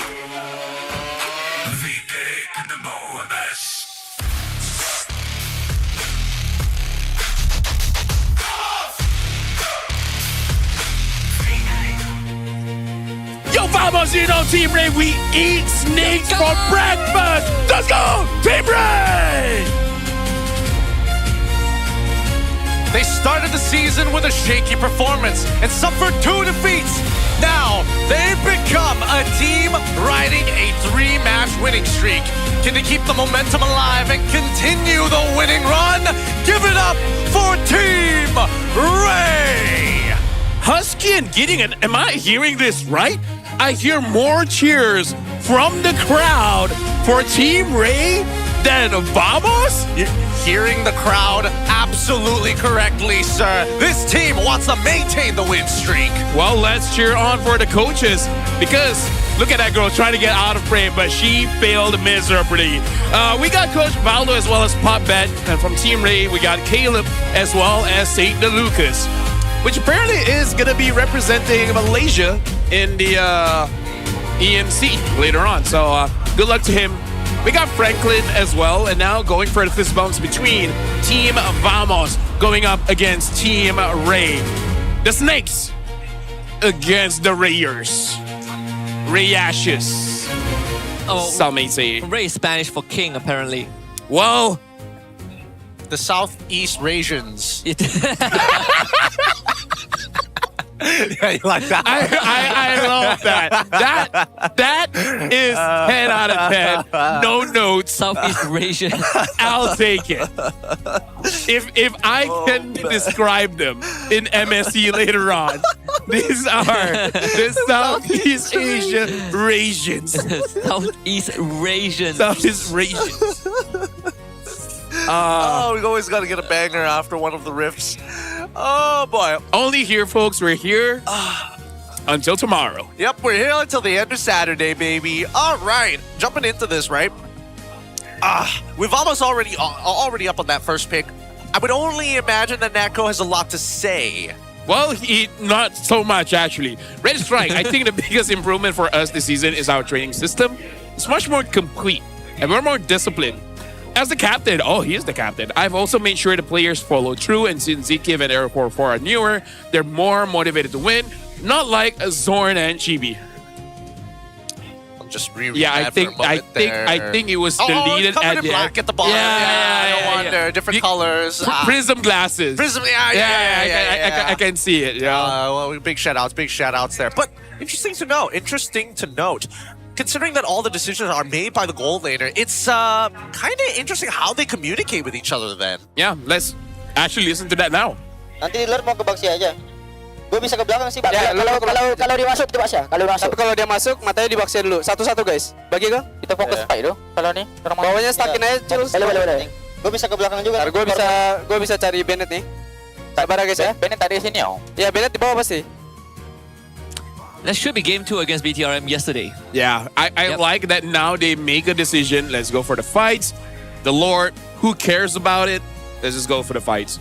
Fun thing, I saw Klokun the other day. He was tested by someone whether he memorized the holy book of the Quran, and he actually memorized it because the guy just said a random phrase of a sentence and he finished it. And then even I'm not familiar with that line. So I'm like, is he getting ready for marriage or something? Like, even people getting ready for marriages don't do that. Exactly, which is why I'm like, there's only got to be one reason for it, right? Admittedly, it's very impressive. Like, I feel like out of all the Muslim population, maybe like no more than 10% is able to memorize the whole thing. Oh, dang.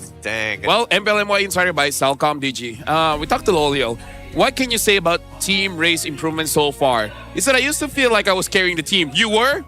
But now we trust each other more in game. And Just Goat has really shown his potential. To describe our team's identity in just 3 words, it would be just tank Gar. Hey, just Gar. Gar. I think they also slowly develop a new duo in the team, and it's not a side lane esports. So it's no longer the High Rocks dynamic duo. We got something called the Cis Gar. Hey, don't forget about the JTG. Just tank Gar. The JTG has got it. All right, so let me get it straight. For IG, if you feel good, say, and then And then for Team Rey, how do you guys feel? Gar. It's like, yes. I gotta say, MLBB teams, I did not expect us to have this kind of personality. Honestly, Team Rey feels like a bunch of pirates now. Just like, "Arr." Give me a bounty. Give me the booty. I want to find Give me the booty. Give me the booty. That's what they call it. That's what they call gold. Chests worth full of gold. Yeah, the guy that lost his Bitcoin is actually just a different Goldie Roger. He's like, my treasure is somewhere in this pile of rubbish. Whoever gets it, it's yours. It's the unswimmable sea. It's my one piece. He's fighting homeless of people. Bitcoin. It's my one piece. He's fighting homeless people. No, give it back. Well, vamos. We heard them talk about boxes, or they're just going to be batting it out. Betting on a chip as well as the Gwyn. Wow. And now, Coach Caleb bet on the Fanny as well as the Freya. All right, Jusin up and on they the both table have again. 100% win rate on Expand Rivers. Interesting. Yeah. I think the lowest win rate for Team Rey, the map, is, I think it's either Broken Walls or Flying Cloud, one of it. Broken Walls, if I remember correctly. We haven't seen too many flying clouds overall during the season, if we're being completely honest. Not here. this week, no. Yeah, not this week, or even we got plenty last week, actually. Two had a downside. Oh, then again, the one day that it didn't come, it was like all flying clouds. yeah. I mean, there's still Jusin up. What else? What's the ban? Harley? Are you going to let Jusin over? I don't think they're going to realistically ban Harley. Not Oh, yeah. Yeah. That needed to go. Okay. So, Jushin. Oh, Harry. Oh, here we go, baby. So, now that Uranus is not there, Phobius, right? Yeah. Phobius, Jushin. You gotta solve the guard jungler also. I mean, they're still, There's Fredrin. Yeah. They can deny Fredrin if they wanted to, but this depends, right? Khalid, alongside with the Phobius, good calls here.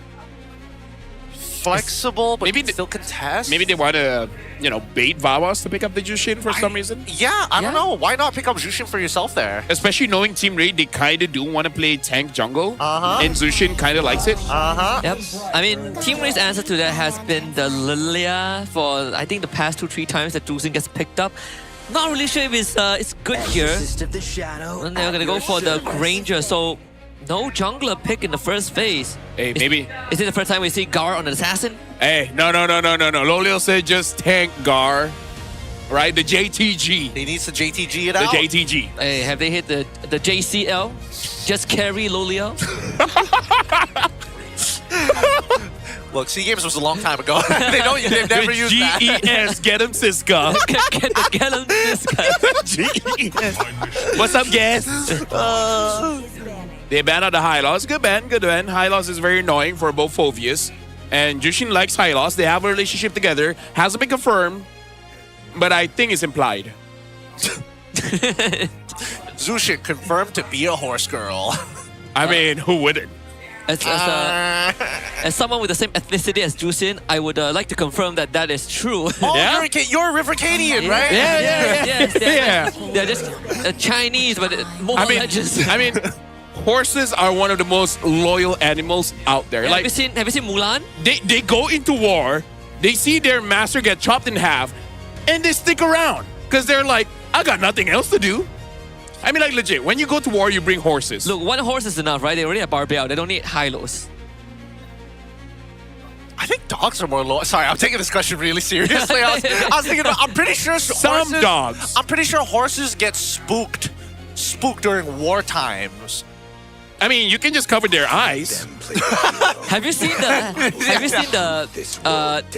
back in the days, during one of the wartime periods? I love that today we're just going back in history and seeing all the war stuff. There was a bear that got recruited into yes, I know this. This is actually real. So it's the a real bear story. carries munition for the army. That they literally, a literal bear did it, and he would do it for a pack of cigarettes and gum. Yeah, the bear smokes. Yeah, that was apparently the party trick that even the higher CEOs actually liked. I don't know why, but it's written in history. You know what? That just shows how some teams, they suck so hard. Back in their days, they can get a bear to get a job. Now we can't get enough players? What? Hey, look. Not enough allowance, right? Hey, man. Not everybody can afford a pack of gum and Yeah, so now that some history lesson is out the picture, I'm sure we'll have more down the line. If you guys enjoy that, hit the like and subscribe button. And follow MLBB Esports. So now that's a little, yeah.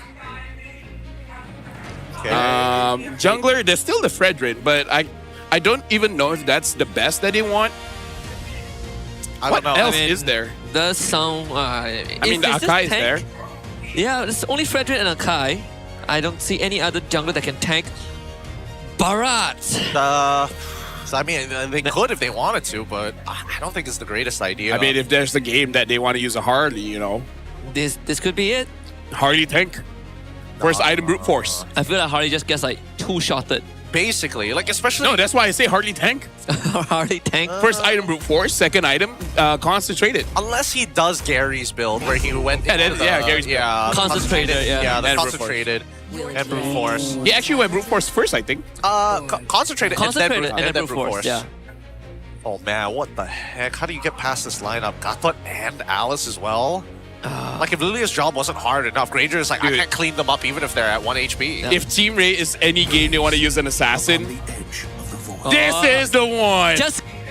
It's not JTG anymore. This is... No, because look at Vamos. They've invested so much into an anti-tank lineup. Yeah. And then just Gar, just the secret weapon. It's like, Dominance Ice Nolan. Hey, Nolan is actually his secret pick. Caleb's been prepping this for 4 weeks. And now we gotta see if he should keep it a secret. You have a hidden talent. Keep it hidden. Well, ladies and gentlemen, we are about to jump into game 1 of Team Vamos against Team Rey. I'm actually excited for this one because I would say both teams are on equal power level. So I'm hoping not to see a one-sided match. Welcome to the Land of Dawn. Vamos Team Rey, game 1. And our Just Goat is going Nolan. Let's jump right into this here. Let's see, the jungle starts, and most importantly, the first interaction at level 1 for the mid lane. Keep in mind that Khalid will be able to get there first to set the battle lines, but more importantly, who gets the damage down? It's also a very classic setup for Vamos too. If you let your foot off the gas or you let your guard down and you lose mid-prio, don't let guard down. Walking into your jungle. Yes, don't let guard down. Don't let guard down, don't man. Let guard down. He has worked moderately enough. All right, Zkif, back off, taking a bit of damage. Oh no, Zkif took the wrong ability here. He took the wrong level 1 ability. I'm pretty sure he took taunt. Yep. That's why they're not clearing the wave fast. And Jesgar is already on counter jungling, so he's going to take that beetle away, which will set him slightly ahead. And Martini starting to leash onto the Little Wanderer. So the pathing for Team Rey is already off to a decent start. Zkif, nah, not gonna risk it. Even I was like, what if you're just building it up? And then he just lets it away. Anyways, right now, Air 4-4 still taking it. Looking at the emblems here. So it looks like Hive this time going for Weapon Master. Full tank for the Gatot. Tenacity for the Jushin. And that's all I got to report. Yep. I've been doing a pretty good job of reporting the how fast Aero 4-4 is clearing because Jaskar actually backtracked back into his own jungle. I think he was thinking of an invade and decided against it. This just in, Clockhood apparently flatlining live on stage with no heartbeat whatsoever. Hey, that's when you know he's locked in. He's locked in. He's locked in. He's like, I don't need this. I don't need this. Ice in his veins. Oh, Aero. How patient are you? Siska, don't do it. Don't do it. This is like... Yes. Keep the freeze. Keep the freeze, baby. Keep the freeze. Come on. Yeah, he may have broken his freeze just a little bit, but still, it's more than enough time. Oh, he saw it. He does have the flicker, so should be fine. And then Ivan here, just on time. Hey, you know what? Eyes in his veins for Siska as well. It honestly should be just Zkif because Gatot is the one with Bones of Iron. Yep, Bones of Steel. Bones of Steel. Muscle of Iron. There you go. BL. Air 4-4 stepping on top of the glooms, and it's not easy to cut through Martizi. They're gonna commit onto this. Throne of Rune only connecting onto one, and it's just Siska. And now Jaskar will go in. Martizi finds the first blood. Clockwood unfortunately doesn't provide enough for support. Jaskar with the turtle for Team Rey, and Zeno is gonna be the next one to get jumped on, able to displace himself with the Crimson Cleaver. Still goes down. Martizi finds 2, and Clockwood goes down. Ivan finds the 3rd. What was that? What was that? That was Team Rey being great. Goat. Was it great or Vamos were like actively talking They about? were being great. They were great. I like that one. I like that one a lot. Well, right now, Air 44 doesn't like Ivan being here. Ivan has to flicker out. Ivan not so great. He still has the quick send guard. Okay, he was pretty great. And here comes Gar. And he just stood there. Just for an aura. Boom! That's my boy Gar. Can you hear the crowd? Gar has the most fans here. Yep. He's building a fan base on his own, and Team Rey are doing a fantastic job. As a fan member of Siska, I would like to say most of the Team Rey fans are from our company. You know, Siska Fans Incorporated. I guess now it's Sisgar. I'm telling you, man, Sisgar. I wouldn't mind rebranding. The fact that he's using Nolan, a very handsome hero, the consideration is there. We will appeal formally. Will you look past the crimes that he did just because Nolan is handsome? Like, for example, abandoning his daughter. Now that's a tough one.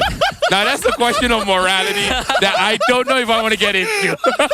Just answer the difficult questions. If you were a time travel, would you leave your daughter in the present? I mean, she grew up okay. Are you okay to? Sure. Are you okay to look smacks, but at the cost of child abandonment? Child abandonment from look smacks. I feel like Sasuke would be okay with that. And he's a pretty responsible father. He just has a lot of jobs to do. Alasan. According to Sunfrost, Alasan. Not enough allowance, apparently. Either ways, right now Team Rey, they are actually doing amazing here. ZK. Oh, Siska's in. Looks for error. I think error is straight up dead. Of course, the AOG does hit Martizi and he disappears without using the black shoes, but still Turtle going over to the side of Just Gar. Team Rey working with 3.1k goalie and Siska continues to go in. Ivan can easily re-engage and Just Gar back into it. Zeno looking to get out of it with the Crimson Gleam, but still not enough. Ivan finds the follow-up and Team Rey continues to get the gas going. Gideon, I'm pretty sure this is what Go just wanted to do, but Siska, again, as a member of perhaps Sisgar Incorporated, that's how you play Phoveus. Oh yeah. That's what happened. Siska escaped his pocket yesterday? Last week? Last week. Oh. Yep. It's doing well. It's doing very well, as a matter of fact. I don't know. It's really difficult when Team Rey has first position. I think that's the problem. I think that Vamos need to recognize that they need to be in the position first and then look, and not really look to counter-engage, but to kind of set the tone of it, right? Because it's a lot easier for Vamos to say, we don't want to take this fight compared to getting chased down by Team Rey after the fact. Right now for Team Vamos, the question is, you're down 1-6 by 4,000 gold. Now that's a lot. And in terms of their wave clear, it's not bad, but it's not the best. Is this game carryable by a Harif? And I feel like that's the question we're gonna see with the buff towards Starlium Scythe and Akko stepping up as a leader. Can he actually do it? I mean, there's a very good chance still. They have Leomore, they have Harif, that both skill incredibly well. What's the caveat is if Loliao gets some Sky Piercer stacks up, then it will be quite a problem because it will help Martizi and Jaskar basically chew through the health bar of Vamos' front line. And yeah. By the way, can I just say how incredible it is that Siska is Phoveus against an Alice, and it seems like he's winning the lane and winning the fights. He just takes initiative, right? Like he's just quicker on it. No, it's the laning phase. The laning phase was messed up a little bit by Zeno, right? He already got like a bit of a push when he should have been like looking to freeze as soon as possible. And once Siska got him into that rear naked chokehold, the lane was already done. Now it's just about zoning, right? Yep. Easy third turtle, 3-for-3 for Jaskar. Barbiel gets called in. Jaskar into the fray again. The push and pull pretty good. There is a Sky Piercer for Loliao, so they gotta be a bit careful. Klagun peeling for his teammate. And Vamos able to disengage fully. Siska back in though. Gets the pullback. Jaskar now. Trace plays and Loliao with the perfect follow-up to find that kill. Ivan trying to heal back out with a quick sudden guard, and he is holding Vamos in place. And Team Rey with what a clean execution there in that team fight. Very clean execution. Unfortunately for Klagun, he's literally like 1 or 2 stacks away from picking up any of the vital members. It's just that they're hyper mobile getting in and out of these fights. And Jaskar, he's basically untouched by the butterflies for the most part. Even Ivan getting away with quite a lot, not having to lose out on his flicker. I mean, right now, Siska is being a tank more than Ivan. And that's not taking anything away from Ivan. That just makes his job super easy, right? The brunt of the crowd control has already been absorbed by Siska. Once it's done, he just flickers out. And then afterwards, Ivan, even though he's a roamer, but Kali does a lot of damage. And he can do some substantial setup and absorb with the quicksand guard. So I like that they're juggling. And the follow-up from Martizi, Loli, as well as Jesgar is amazing. I don't know what kind of team bonding activity that they did, but the chemistry has been proven time and time again. It felt like a fluke the first time they get a good game, but this is definitely no longer a fluke. This is a constant. The Lilia is making it hard for the Harry to stay, in one area, and not to mention with Ivan just sitting on top of Natco. See, that's the thing. Every single time they get into these fights, Team Rey is there first, right? They're holding the priority areas. They're controlling the space much better than Vamos. So right now, Vamos, one thing that they need more than anything else, they need a tempo breaker. They need a way to kind of reset this.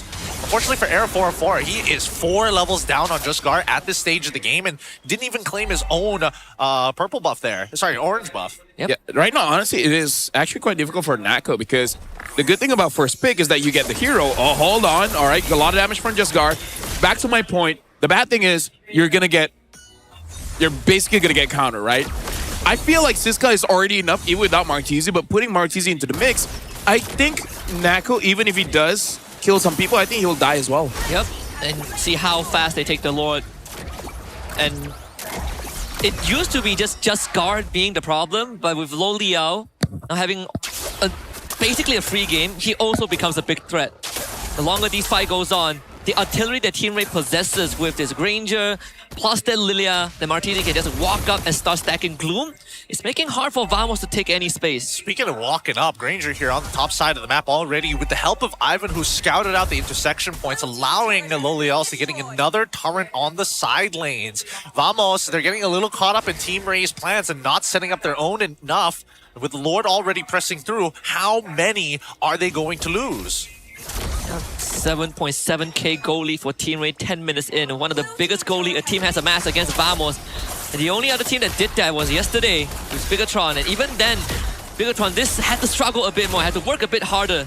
But so far, it feels effortless for Team Rey. I like the discipline here because Team Rey, they understand they have a lot of poke with the Granger and they never overextend. Right now, Siska as well as Ivan, they're just there as threats. In case you guys want to fight, we are ready. But let us remind you, you guys don't want this. You don't want the smoke. Just got the BOD.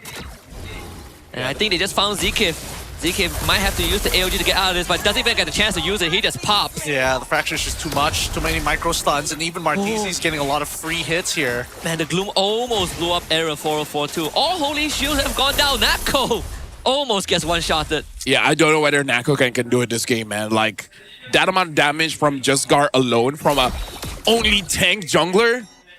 My goodness, man. This is amazing growth. 10k ahead. And this should be what seals the deal, if not what puts Team Rey in a position that is near impossible to lose.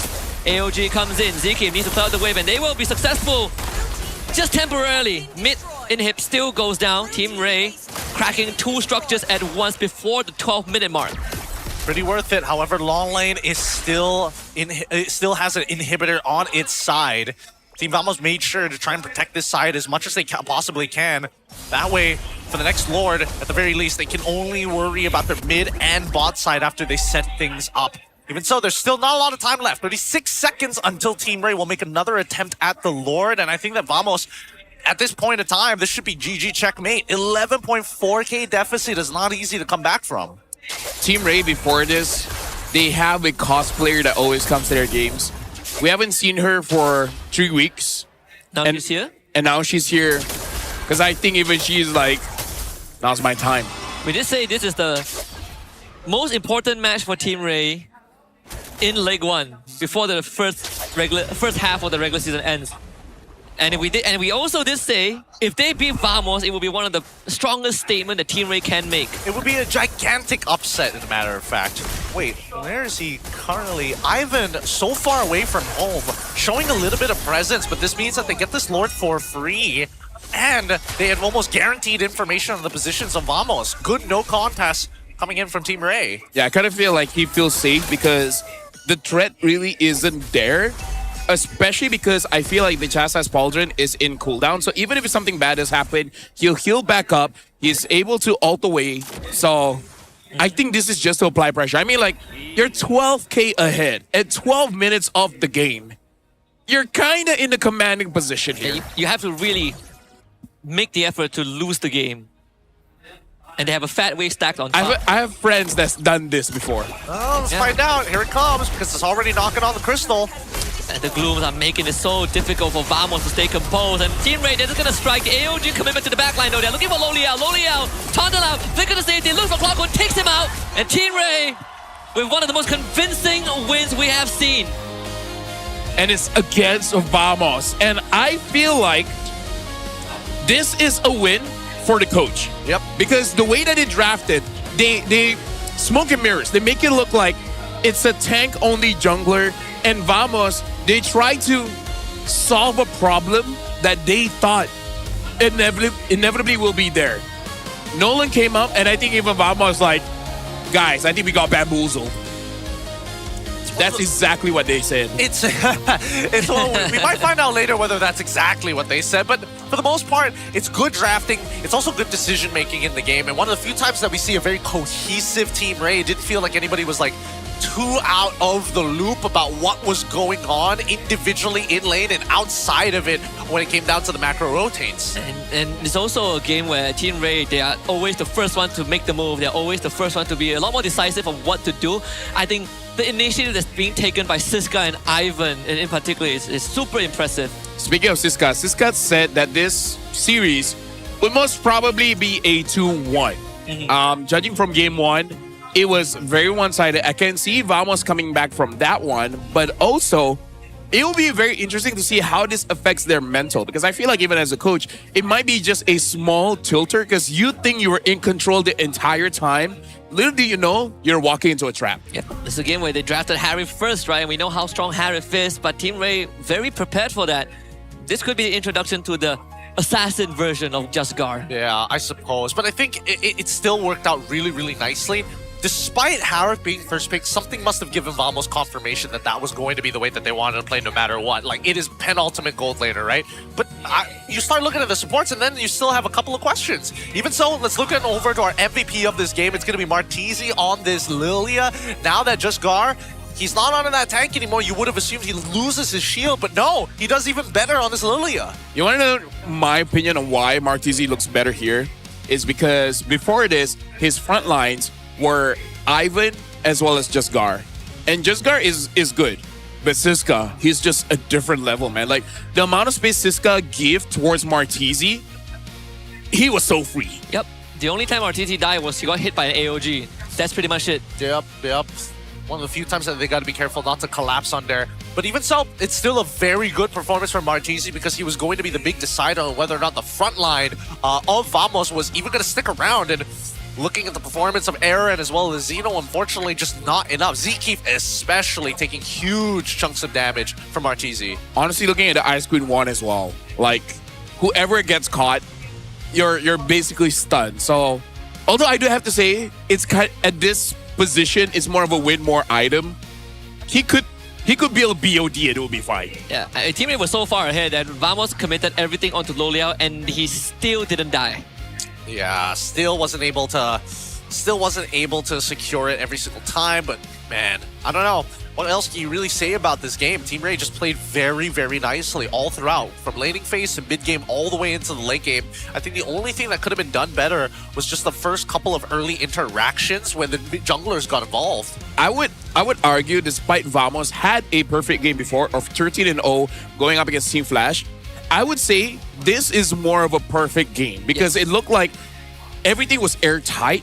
There was no real misposition from Team Rey, no misitemizations, nothing, right? When it comes to Vamos, it looked like Flash was throwing. Here, it's just that we know what we're going to do and there's nothing you can do to stop us. And what Team Rey did in this game 1 was sort of what Vamos likes to do, right? We win the early game, we take the first hurdle, we win a skirmish, and then we just lock your jungle down for the rest of the game. Yes, yes. And because Nolan's so quickly getting in and out of the jungle, it's actually fast for him to quickly clean up at least one of your side camps, and they did it pretty persistently, right? Whether vertical jungling was only for just one camp or two camps, most of the time they got those two camps, which is why we saw such a huge 4-level gap between the junglers. So now it would be a test for Vamos here because you were surprised, right? But surprise me once. Who's to shame? Fool me once, shame on you. Fool me twice, shame on me. Surprise me once, tag you're it. Hotel Trivago. I'm stunned. I don't know what to say. How do I respond? You got to come up with a banger slogan as well. No, to what you think. It's the only counterplay we got. Unlimited power match with limitless energy. Salcom DG. Yeah, take that. I feel like mine was a bit better. But yeah, the carry, man. Martizi being the MVP for this one, it's really just because he's willing to die for the team. He was the only one. Everyone else, Siska frontline, not gonna happen. Ivan, he stand in front of the base, he didn't die. It's only Martizi. He's the real man. Only a real man dies and then responds. Yeah, because look at this, right? Even Martizi losing a majority of his life, he made sure that he was able to, be consistent with Gloom, which can be difficult to do prior to the glowing wand, but he had a lot of help from Siska as well as Justgar to find those moments. Yep, and it's virtually a free game for Loliao too. I think he was able to outlane Natko alone at one point, but once the lead starts spilling into the gold lane, Natko just has to abandon shit. There's nothing else that he could have done. I really like if we could just frame by frame look at the positioning of Team Rey players.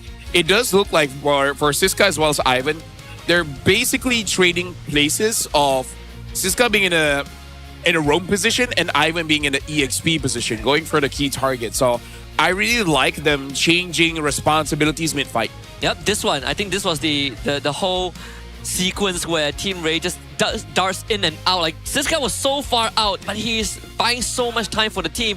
And I think if you are in Vamos' shoes, you would think that at least you'll get away with something. But Team Rey left no crumbs. Yeah, they really did it. I mean, it's just good usages of the flickers as well, which is something I was questioning, like whether or not it was actually worth holding on to flickers for some people rather than just leaning back into the purifies. But even so, everybody got some mega value out of their battle spells overall throughout the match. Yeah, overall, amazing match coming in from Team Rey. Perfect gameplay. But now Vamos has been on a win streak for a reason, right? They have a system. Even the quote before Nako said, the biggest improvement is their training. Something in training right now is clicking for the team. So now it's a test. Nako is the leader. As a leader, how do you rally back your team to go back against Team Rey? Because Team Rey right now looks flawless. But if you want to win, you got to find that one flaw. I think it's just decisions by neutral, because a lot of the times it's the extra 4 to 5 seconds that it takes for them to make the choice when they're looking for opportunities that we saw Martizi getting a lot of poke damage in. If they are going to play a similar composition again, being able to take care of Martizi is going to be only a partial part of the problem, but it's level 1 and level 2 as well, right? So this laning phase building up into that very first neutral game is one whole phase that we need to see Vamos truly put a lockdown on, because right now, even last week when we saw them, they were looking great. Unfortunately, against Team Rey, not so much. And unless they deal with the problems, I don't see how they're going to recover. Like Nako, yeah, sure, he's having a lot of space, but with compositions in a draft like that, how much more can he actually provide? I have another one as well to ask, but for now, check out Acecraft. The STG game you don't want to miss. Random skills, bullet deflection, and a retro cartoon art style that brings back childhood memories. It's basically what we talk about, a roguelike game, but with a plane that shoots random objects. Actually, it is kind of fun. I haven't played it for a while, but I will be checking that out. But now, for Husky, do you feel like because Zeno had a hard time is one reasons why Vamos doesn't look as clean? Because every other time his Uranus was free, unkillable. This time against Siska doesn't look good. I'm going to let you think about that for a while, because for now, I'm going to be throwing it over with Poji And I'm unsure who's he going to talk with, but just going to throw it over to Poji, so good luck to him. Terima kasih rakan-rakan caster saya. Anda kembali bersama saya Popo J. Jadi sekarang kita ada panggilan remix istimewa bersama dengan tetamu kita. Jom kita tengok siapa tetamu kita. Hai So. Hai. Halo. Apa khabar So? Baik-baik, sehat-sehat. Khabar. Okey So, soalan yang pertama lepas awak dah tengok pertemuan di antara Vamos dan juga Team Rey tadi. Benda tu macam yang awak jangkakan tak, ataupun awak tak expect langsung Team Rey boleh sebagus itu?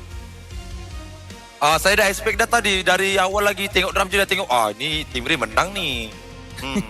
Team Rey menang.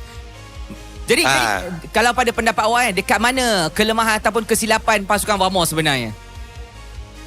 Pasukan Vamos, diorang tak ada hero yang boleh halang farming Nolan tu, Duk. Faham. Tapi penatlah, kita tak naklah sembang pasal game tadi. So, kalau boleh saya nak tanyalah Zokon, awak ni dah bermain daripada MPL Malaysia season yang pertama tau, bersama dengan Team Cyan, kemudian Asia Cyan kan. Kalau awak punya pasukan tu masih lagi bersaing dan juga bertanding dekat MPL sekarang kan, awak rasa sejauh mana kekuatan pasukan awak dekat MPL ni? Oi, aku rasa lah kan. Aku rasa macam boleh-boleh duk tim ni. Boleh-boleh sebenarnya. Dulu sebab tak ada coach je. Tak ada analisis, tak ada data kan. Kalau sekarang kan lengkap semuanya. Jadi aku rasa boleh duk, betul. Boleh. Boleh Kalau boleh lah. Kalau untuk awak masuk dekat dalam mana-mana tim untuk bertanding dekat MPL kan, awak nak join tim mana? Aku rasa aku nak masuk tim mana yang best? Tim mana yang boleh pukul nama, Duk? Tim mana yang boleh pukul nama? Dia baca komen dulu. Tim mana yang boleh pukul nama Mana? Tim SRG lah, Duk. Senang menang. Auto famous. Senang. Betul. Okey, faham. Okey lah, baguslah jawapan. Maksudnya tahu-tahu macam dah memang kuat, barang jadilah tim jadi. Jadi bila kita cakap pasal ada tim yang dah memang jadi macam SRG dan sebagainya, tapi sekarang kita dah nak pergi ke penghujung leg 1 ataupun fasa yang pertama kan. Untuk tim-tim yang bertanding 8 pasukan tim ni kan yang dekat MPL, awak rasa tim mana lagi yang awak nak tengok performance mereka tu semakin macam boleh tunjuk lebih lagi? Tim mana yang awak expect diorang boleh show more? Aku rasa AC, Team Rey, Vamos dah memang solid kan. IG dengan RRQ. Vamos, Team Rey, RRQ, IG. Boleh tak kongsi kenapa 4 ni je yang ada? Dengan Team Rey. Okey, Team Rey. Okey, 5 ni je. Kenapa 5 ni yang jadi pilihan awak? Sebab dorang macam sama kuat lah. Sama-sama hebat lah. Okey, faham.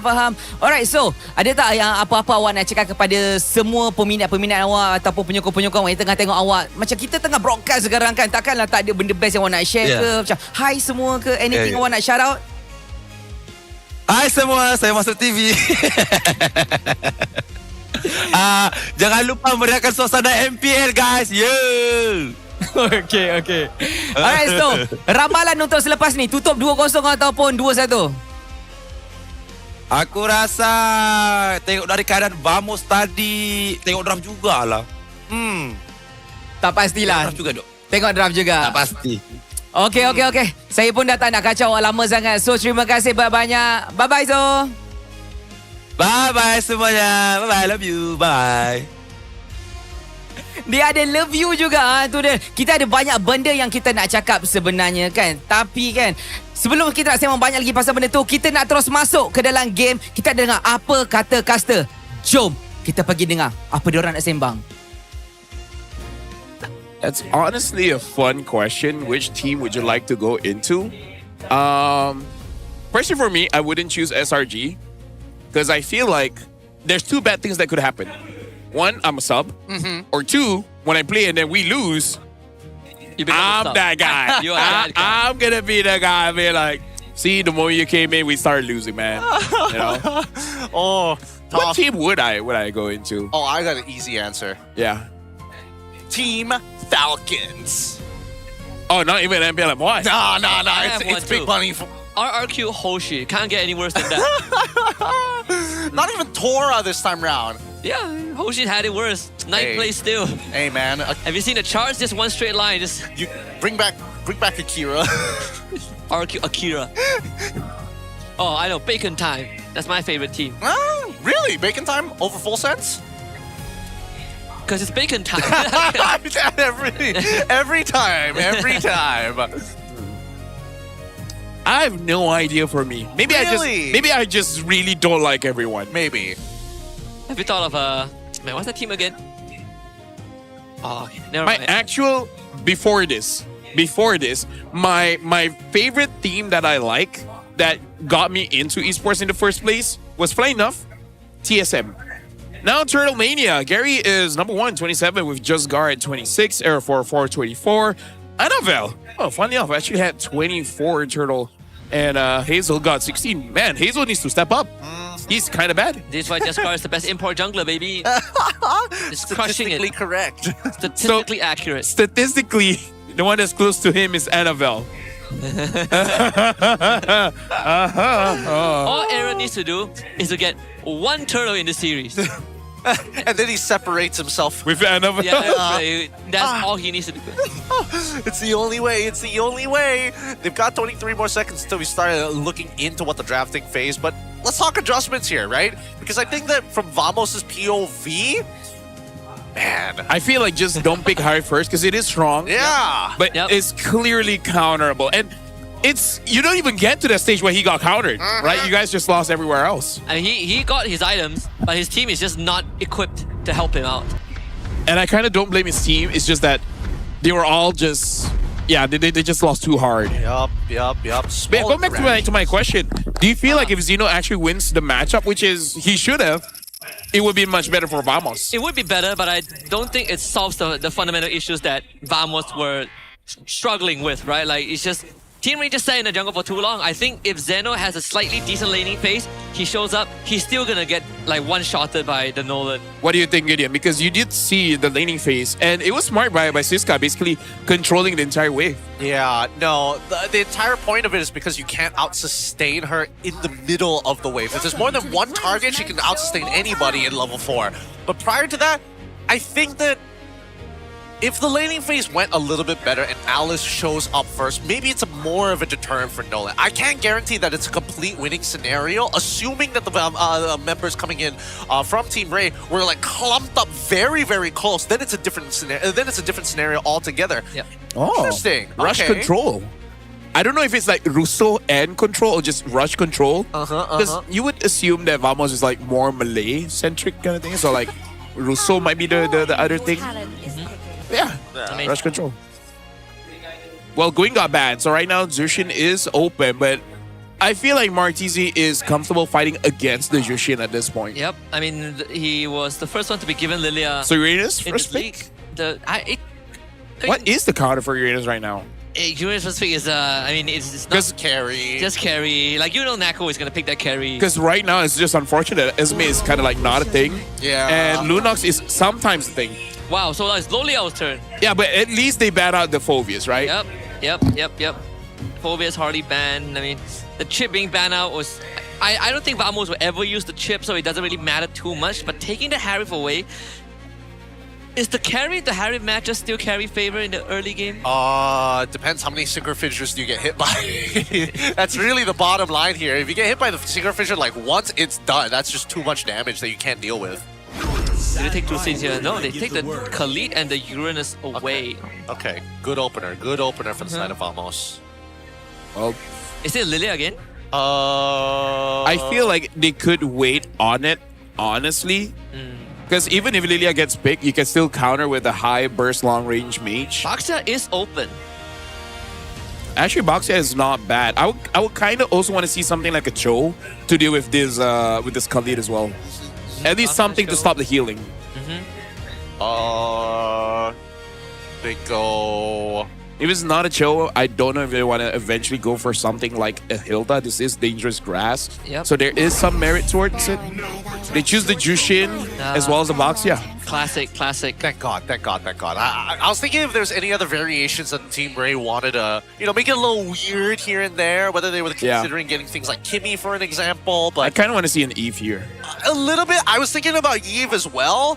But whether or not it's going to find that value is going to be a different... Actually, no. They've got some synergy already. Yeah, they got the Khalid, and then, it does decent against Zushin and Baxia. Yeah. I would even say better than decent. Yeah, but they could also consider banning... Wait a minute. They could consider banning out... Do they want to ban out something like a Sora? They do take the Lilith away. It's pretty good against what Team Rey has right now. I think it's fine no matter what. Even by himself against the Jushin, there's an opportunity to actually win out the trade after the first liftoff. I mean, Lila is good against the Hive as well. So opening from both teams are actually very strong, very solid. So now I feel like transitioning, especially for Vamos here, because you're basically going to get 3 heroes at least, right? So I think what you want is to make sure that Siska doesn't have a hero that could give problems for Xeno. The question is, what's going to be the problems? I'm even thinking a possible Masha. There's no chips, but just because it's Siska, I think he somehow can make it work. Can somehow make it work? You might be right here. Yep, you might be right. I think there's also an argument that maybe he goes for something super lane dominant, whether it's Benedetta in the situation. Oh, yeah. Or like we saw in the previous game from Team Rey, banning out the Yuzong, right? Like if he doesn't want to interact with the Uranus at all, you can just proxy the wave and you just move. Yeah. Just move first. That's how BTRM used to do it to get those early first bloods. Honestly, unironically, the best idea is to force Siska on something like a Lapu. It is strong, but I think you're better off him with a Lapu than any other EXP that he's shown so far, or at least any that we've talked about so far. I think he can get away with a Sora. Yeah, I mean, he has good Sora games too. Yeah. I think Sora is okay. You give the conundrum of, do I take Purify or Flicker? Like either way, you get caught, you are still going to be in quite the pickle. Honestly, pretty good ban as well. I think this is the problem drafting against Team Rey. The silence are just too strong. It feels like their hero pool is already quite a headache to deal with. Now that Vamos discovers firsthand that Assassin Jungle is also not off the table. Yeah, and the thing is like compared to some teams here in MPL MY, where either the gold lane or the EXP is gonna be the problem. It's gonna be the hard carry. Here, Siska can hard carry, but he doesn't have to. Loliel can. Loliel can hard carry, but he also doesn't have to. You can kind of can too. Exactly. Martisi also honestly, Martisi can.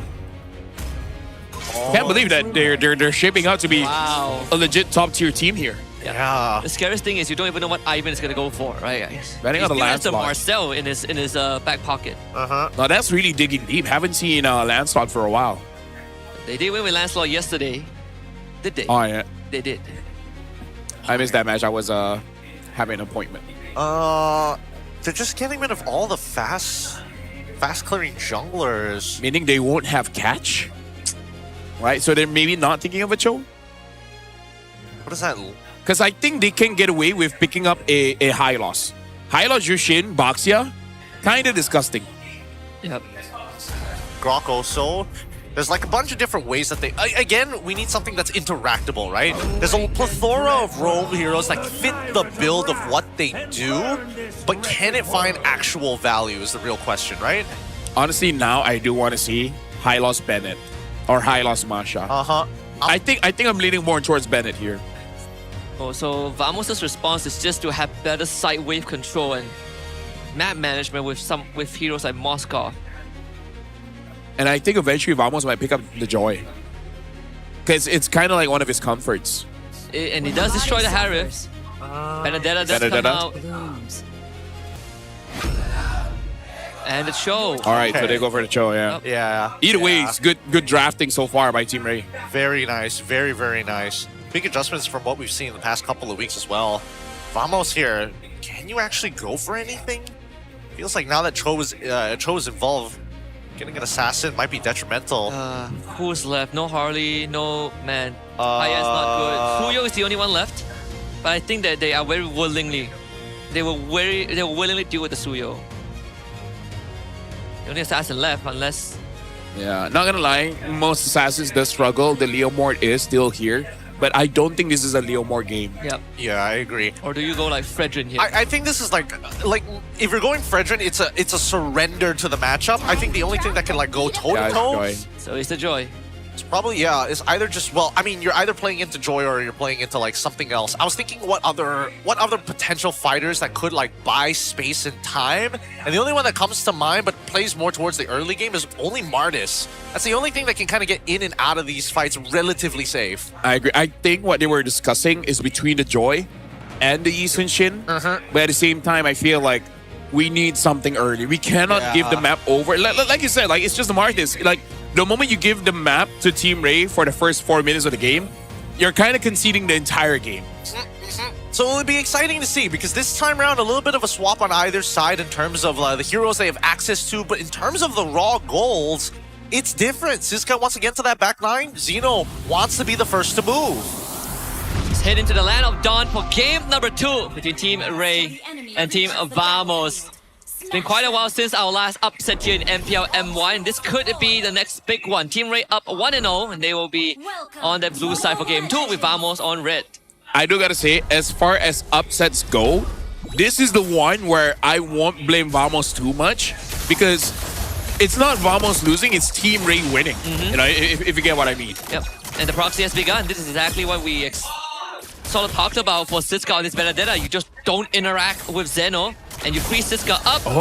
And the Petrify for the Purify. Siska is looking for first blood potential. Siska might actually do it. This is the last slash. Oh, that was so close, but they still get it anyways. Siska now finds his way out. Oh man, Siska wanted to outplay the Cyclone Eye so badly, but unfortunately by the time he got the Petrify off, even though Clockun was stunned, still created some distance thanks to the Cyclone Eye and the timing of his Purify. Really good reaction time from Clockun, if I'm being perfectly honest. And I gotta say, this is the reason why I'm not mad at it, right? It's not really misplays, it's just outplays over outplays. And Siska was in a position where I feel like even Martizi might be the one giving that call. Be like, there's nothing that this Lydia can do, right? She can't run away. She's using Purify. So they just go for the attack and kind of succeeded. Didn't get Clockwood, but got Zeke. Either way, it's a big win for Team Rey. Yep. And now they're able to more confidently walk up here with their level advantage to get this first initial push. I'm surprised that they let them walk out of the lane without taxing them that hard. I would have imagined that at least Zhu Xin is going to put some hurt onto Zeke. Arrow 4 did get the XP crab, so the one thing that Vamos can bank on is Arrow 4 being ahead in terms of experience. But you can say the same for mid lane as well. Martizi is ahead of Clockun in terms of experience as well. He will be the first one to hit level 4. Yeah, and I feel like this is a trade that Team Rey are comfortable with because, you know, they don't mind just Garb being behind because everyone else can carry. But Martizi is off position. Careful. Still holding on to the ult. Just Garb better. Takes the turtle away. Clockun getting absolutely destroyed by Ivan, who now needs to escape. Ivan hits level 4. And here comes the beacon.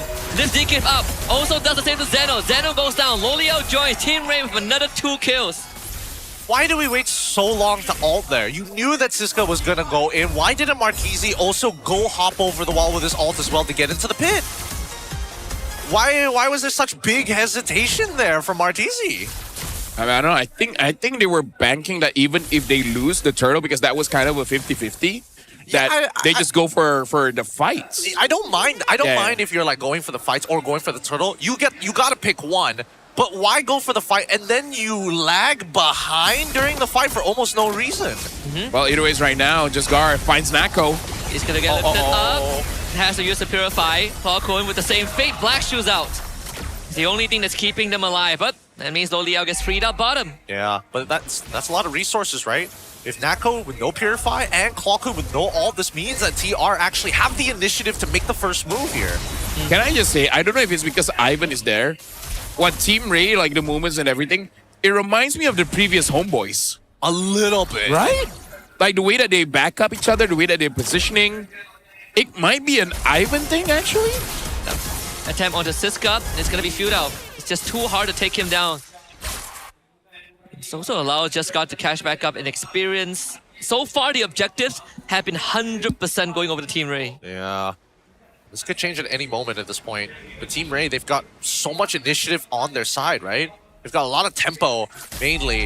And Arrow 404, at the very least, is going to be the level ahead from just Gar. Making sure that he maintains that level lead is pretty important to these neutral objectives. It could buy them bits of time if he shows presence. Oh, look at the Benedetta trying to get a flank. Found an exploration as well. Natko, this time, that's only at the SOD. Able to displace himself, but Lolia will claim it anyways. Ivan even escapes now. Jescar able to turn around. Lolia across the wall. And Arrow 4-4 able to hop, skip, jump away. Unfortunately, not the same for Zeno. Siska goes in with the final blow and disengages with the I-4 and 9. Nicely played by Siska. But now they've got no resources to actually play around this turtle for the time being. They find a catch. Not in the right direction, but Ivan will full on commit to force the flicker out. And I mean, Vamos, they are just forced to expend resources defensively. And again, so far, Gideon looks like a perfect game. 5 minutes in, 5 kills, all of the turtles for Team Rey. This is... I expect them to be good, not this good. This is real life. Yeah. This is real life. I'm not complaining about the game, I'm happy. Yep, they are playing like a team. And it's for real this time. Oh. Neko. Oh, receives some help from Zikib. Final blow, Radiant stance. Oh. The iframes, so good from this guy. The SOD connects Natko, gets the kill, but is it worth it though? And Martini's gonna come in, Natko will die. Oh, thanks. And now Zikib's gonna be taken back. A fight happens off screen as well. They found a kick on the Era. Era ends up going down, and Clawkun will have to slowly walk away from there. They'll honor him. Clawkun, Black Shoes, back into a spot where Martizi can stack the lander on top of him. The kick doesn't connect, and Vamos barely gets out. Yeah, Martizi focused on the wave. Focused on the wave. Should have walked up a little bit further to go catch Clawkun, but that's still resetting his Purify back onto cooldown, which is exactly what they need at the end of the day. They're going to have battle spells for the next upcoming battle, and Team Vamos, especially for Clawkun and Zikif, it might not come in time. 55 seconds until that neutral objective, so at least we know that Zikif will have his flicker up for the next turtle. And Siska this time has a Petrify. So there is space for a play, and I think Vamos are trying to turn their attention over to try and keep this Benedetta in check. But Team Rey, they have the same idea. Natko gets jumped on, Purify against. This guy comes in with the final blow, hits the Petrify on the Natko. This guy so great with the initiation. Black Shield's already out. This guy getting jumped up by Arrow 404, and they find a trade down bot. Can't get one back here, but at the very least, trading your EXP for a gold is always a good time. And Martizi now proxies the wave as they're about to crack open bot tier 1. Right now, in terms of what Team Vamos can really do, it's honestly Zikif is the only one that can really start a fight. Everyone else, it's just a lot of movements, but not a lot of stopping power. So I think that's part of the problem here for Team Rey. They're able to move around without getting punished. I think that's the biggest thing. The draft that Team Vamos has is not very punishing. It's about moving forward. It's not about stopping everyone. Ever got kicked. He made an attempt, but it's going to cost him his life. Ivan, though, does go down. SOD connects. The damage is there, but unfortunately, Team Rey are just too far ahead. Oh, man. Can we calculate Loliel's APM there for a moment? Like, my God, non-stop dashing, unlimited, does not even delay any time, doesn't miss a beat. Martizi gonna get jumped on by Ziki. He actually hits the minion instead. That's forced the Crimson Beacon out. So at least Vamos are able to get some responses out from Team Rey, but up to this point, Natko hasn't really been able to put on any side lane pressures because of the amount of coverage Team Rey has, and not to mention Siska doing a great job in just keeping these lanes in check. And I kind of feel like being 1-3-0 makes it so that it doesn't matter if you find Lolia or Siska, you're going to lose that 1v1. Yeah. And I feel like this is just Team Rey doing what Vamos wants to do, but better, right? Like we discussed this in the previous game where Gideon said that basically Team Rey is doing the Vamos. Win early, control the jungle, and then make them a non-factor. Well, everyone from Vamos is such a non-factor, even Era's heart rate has gone down. It's only 100. Pop was still flatline. Did get the buff, I think. Knock up, kick, Purify out from Zeno. Siska winning in the wings as well, so Vamos needs to be very careful. Once this mid-tier 1 goes down, Team Rey is going to have free reign. Yeah, that's exactly what they want here, because they are currently at their peak strength for a lot of their early game heroes. Siska, this is the strongest he's ever going to be in this game. Same goes for Lolios, but at least Lolios can scale with a Holy Crystal. Siska doesn't have that benefit. Yeah, Zeno is taking so much damage and he has no Purify, so he's gonna go down instantly. Sky Pierce the stack for Martizi. Zikib comes in, jumps on the Martizi, but they just don't have enough. Nako getting stunned on Loliao. He's already in the back. Arrow 4-4 comes in, but unfortunately there's not enough damage. Ivan re-engages, gets the Jikundo knockup. Siska to the back, cuts them all down. They get the lift up again. Zikib is dead, and 4 down for Vamos. Woo!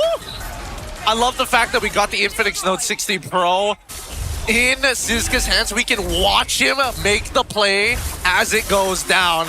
Very cool stuff. Very cool stuff here. Let's look at the instant replay one more time to break this down for you guys.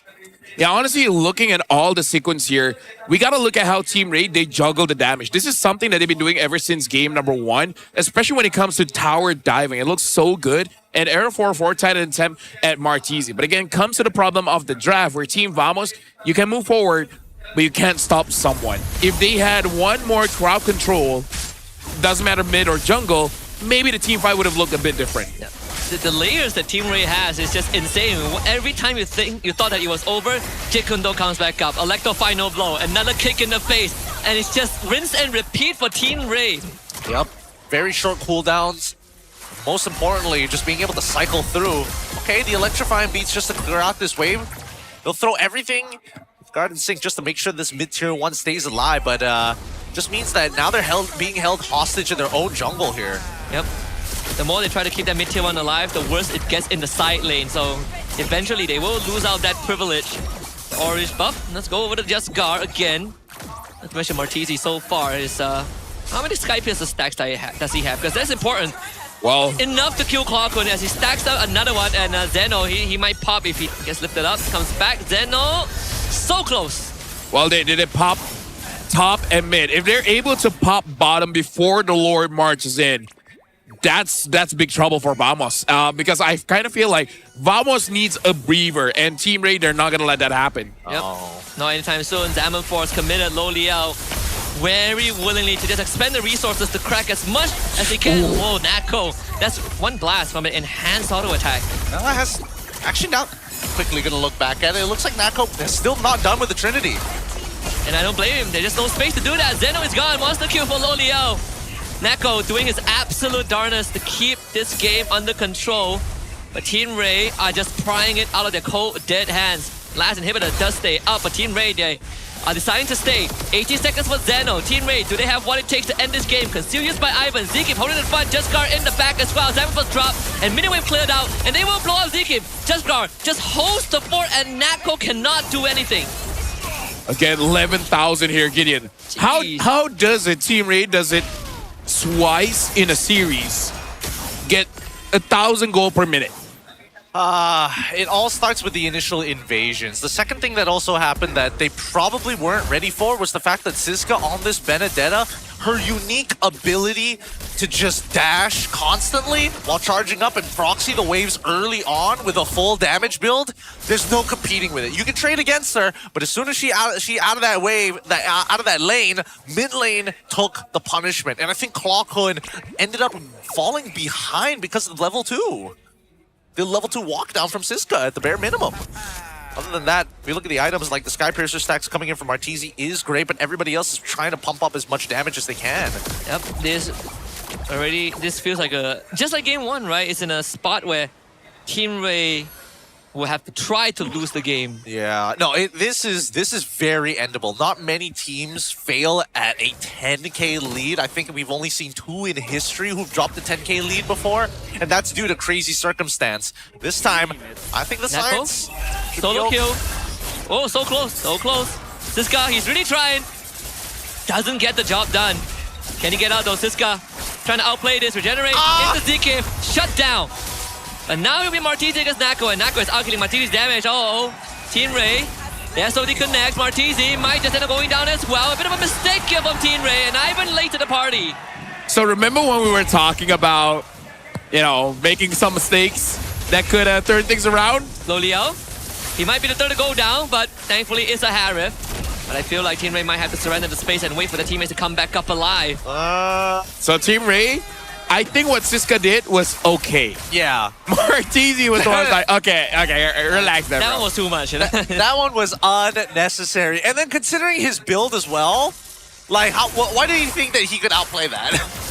Oh, he's going for tank Zushin. Interesting. Triple tank items, Yeah. 1 Sky Piercer, a glowing wand. Man, he was hopeful. And he lost his stack, so doesn't make it any better. But Nako and Clocko's damage is starting to ramp up. Look at that. Era 4-4 is back in the game. 132 BPM. That's when we know he's alive. He's real and alive and kicking. 100 BPM, he's too chill. Oh, man. As this game continues to progress here. Let's see. Vamos, they have 2k more until they hit the 42k threshold, and then the lead doesn't matter as much because they have the relevant damage. Team Rey will have the extra economy, but purely depends on the item swaps. Yep. This full damage banner is quite painful. They're going to go in and try and end the game right then and there, but the damage, an AoE from Vamos, is terrifying. Siska will have to back off as Lo Liao is the one that goes down, and another base defense by Vamos. You know what? This is comebackable. In fact, Team Rey, they might Vamos this. This might end up being a losable game, boys. They've lost like a majority of their win conditions in that fight, right? Marchese already dying once, so he lost half of his stacks. And now Lo Liao gives a fat shutdown over to Team Vamos. At this stage, Jaskar, he's not going to be able to scale as hard compared to Zeno overall, but he can beat him in that 1v1. I do have to say, I'm kind of with Lo Liao. I think he was surprised by, hold up, Joy did that much damage? Holy! Yeah, Joy does. Holy crystal. Holy crystal, man. Holy shielding. I think that people haven't just played against the Joy in a while. Especially if you get it on the beat, the extra damage in spell vamp is pretty nuts. Yeah. Thank goodness they've able to crack all inhibs, so that's going to be their lifeline for the rest of the game. From 10k now to 3. That's how big the swing is. And like you said, Gideon, at this point, most of the core items have already been built, so it's not that big of a deal. Now it's all about swapping. And with that being said, that's the biggest reason why this is comebackable, because now, unlike 10 minutes ago, Vamos does have damage. Yep. So, Team Rey, Vamos' biggest problem is they can't engage. So if Team Rey does it for them and they botched it, then you're kind of helping out Vamos solving a problem that they can't solve themselves. Yeah. Yep, and you can't one-shot Zeno anymore. That window has passed. Again, they can't hold the side lanes hostage and not do the Lord at all. So that is their biggest bargaining chip. Yep. Gotta play to your advantages, right? And the best part is as soon as Air 404 is discovered, they don't necessarily have to rush it as well. They can just walk away from it. Yep. Reset it, do it again, wait for the next wave. Let's do it. Siska. Not again, Siska. It's in such a weird spot. Barely escaped. They dropped the Zaman Force. That's OD actually missed us. That could be what gives Team Rey a chance in this fight. Reset the Lord. Disengage. Now Vamos holds possession. Jaskar is low. Vamos looking to end this. Jaskar is going to try to walk in with help of Viper. Can Jaskar do it? The Lord knock up is dead. Jaskar so close, but Jaskar is just good for it. They take out Clockwood. Nako's still alive. Aaron finds the kill. Siska gets the shutdown. Lo Liao needs to go big. You know what, Jaskar? You really redeem yourself here. Zeno, no place to go. Get taken down by Marchese. Is this going to be the end? Yep, this should be the end here. A game-changing retry.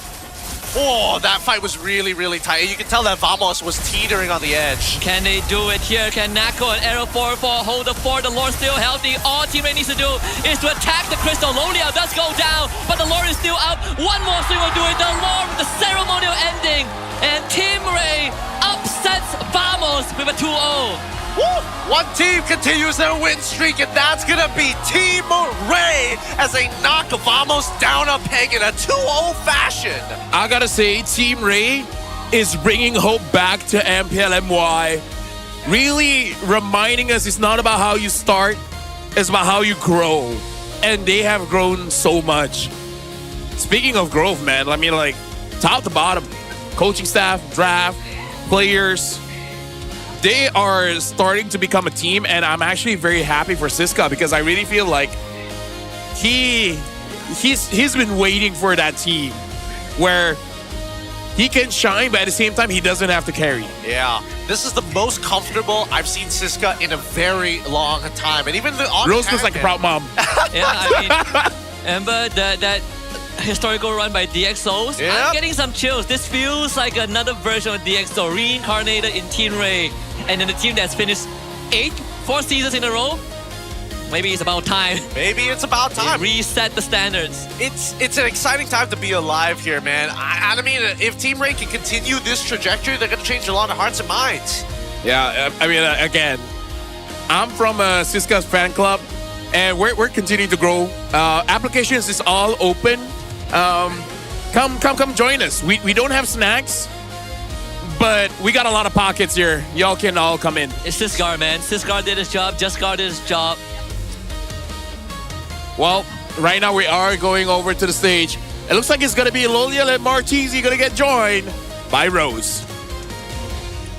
Kemenangan bersih untuk Team Rey. 2-0. Wow. And can I just say, itu adalah kemenangan yang sangat-sangat convincing. Because kalau kita tengok, and as much as we know, Vamos tengah win streak. So Loliel, apa perasaan dapat patahkan win streak Team Vamos? Perasaan tu sangat-sangat happy lah. Sebab kita dapat kekalkan win streak kita orang dan masukkan Zeno ke dalam poket Siska. Berjaya ya? Kenapa semua orang akan tolong EXP untuk Ton Ada apa dengan EXP laner suddenly? Sebab EXP kita orang masih muda kan. Jadi kita orang nak bagi dia pengalaman baru lah dalam MPL ini. So you guys yang akan tolong lah. Betul. Tolong tambah fire. Okay, Loliel. I just want to be honest, that game was really, really good and sangat-sangat clean daripada side Team Rey. Especially di game pertama pun, score pun macam 11-1 or something like that. Did you honestly masuk game hari ni dan expect untuk menang bersih macam ni? Ataupun you actually expected sangat-sangat close fight dan game sengit lah daripada Vamos? Sejujurnya kita orang tak expect apapun sebab kita orang just do our best untuk every matches yang kita orang main lah. Jadi bersyukur sangat dengan kemenangan hari ini. Okay. Now Loliel, ramai orang kata di musim ni, first of all, sebelum kita masuk, ramai orang kata AC adalah contender, betul? Lepas tu, masa tengah-tengah musim ni pun, ramai orang cakap prestasi Vamos kekalkan ni nampak macam boleh jadi the true contender. Tapi you guys just kalahkan contender. And esok pula you guys akan jumpa AC. So how prepared are you to take down another contender esok? Kita orang just prepared mentally lah. Kita orang akan kekalkan gameplay macam hari ini untuk pertandingan besok dan memenangkan game menentang AC. Very, very clean game today, guys. And of course, kita pun nak borak dengan Martizi. Rambut baru Mana ada rambut baru Ada buff ke hari ni? Tak ada pun, saya just saja je. Okay, Martizi, Rose nak tanya. Masa mula-mula musim ni, ramai orang kata Team Rey ni sebenarnya side lane esports. Tapi, untuk minggu lepas dan minggu ni, kita boleh nampak di mana trio mid tengah actually step up dan perform. Adakah Team Rey sudah selesaikan masalah di trio mid dan dah dapat chemistry dan konsistensi yang sangat-sangat bagus ataupun kurang lagi sebenarnya? Nak kata selesaikan masalah tu sebenarnya still ada. Tapi kita orang time by time kita orang try improve dan kita orang selalu bonding lah 3 orang tu. So sebab tu lah. Bonding macam mana? Tidur sekali, mandi sekali, makan sekali. Apalah dengan player-player MPL ni suka mandi sekali. Rose yang risau. Also, kita boleh nampak dari segi gameplay Martizi kan, banyak beza daripada minggu pertama di mana kedua-dua game hari ni you nampak sangat-sangat confident. You macam ke depan tapi tak terlalu ke depan sampai jadi tank. Apa jadi dan apa tukar dalam playstyle Martizi? Tukar sebenarnya tak tukar apa pun. Just coach SDL dengan coach Khalid kata kat saya, kalau saya buat mistake, saya kena push up 10 kali. So saya macam tak boleh. Patutlah 5-0 lebih macam tu. So memang takut punishment lah. Takut punishment. Tu je. Yep. Okay guys, kita dah tengok game yang sangat-sangat clean dan meyakinkan daripada Team Rey, tapi hanya seorang yang boleh menjadi MVP. Agak-agaknya siapa MVP dia? Alright guys, kita mari tengok MVP in 3, 2, 1. MVP jatuh kepada Ha, siapa? Jasgar! Alright. One of your trio mid Amar? One of your trio mid. Betul. Ros, ada beberapa soalan untuk Jasgar actually sebab nampak lain gameplay hari ni. Siap dengan assassin picknya. Ada buff. Oh, ada buff. Gar ada buff. Gar, ada buff ke? Tak ada. Sure. Okay, kalau tak ada buff, apa yang membuat Jasgar tiba-tiba pilih assassin hari ni? Sebab kalau kita tengok data MPL MY untuk musim ni, game tadi adalah the first assassin pick pada Jasgar. Kenapa tiba-tiba assassin? Karena lagi bagus saja sih untuk di pick assassin. Sebelumnya nggak main assassin bukan berarti nggak bisa. Oh, not that you tak tahu main, just tak dapat main. Tapi kenapa Loliel cakap, just tank Gar? Apa? Loliel cakap, tank aja Gar. Ada satu WhatsApp message. Dia tak percaya ke you punya assassin? Dia mau gua kasih enak early game-nya. Okay. Gar, Ros nak tahu. Kenapa Red Trigger hari ni padu sangat? Kenapa ya? Semua turtle dapat KS slot. Apa jadi dengan Red Trigger hari ni? Luck aja, luck. Lain macam punya luck. So, esok luck dah habis. Esok Maret balik. Semoga luck terus. Luck terus. Alright. Gar, is there anything yang Gar nak cakap dekat audience since Gar tengah press conference sekarang ni? Pegang dua mic. Audience, fan.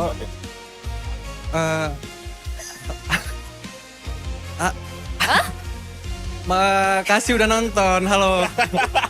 Ni bukan hater. Jangan hello. Ni fan. Terima kasih udah support. Alright boys, congratulations, amazing game. With that, mari let's show it back to our casters to analyze apa actually yang terjadi dalam perlawanan clean sweep ni menentang dengan Team Vamos. Gentlemen, this is why he's the GOAT. He addressed his haters first and then the fans. Yeah. He's like, greatest of all time, baby. thank you, hello. And it's like, not the haters. Thanks for watching. Truly a man with few words. He's just Gar. He's just Gar, man. That's him. That's all you're gonna get from him. That's the person, the individual. It's the same dude that's been winning. So I think like the past 4 series that they have won, he probably lost like 1-2 retry fights. Yup. He is that good. He's getting there. He's definitely building a lot of faith and a track record that people can get behind. And the way that they played today really shows that they're getting to an MPL level at the bare minimum. Yeah, I missed that because the producer was talking. But either ways, looking at the itemization, it got close at the end where we saw, full itemization by Vamos. Do you feel this is a significant enough change for Harif though? Because I feel like the damage is good, but I kind of feel like the damage has always been good. I feel like it's more of the continuous slow from the Zaman Force that I saw an impact. When it comes to the Starlium side, I'm unsure just yet. I think the Starlium side played a very big part, right? Because you compare the previous Starlium side, you can only proc it once every 5 seconds. This Starlium side that got reverted, you can do it 3 times, right? Like 3 times the rate, because only 1.5 seconds every proc. Yeah, correct. And it fits your Chrono Dash cooldown when you're in the Zaman Force. So super significant change. Very literally, and this is one of the bigger changes because it brings it closer to when it was called Calamity Reaper, right? And the first iteration of Starlium Scythe was actually a second, pretty much basically 1 second for it to change back up, like similar to Endless Battle. Either way, I personally feel like it's not significant until we see the Holy Crystal. Without the Holy Crystal, this entire build just does not work, right? He's got the damages, but he's got incredible ratios. That's when you see him get more and more powerful. However, he did have to go for the Divine Glaive, and I think he opted to take less power knowing how thick the lineup was on Vamos that his survivability became his #1 priority. Yeah, I kind of feel like because part of it is Siska. He's being full damage, but he's more of a distraction. He's more of a fly, right? So doesn't matter what, Loliel has to be the one to deal the damage. And I feel if push comes to shove, I think even Loliel is considering building the Wishing Lantern.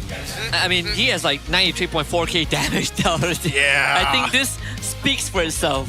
Yeah, it really does. It really does. And towards the final leg of his build, he even opted to go to make sure he has even more cooldown for, I don't know, a shorter synchro fissure, even though as soon as he pops his ult, he has a 0.5 second on his dash. Even so, you can't catch him. Yeah, you could not find him.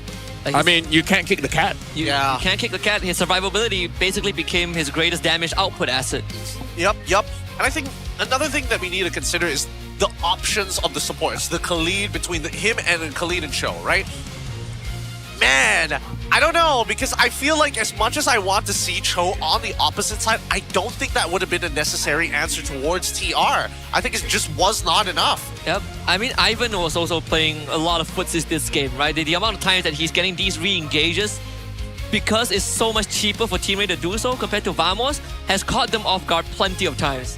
We can also look at the heat map here, where it does look like for the upper half of the map, it's kind of Siska's territory, which makes rotation for Just Guard quite easy, where he's just controlling river, the mid, as well as the bottom side of the map. It's still a lot of ground to cover, but at the same time, because you know that, honestly, the lanes on the sides are very much well taken care of, makes it so that the backup will always be there, because he's always in the river vicinity. This Batsia swam a lot. Yes, it swam a lot, and I think the more important thing is that when he found that first initial kill by that orange buff and figured out what the entire jungle path was, that's when he was allowed to do whatever he wants. Off of cooldown on his Reggie, he's stealing away 2 minor camps every single time. Yeah, because after the first blood, he went back to check if his golem was stolen. He saw that, and then the rest of the path is set out. And it was also the good work of Siska, right? We talk about the early proxy that enabled the first blood. And not only that, Siska's wave management was also on the next level. Yeah, this big engagement here made all the difference with Team Rey, because this lead never really stopped, right? And they shifted a lot of their attention down towards the bottom side, which was a great move from the side of Team Rey. They know for a fact that the only other win condition is Natco. Something that we don't get to see a lot, or we just don't mention a lot, is just tower juggling. And Game 1 and Game 2, Team Rey, different members have showed good trust in each other. Just Guard tanks it. Siska has tanked it before. Even Ivan, they've tanked it so that someone can make a play.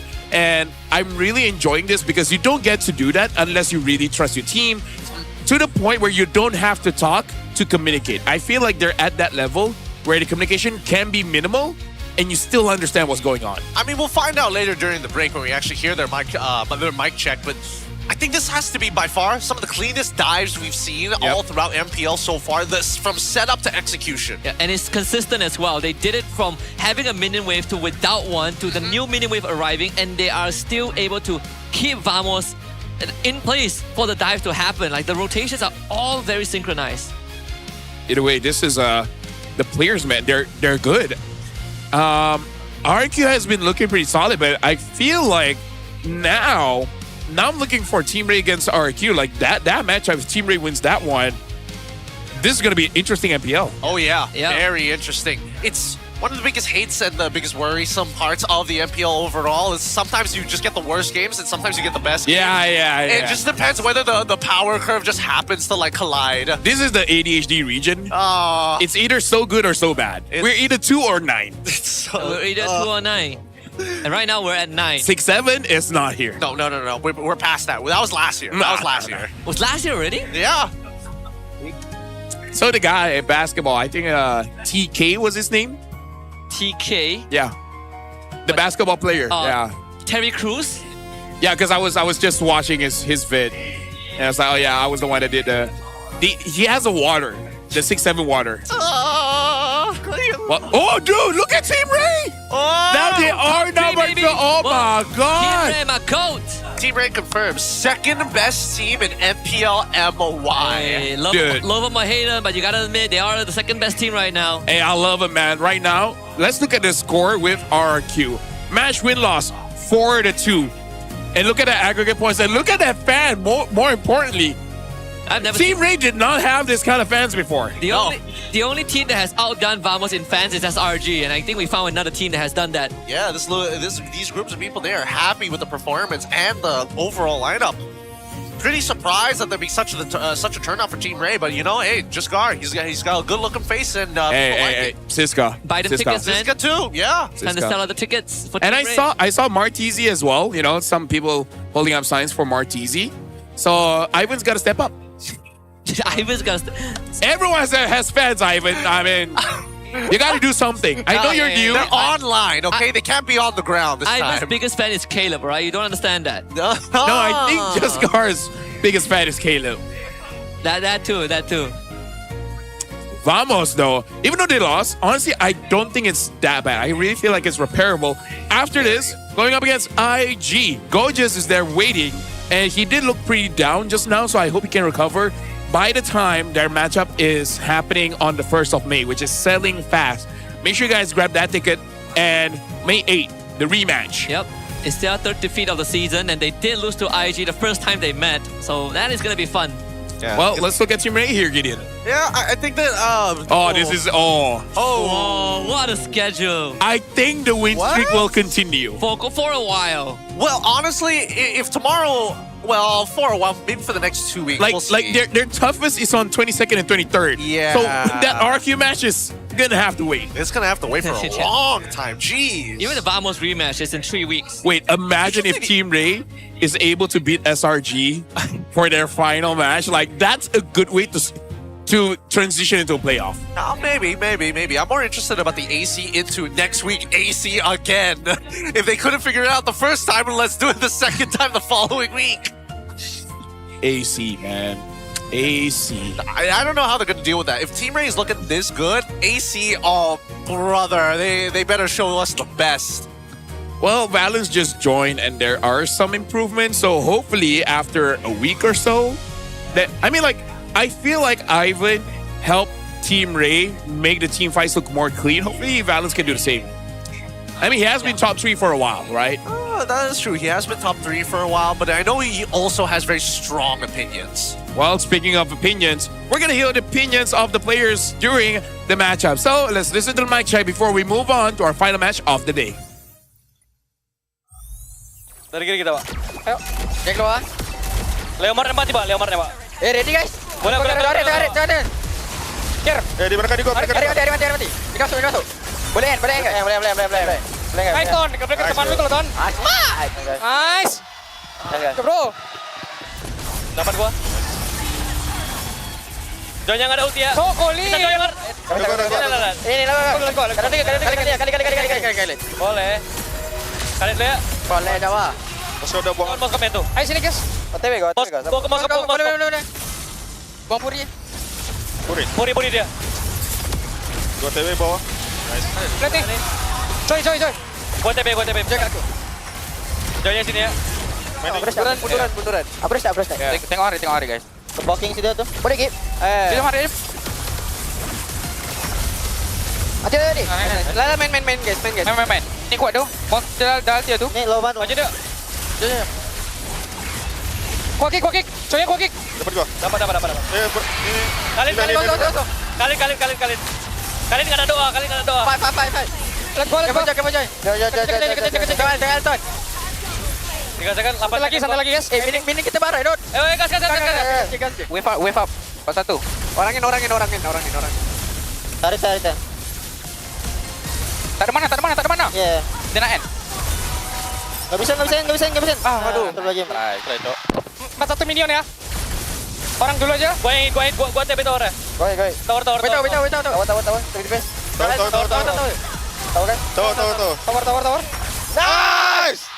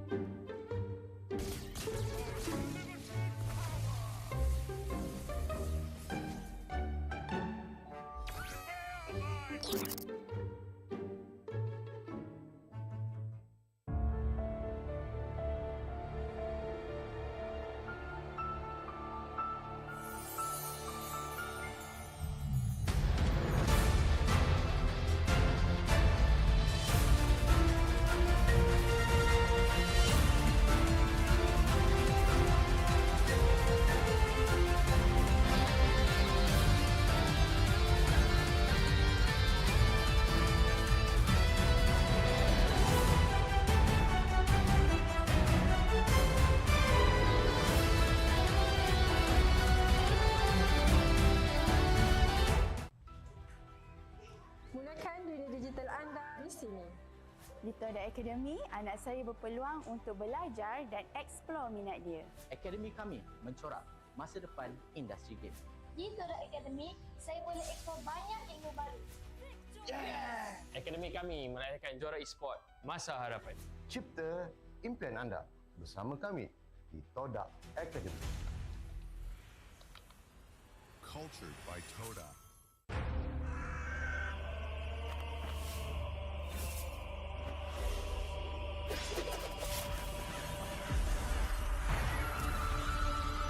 Amaterasu.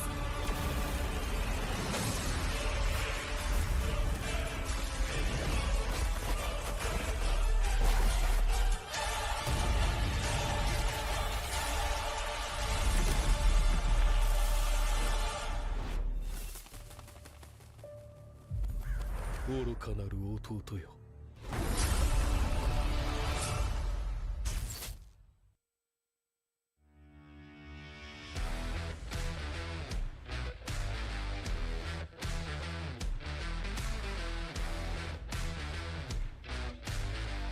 MPL Top MY dibawakan khas daripada Todak Gaming. Gimana ngelihat standings yang sesuai ekspektasi? Invictus Gaming, waktu diorang nak secure that second betul, diorang dah ready untuk main dengan 1-4. Cultured by Todak. みんな渦巻きナルトが帰ってきたぞ。飛来神の術。俺ってば父ちゃんを越す火影になる。愚かなる弟よ。子供騙しか。アマテラス。行くぜ。これが俺たちの力だってばよ。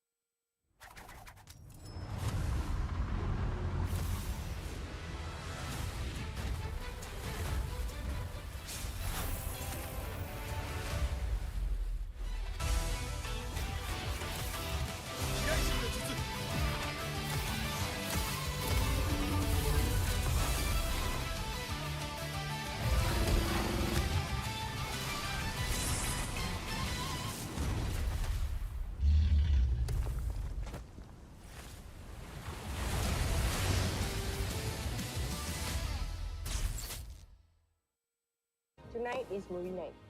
Cerita apa you suka? Contoh macam cerita makan-makan ke, macam dia ambil makanan ni kan? Tengok. Ada rasa pahit coklat. Ada rasa manis susu. Ada rasa pahit manis coklat campur susu. Roti dah nak siap. Sedap pula macam ni. Sedap bang. Inilah masanya. RM2 satu gelas. RM2? Kau dah tahu kau allergic dengan tapai tu, kenapa kau belasah lagi? Sedap, cute. Zon. Sabar, Zon. Aku pun lapar, Zon. Kami faham, Zon. Kami sahut sabaran segmen tu untuk menuju ke wawasan tu. Ayo, kawan. みんな渦巻きナルトが帰ってきたぞ。飛来神の術。俺ってば父ちゃんを越す火影になる。愚かなる弟よ。子供騙しか。アマテラス。行くぜ。これが俺たちの力だってばよ。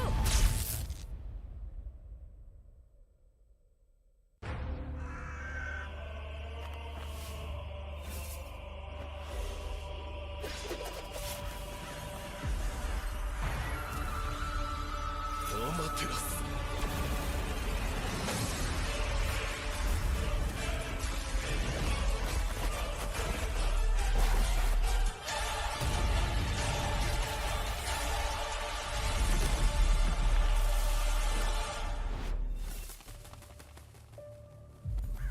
愚かなる弟よ。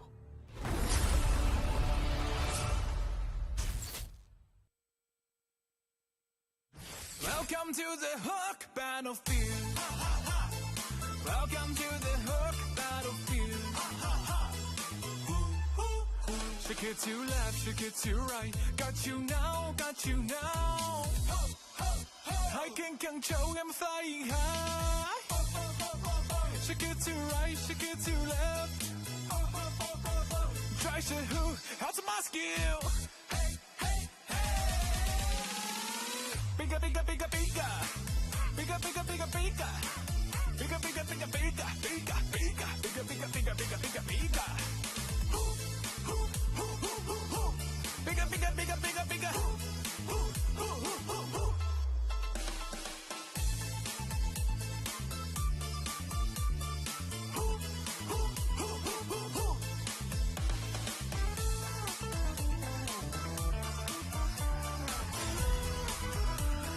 Welcome to the Hook Battlefield. Welcome to the Hook Battlefield.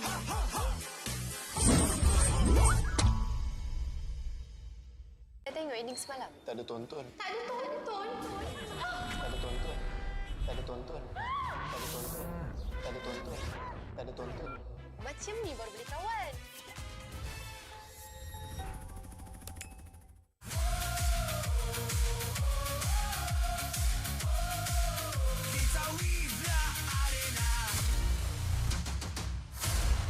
Sekeping je.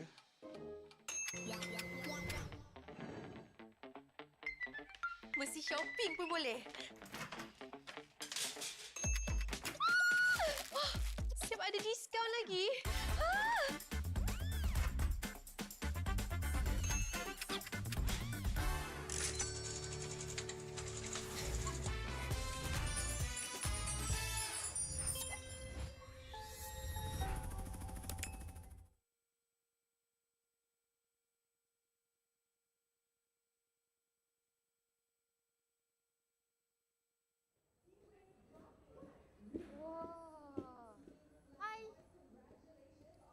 Sawak berkenalan. Weh, sabar, sabar. Sabar bang, sabar bang, sabar bang. Bang, sabar bang. Tahu excited jumpa saya bang. Salam semula. Salam, salam. Sini, sini, sini. Cuba sabar. Tahu nervous. Tak apa, tak apa. Saya bangun untuk awak. Good boy, good boy, good boy. Excited sangat ni. Excited sangat ni. Tiba baru lepas menang ke? Aduh, tak boleh cakap pula. Boleh lepas menang lah. Ke bawa kalah. Kalau kalah nah, boleh pakai tak kat tangan tu. Sebab dapat macam perlukan juga ni sebab kalah. Ui! Gatal kau! Gatal! Boleh buat apa lagi ni? Cakaplah, cakap. Nak menari? Oh, nak menari lah. Okey, okey. Tengok sikit menari. Boleh menari macam mana?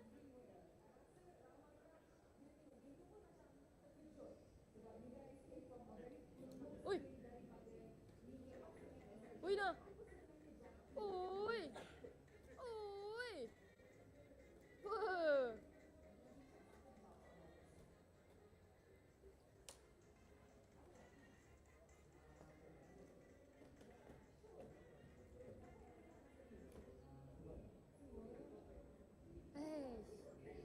Korang kalau nak tengok benda-benda best macam ni, jangan lupa untuk datang ke MPL MY di Quill City Mall. Bye!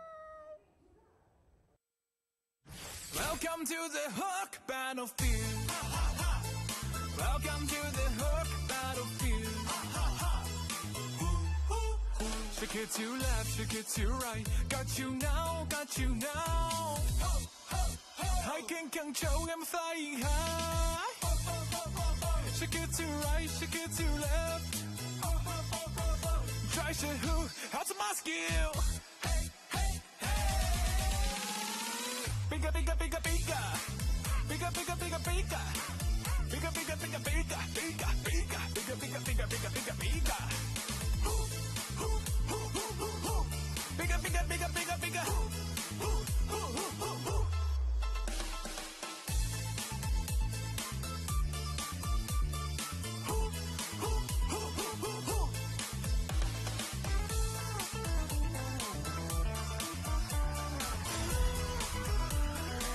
Welcome to the Hook battlefield. Welcome to the Hook battlefield.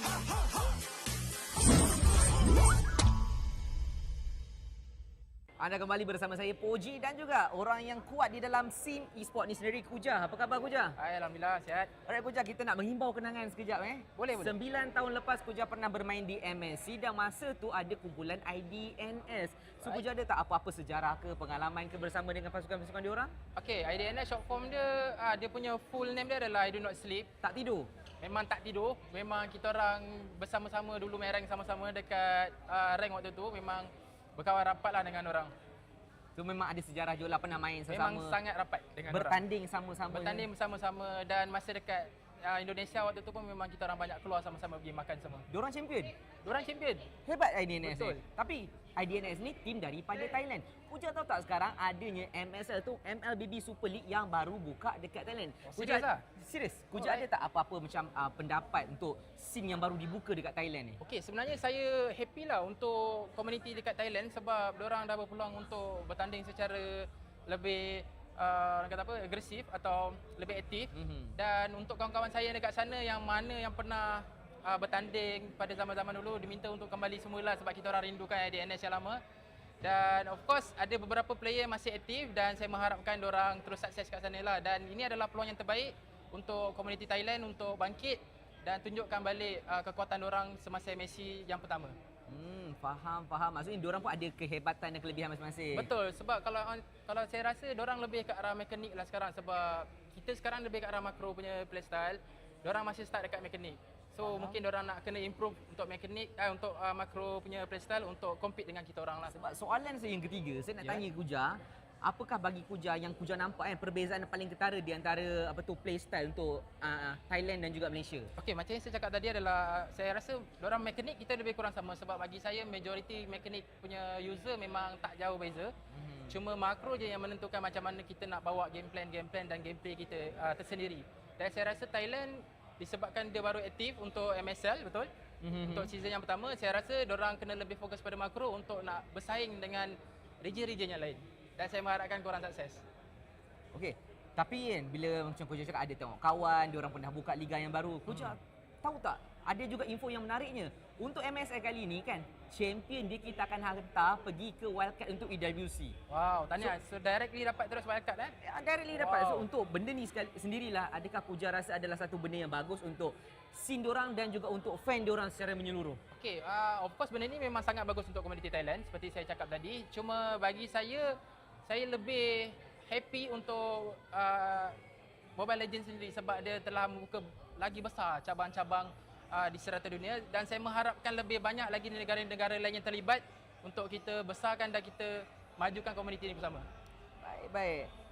Itu sahaja daripada saya. Anything nak shout out kepada kawan-kawan IDNS kalau diorang tengah tengok benda ni? Okey, untuk IDNS yang semua nama ZZ kat belakang, mungkin saya tak ingat sangat lah. Mungkin saya ingat cuma Amzi dan Frame TZ, saya tak ingat lah. Tapi memang kalau tengok muka saya memang kenal. Saya mengharapkan korang come back. Dan untuk komuniti Thailand, all the best. So sekarang you guys dah ada platform yang sangat-sangat baik untuk you guys tunjukkan bakat. Dan saya mengharapkan korang terus maju jaya ke hadapan. Dan jumpa di international. Good luck guys, all the best. Terima kasih Kuja. Itu sahaja daripada saya dan Kuja. Kita jumpa kejap lagi. Sawadee.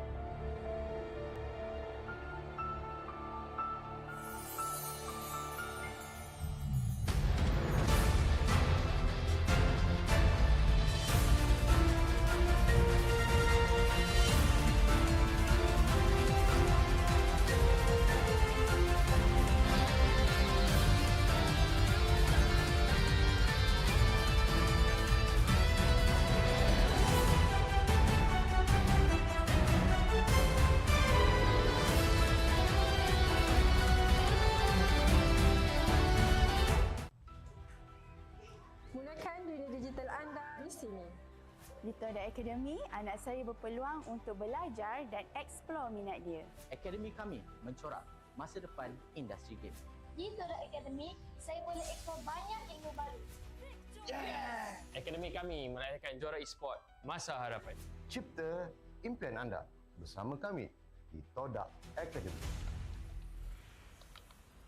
Cultured by Toda.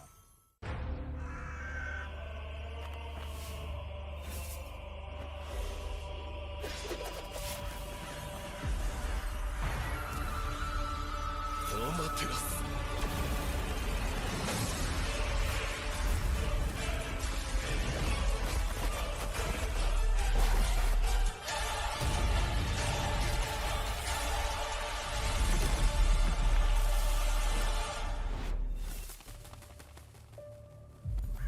Oro かなる弟よ。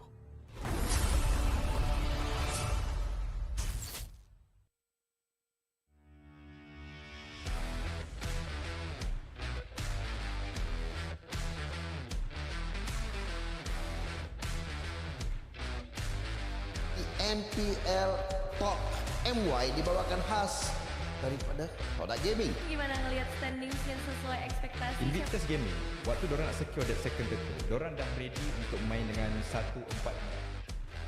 Cultured by Toda. みんな、渦巻きナルトが帰ってきたぞ。飛来神の術。俺ってば父ちゃんを越す火影になる。愚かなる弟。子供騙しか。アマテラス。行くぜ。これが俺たちの力だってばよ。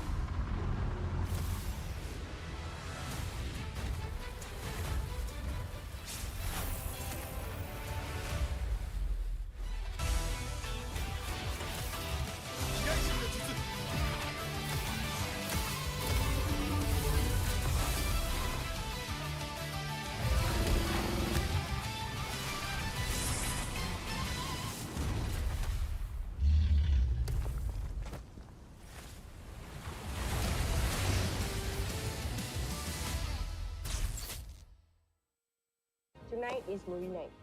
Cerita apa you suka? Contoh macam cerita makan-makan ke, macam dia ambil makanan ni kan? Tengok. Ada rasa pahit coklat. Ada rasa manis susu. Ada rasa pahit manis coklat campur susu. Roti dah nak siap. Sedap pula macam ni. Sedap bang. Inilah masanya. RM2 satu gelas. RM2? Kau dah tahu kau allergic dengan tapai tu, kenapa kau belasah lagi? Sedap, cute. Zon. Sabar je. Aku pun lapar, Zon. Kami faham, Zon. Kami sahut sabaran segmen tu untuk menuju ke wawasan tu. Ayo, kawan-kawan. みんな、渦巻きナルトが帰ってきたぞ。飛来神の術。俺ってば父ちゃんを越す火影になる。愚かなる弟。子供騙しか。アマテラス。行くぜ。これが俺たちの力だってばよ。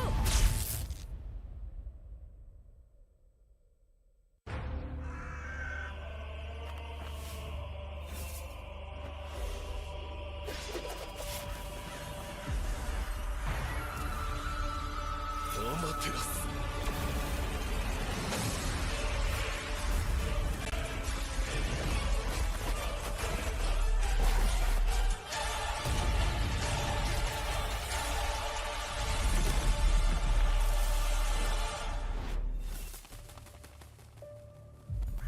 愚かなる弟よ。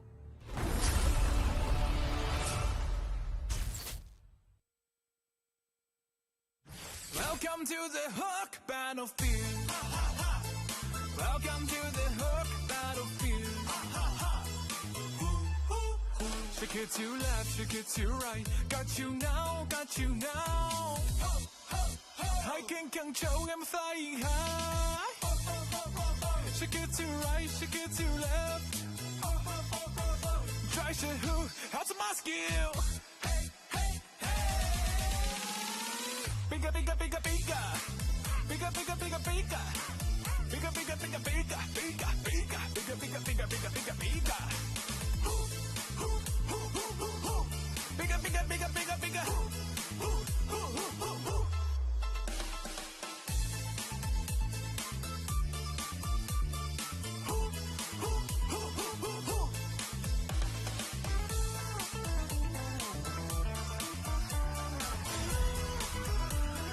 Welcome to the Hook Battlefield.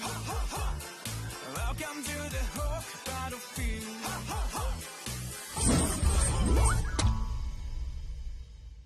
Saya tengok ending semalam. Tak ada tonton. Tak ada tonton. Tak ada tonton. Tak ada tonton. Tak ada tonton. Tak ada tonton. Tak ada tonton. Macam ni baru boleh kawan.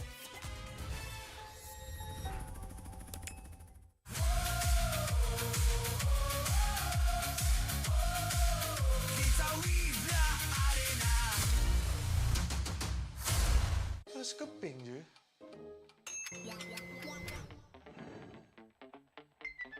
Mesti shopping pun boleh. Siap ada diskaun lagi.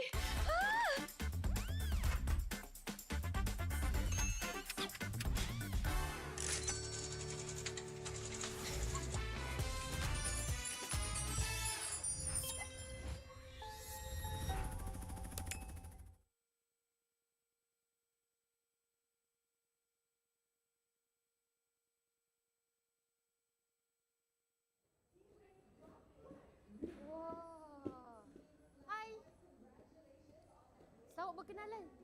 Weh, sabar, sabar. Sabar bang, sabar bang, sabar bang. Bang, sabar bang. Tahu excited jumpa saya bang. Salam semula. Salam, salam. Sini, sini, sini. Cuba sabar. Tahu nervous. Tak apa, tak apa. Saya bangun untuk awak. Good boy, good boy, good boy. Excited sangat ni. Excited sangat ni. Tiba baru lepas menang ke? Aduh, tak boleh cakap pula. Boleh lepas menang ah. Ke bawa kalah. Kalau kalah nah, boleh pakai tak kat tangan tu. Sebab nampak macam perlukan juga ni sebab kalah. Ui! Gatal kau! Gatal! Boleh buat apa lagi ni? Cakaplah, cakap. Nak menari? Oh, nak menari lah. Okey, okey. Tengok sikit menari. Boleh buat menari macam mana?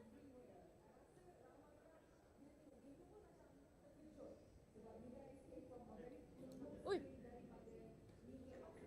Ui dah! Oi. Oi.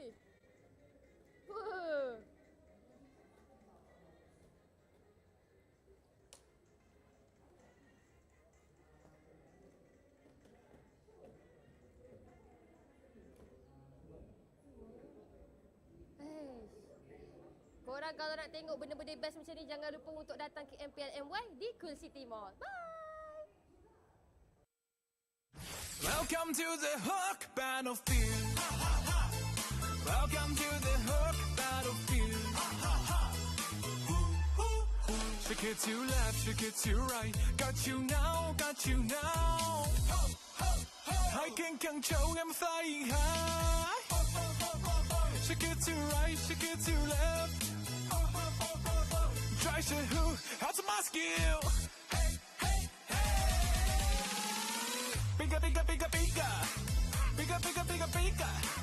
Bigger, bigger, bigger, bigger. Bigger, bigger, bigger, bigger, bigger, bigger, bigger, bigger. Bigger, bigger, bigger, bigger, bigger.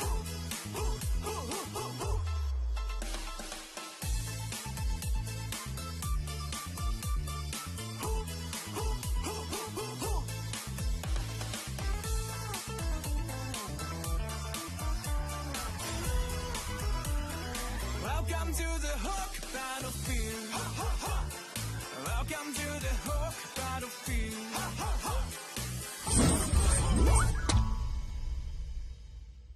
Anda kembali bersama saya Poji dan juga orang yang kuat di dalam scene e-sport ni sendiri, Kuja. Apa khabar Kuja? Alhamdulillah sihat. Alright Kuja, kita nak menghimbau kenangan sekejap Boleh. 9 tahun lepas Kuja pernah bermain di MSC dan masa tu ada kumpulan IDNS. So Kuja ada tak apa-apa sejarah ke, pengalaman ke bersama dengan pasukan-pasukan diorang? Okey, IDNS short form dia, dia punya full name dia adalah I Do Not Sleep. Tak tidur? Memang tak tidur. Memang kita orang bersama-sama dulu main rank sama-sama dekat rank waktu tu. Memang berkawan rapat lah dengan orang. So memang ada sejarah juga lah, pernah main sesama. Memang sangat rapat dengan bertanding orang. sama-sama. Bertanding bersama-sama dan masa dekat Indonesia waktu tu pun memang kita orang banyak keluar sama-sama pergi makan semua. Diorang champion? Diorang champion. Hebat IDNS. Betul. Tapi IDNS ni tim daripada Thailand. Kuja tahu tak sekarang adanya MSL tu, MLBB Super League yang baru buka dekat Thailand. Serius lah? Serius. Kuja ada tak apa-apa macam pendapat untuk scene yang baru dibuka dekat Thailand ni? Okey, sebenarnya saya happy lah untuk komuniti dekat Thailand sebab diorang dah berpeluang untuk bertanding secara lebih orang kata apa, agresif atau lebih aktif. Dan untuk kawan-kawan saya dekat sana yang mana yang pernah bertanding pada zaman-zaman dulu diminta untuk kembali semula sebab kita orang rindukan IDNS yang lama. Dan of course ada beberapa player masih aktif dan saya mengharapkan diorang terus sukses kat sana lah. Dan ini adalah peluang yang terbaik untuk komuniti Thailand untuk bangkit dan tunjukkan balik kekuatan diorang semasa MSC yang pertama. Faham. Maksudnya diorang pun ada kehebatan dan kelebihan masing-masing. Betul, sebab kalau saya rasa diorang lebih ke arah mekanik lah sekarang sebab kita sekarang lebih ke arah makro punya playstyle. Diorang masih start dekat mekanik. So mungkin diorang nak kena improve untuk mekanik untuk makro punya playstyle untuk compete dengan kita orang lah. Sebab soalan saya yang ketiga, saya nak tanya Kuja, apakah bagi Kuja yang Kuja nampak perbezaan yang paling ketara di antara playstyle untuk Thailand dan juga Malaysia? Okey, macam yang saya cakap tadi adalah saya rasa diorang mekanik kita lebih kurang sama sebab bagi saya majoriti mekanik punya user memang tak jauh beza. Cuma makro je yang menentukan macam mana kita nak bawa game plan dan gameplay kita tersendiri. Dan saya rasa Thailand disebabkan dia baru aktif untuk MSL, betul? Untuk season yang pertama, saya rasa diorang kena lebih fokus pada makro untuk nak bersaing dengan region-region yang lain. Dan saya mengharapkan korang sukses. Okey, tapi bila macam Kuja cakap ada tengok kawan, diorang pernah buka liga yang baru. Kuja tahu tak? Ada juga info yang menariknya. Untuk MSL kali ni kan, champion dia kita akan hantar pergi ke wildcard untuk EWC. Wow, tahniah. So directly dapat terus wildcard Directly dapat. So untuk benda ni sendirilah, adakah Kuja rasa adalah satu benda yang bagus untuk scene diorang dan juga untuk fan diorang secara menyeluruh? Okey, of course benda ni memang sangat bagus untuk komuniti Thailand seperti saya cakap tadi. Cuma bagi saya lebih happy untuk Mobile Legends sendiri sebab dia telah membuka lagi besar cabang-cabang di serata dunia dan saya mengharapkan lebih banyak lagi negara-negara lain yang terlibat untuk kita besarkan dan kita majukan komuniti ini bersama. Baik. Itu sahaja daripada saya. Anything nak shout out kepada kawan-kawan IDNS kalau diorang tengah tengok benda ni? Okey, untuk IDNS yang semua nama ZZ kat belakang, mungkin saya tak ingat sangat lah. Mungkin saya ingat cuma Amzi dan Frame TZ, saya tak ingat lah. Tapi memang kalau tengok muka saya memang kenal. Saya mengharapkan korang come back.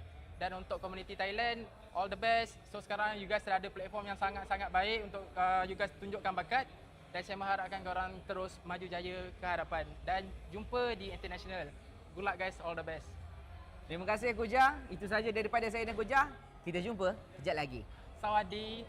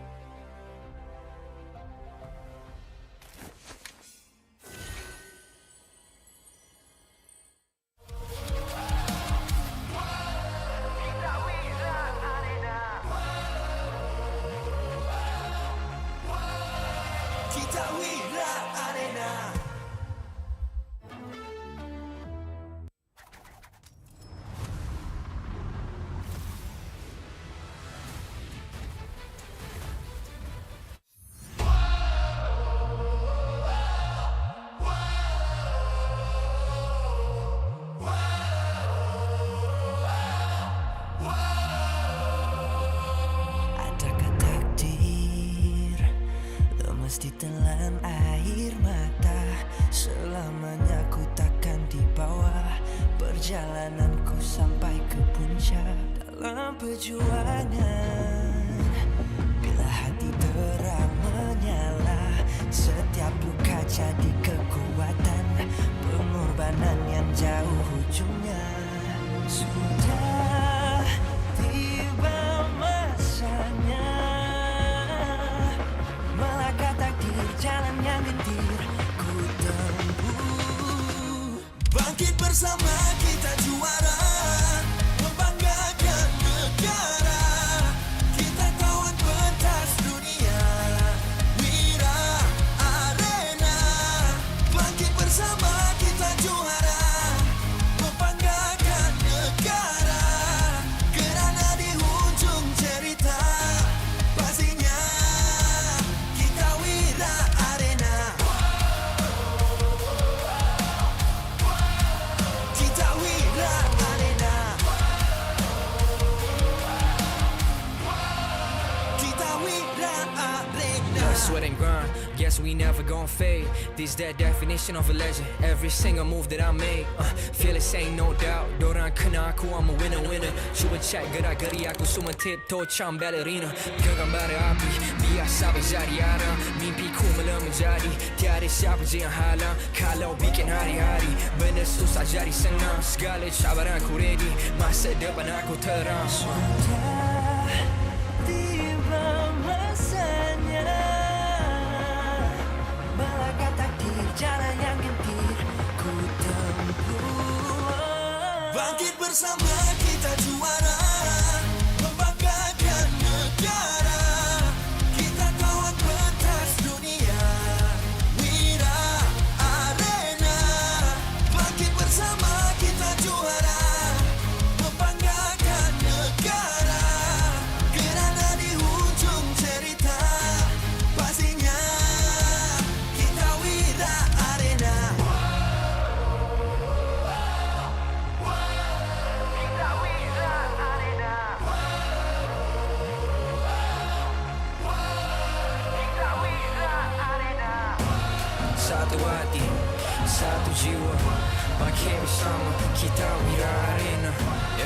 Dari bayang ke nyala api, nama kita terpahat di bumi. Bangkit bersama kita juara, membanggakan negara. Kita kawan pentas dunia, Wira Arena. Bangkit bersama kita juara, membanggakan negara. Kerana di hujung cerita pastinya kita Wira Arena. Kita Wira Arena.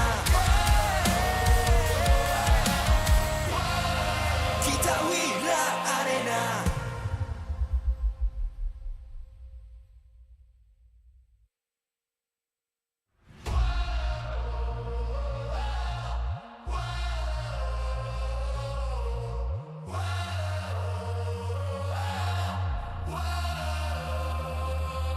Adakah takdir lemas ditelan air mata?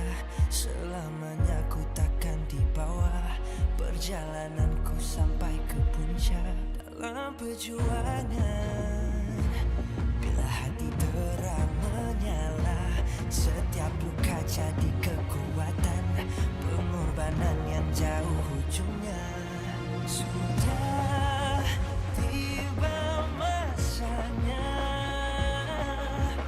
melangkah takdir, jalan yang gendir ku tempuh. Bangkit bersama kita juara, membanggakan negara. Kita kawan pentas dunia, Wira Arena. Bangkit bersama kita juara, membanggakan negara.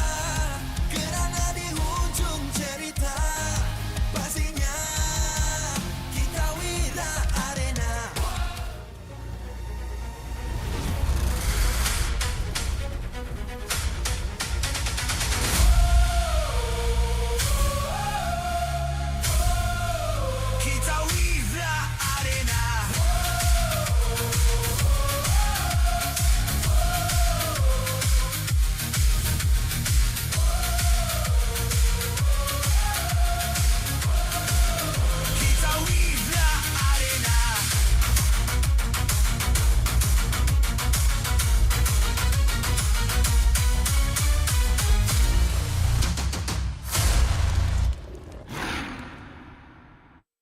MPL Malaysia Season 17 is powered by Pautan. Presented by Celcom DG. Power up now with Celcom DG Prepaid 5G. Climb to mythical immortal with unlimited 5G power, uncapped hyperspeed, and endless entertainment. Celcom DG Prepaid 5G. Limitless. Made for Gen Now. Infinix Note 60 Pro. It's note what you think. With Snapdragon 7S Gen 4 plus 3D Ice Core Vapor Chamber cooling, active matrix display, and 90-watt wired plus 30-watt wireless charge. Grab your Infinix Note 60 Pro. Available now at Infinix Official Store or TikTok Shop Infinix Malaysia. Official food delivery Grab. Definitely focused when full. When people is hungry, they lose focus. Then, they will have bad aim or bad performance during the game time. Hence, order from GrabFood to stay focused. Cultured by Todak. Todak Academy, a leader in digital creative education where potential becomes success. Powering the future with industry-driven STEM and TVET.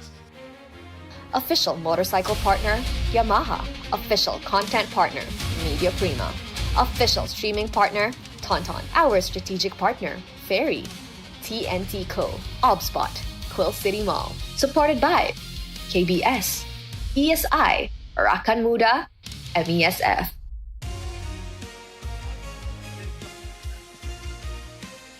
Oh wait, it's us. I thought it was Rose. Hey guys, you guys are here somewhere. I know you guys are here somewhere. Over the rainbow. Over the rainbow. Thank you very much, Husky. As you guys can see here, it is nighttime around 7:57 p.m. RRQ going up against Bigatron MY by Vitality in MPL MY Season 17 here in Quill City Mall, Selangor. Not Selangor, Kuala Lumpur. And the code is 12400. I mean, the 400, you should have started off with that. That would be a lot closer. All right. Well, welcome to the English broadcast. My name is Afel. Alongside me is Husky and Gideon. Not gonna lie, I really thought Russ was gonna open for this one. Man missed it. Man missed the bill. But we've got an exciting game, of course. Once again, RRQ Tora going to be playing up again.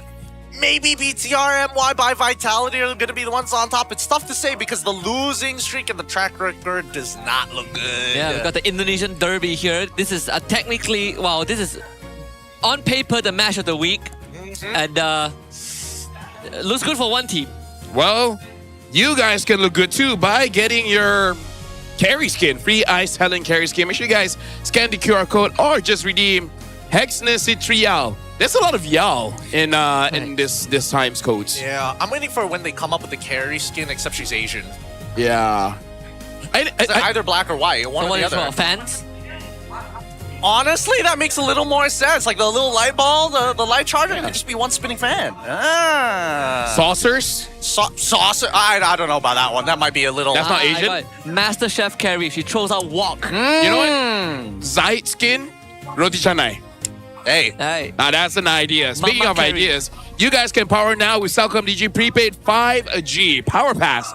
Go limitless with unlimited 5G power and uncapped hyperspeed. Now that's hyperspeed. That's not like very fast, not super speed. It's hyperspeed. Even better than iShow speed. Yep. He's doing pretty good in WWE as far as I've seen. For the time being, of course, but we also got to tell you about Mobile Legends Adventure, which is a relaxing idle RPG where you can collect 100 plus heroes. Not going to tell us exactly how many heroes because there's just so many. Level up with ease and enjoy idle rewards anytime. Build your strategy in auto battles, explore endless game modes, and fight players worldwide in global PvP. Download Mobile Legends Adventure and start your idle adventure today. You want to know why it's 100 plus? Because, there's like the different rarities, right? SSR, SSR plus, and but isn't blah, blah, blah. Aren't they like one? Yeah, but it's unfortunate. A lot of like the ML characters, they're not of the higher ranks. Oh. Yeah, basically, like Franco is just fodder. Irithel is fodder, except if you get the enhanced version. I kind of forgot what it's called. Yeah. You see Angela in that game. Yeah, Angela is actually supposed to be in the fodder kind of rarity. Yep. But she's actually like S tier. Enja's pretty good. Okay. Something to keep in mind, especially for those who want to get into the Mobile Legends adventure. But we got to talk about BTRM versus RRQ because, again, this is the decider. Only one of these teams are going to have, regain some momentum after their big losses. Yeah, I mean, we got to talk about BTRM. They win against Flash. And that's all. And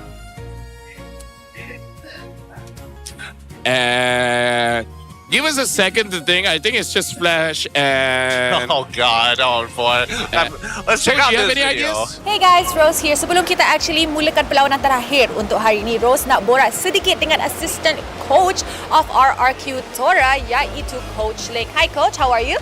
I'm good. Okay Coach, I have a few questions for you, and the first one being, before we even talk about this match now, let's talk about the matches that happened today. Because in Game 1, we got surprised when IG managed to steal a point from SRG. Even RRQ couldn't do that. And then for the second match, Team Rey actually swept VMS with a 2-0. Another surprise.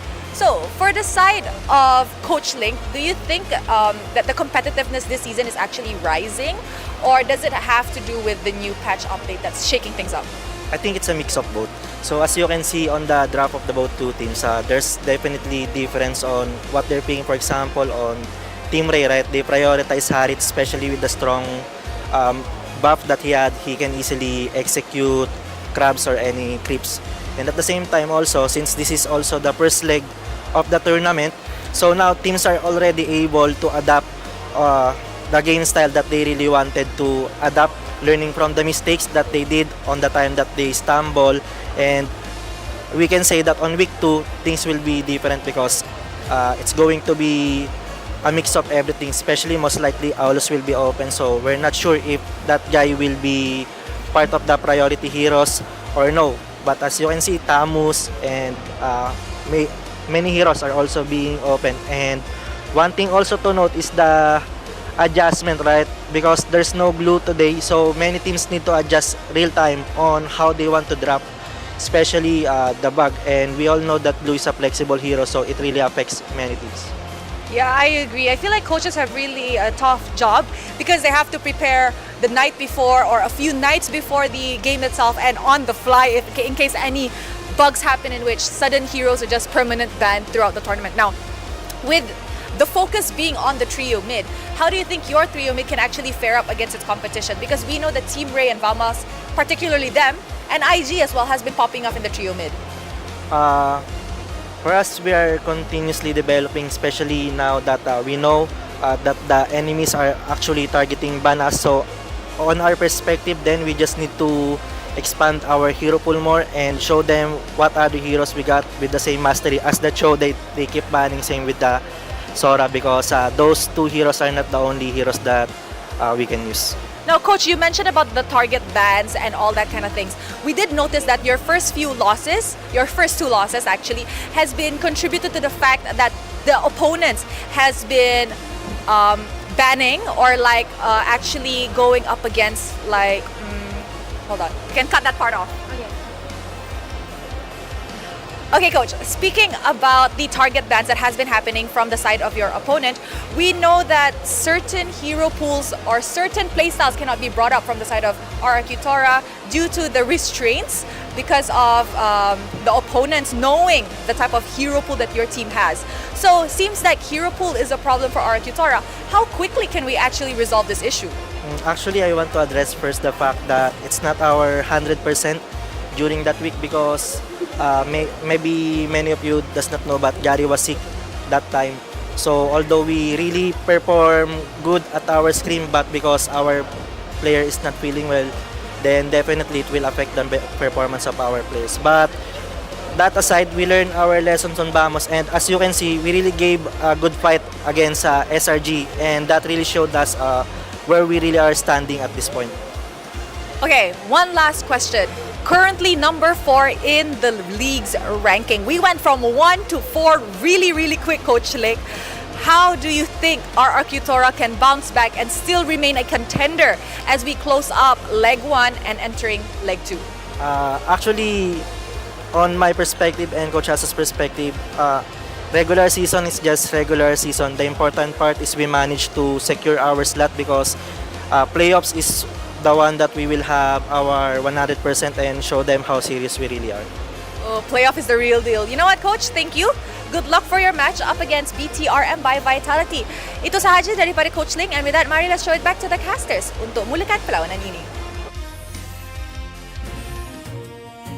Thank you very much, Rose, as well as Coach Link. And I do understand whatever they say. Like, it's just regular season, but it's the playoffs. But I don't know. I really feel like we still got to consider the placement. Like, I'm not entirely sure with the new format what placement number 1 is going at, number 2 is going at, blah, blah, blah, and all those kind of things. But I think even regular season, getting top 2 is going to be pretty important. And I really feel like for our Kitora, it's important for this matchup because we did hear that Gary was sick. And we actually didn't know, but we didn't bring it up. So I hope by this time, everyone is in relatively good health and then can get new momentum. For now, we do have something to talk about. Restoring momentum here. I think for BTR, if they win this one, that's going to be huge leaps and bounds of their confidence. But I don't know, something about BTR makes me feel like even if they do get the confidence, it won't sustain them for long. Well, I mean, if we're comparing them to RRQ Toro, who has shown that they can play a clean game, BTRM has failed to find a single series to really give us like a pillar of an example of what they should look like at their peak. Yeah, if you just take the sample size of the past 2 series, these teams have lost. RRQ Toro arguably had hardest games to play, right? Yep. BTRM, they played Vamos, but their series before Vamos was a relatively simple one. It's against Team Rey. But for RQ Tora, they lost to Vamos and then they gave a decent fight to SRG. And I think Coach Link also recognized that against Vamos, they definitely were taught some lessons, but they put up a good fight against SRG despite not being at 100%. And I think that itself should give them enough faith coming into the series. I guess something we can talk about as well is Coach Sasa. He is a marksman player, gold laner, and I really wonder if there's something a little bit extra that he can do with this new patch because we saw the big improvements of Ruff, right? Looking at online, everyone keeps talking about how Ruff was actually not that great at best B tier, but now he's really rising up as one of the best. But now we got to talk about Bigatron and Y by Vitality, and we're talking about gold laners. We got to talk about Chiku, guys. He's been doing good, but he can't be the only one doing good. Of course, and that's what makes this game so exciting, right? Because Chico, guys, has been, a big proprietor for this team and carrying them through the later stages of the game. It's whether or not they can survive the early to mid is a big question, because that's where a lot of their downfalls actually happen. And some bigger throws, of course, but naturally, I do want to see Chico guys face off in that 1v1v rough. Yeah, like yesterday, I think especially after yesterday's series, which is still fresh in a lot of people's mind, the flag has been diverted from Annabelle onto Smooth. So now there's some questions, right? Can Smooth still deliver the consistency up against a team like RQ Tora? And considering that he's supposed to be one of the more stable laners, it begs the question whether or not Dyron can break through him in the laning phase or whether or not they need a little bit of help from elsewhere, because that's not the only thing we have to talk about. We also got to talk about the roamer matchups here, because I think that Super Yoshi, alongside with Dyron, it was identified that a lot of their weaknesses comes down to the hero pool, and drafting just became a potential win condition for BTR. Yeah. I think the biggest challenge right now for BTRM is trying to tame Super Yoshi, right? Like, I think you put aside the series against Vamos, against SRG, both games in a row he was given healed up. That was on paper supposed to fall off, but Super Yoshi gave us one of the best healed up performances, even in situations where it felt like he shouldn't be that effective. With that being said, even Super Yoshi said that he has a bit of a hero pool problem, and SRG used that to their advantage. Even though he was good on the Hilda, it was a situation where there was nothing else, right? They banned out the Cho and then nothing, right? Yes. Now with the changes of Marcel, and his Marcel, I think it wasn't hitting the peak yet, but to be fair, no one has hit that just yet. I want to see, is that one of the focuses of RQ Tora, of making sure that Super Yoshi just has a little bit more to play with? Well, I think this game is going to be a very big tell, because the last time we saw that both Dyron's and Super Yoshi's picks were prioritized on red side, assuming that they get it, but we're just going to have to wait and see whether they've improved from that point. Well, you don't have to wait for that long, because right now we will be inviting both Bigatron and Y by Vitality as well as RQ Tora onto the stage to start the match.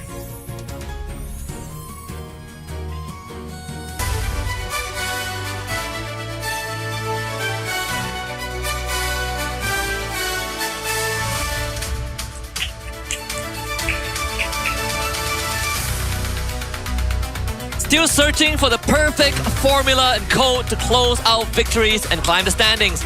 Their mid trio remains the key to their fight for survival.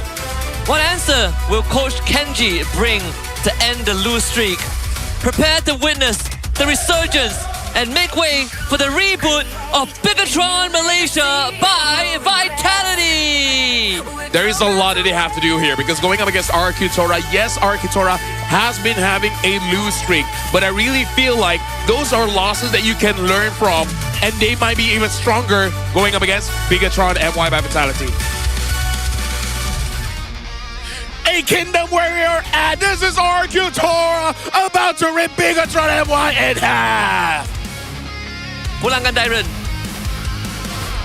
They left last week with disappointment, empty-handed and without a single point. Now they return to rise again and prove they are still true contenders for the throne. Will they finally end their losing streak? Prepare for the roar of the King of the Jungle! Make way for RRQ Tora! And again, I have to say they are still contenders. Right now, Team Rey looking very solid at number 2. But RQ Tora is really the team that can challenge that. And they're going to challenge that with their coaches, Sasa as well as Coach Ling. And for Bigatron MY by Vitality, it's Kenji as well as Amzik that will be assistant coach. And then making sure that everything runs well, we have Franklin. Just to make sure, in case anything does happen, everything is accounted for. And now we will be inviting for both teams to go for the fist bump. And again, like you said, Aski, this is going to be a battle between two large Indonesian organizations. However, if I'm just going to be straightforward, this is not the same level of strength. Despite the losses of RQ Tora, it's not a hot take to say that they are strong. Yeah, I think the magnitude, the significance of this matchup is sort of the same of what we saw yesterday between AC and IG. You know, there is that organization pride behind the scenes, but in this case, RQ Tora has sort of been the comfort that a lot of the ID fans lean on because RQ Hoshi isn't doing too well. So being able to bounce back in this series, it's going to restore a lot of hope. I mean, ideally, it restores a lot of hope for anybody who wins in it. For RRQ, it's a lot less serious. For BTR, it's pretty important for them to at least find a win to set themselves up for at least the playoffs. Because again, only top 6. But we did get a quote from one of our boys. It's Mirko. The end for the robots. BTRM looks like they're all over the place. Their drafts are weak. Their players don't seem to connect. I think they didn't scout their roster properly and probably tried to build a team as quickly as possible just to enter the MPL MY. I don't think they can recover this season, so I'm expecting a major revamp next season. You know you're in deep waters when even Mirko, a diehard fan of the robots, disowned your MY branch. You know, he said it yesterday on broadcast. He's like, I don't own them. You know, this is the branch that I don't, fanboy over. It's the long distance cousins you don't really talk to at the family gathering. Oh, that's nice. Thanks, DG. Welcome, DG, giving free diamonds. Thank you for coming. Let's go, RQ. You want 2-0? Saya datang sebab member paksa. I see. Actually, we need to do a head count of how many people come here because someone else made them. You know what? And they gotta thank that friend, right? You come here, have a good time, and think of all the things that you would do otherwise, right? You could die, but instead you're here. But what if I die here? Better. That's both off the bucket list. Exactly. You can kill two birds with one stick. 2 bows with 1 cannonball. I think. There you go. That's what Einstein used to say. Yeah, well, that's what he was going for with the loss of inertia. I saw a video that a time traveler. He's dyslexic, so I think the video is like he wanted to go for. He killed Einstein, but he wanted to kill someone else. So who was he after?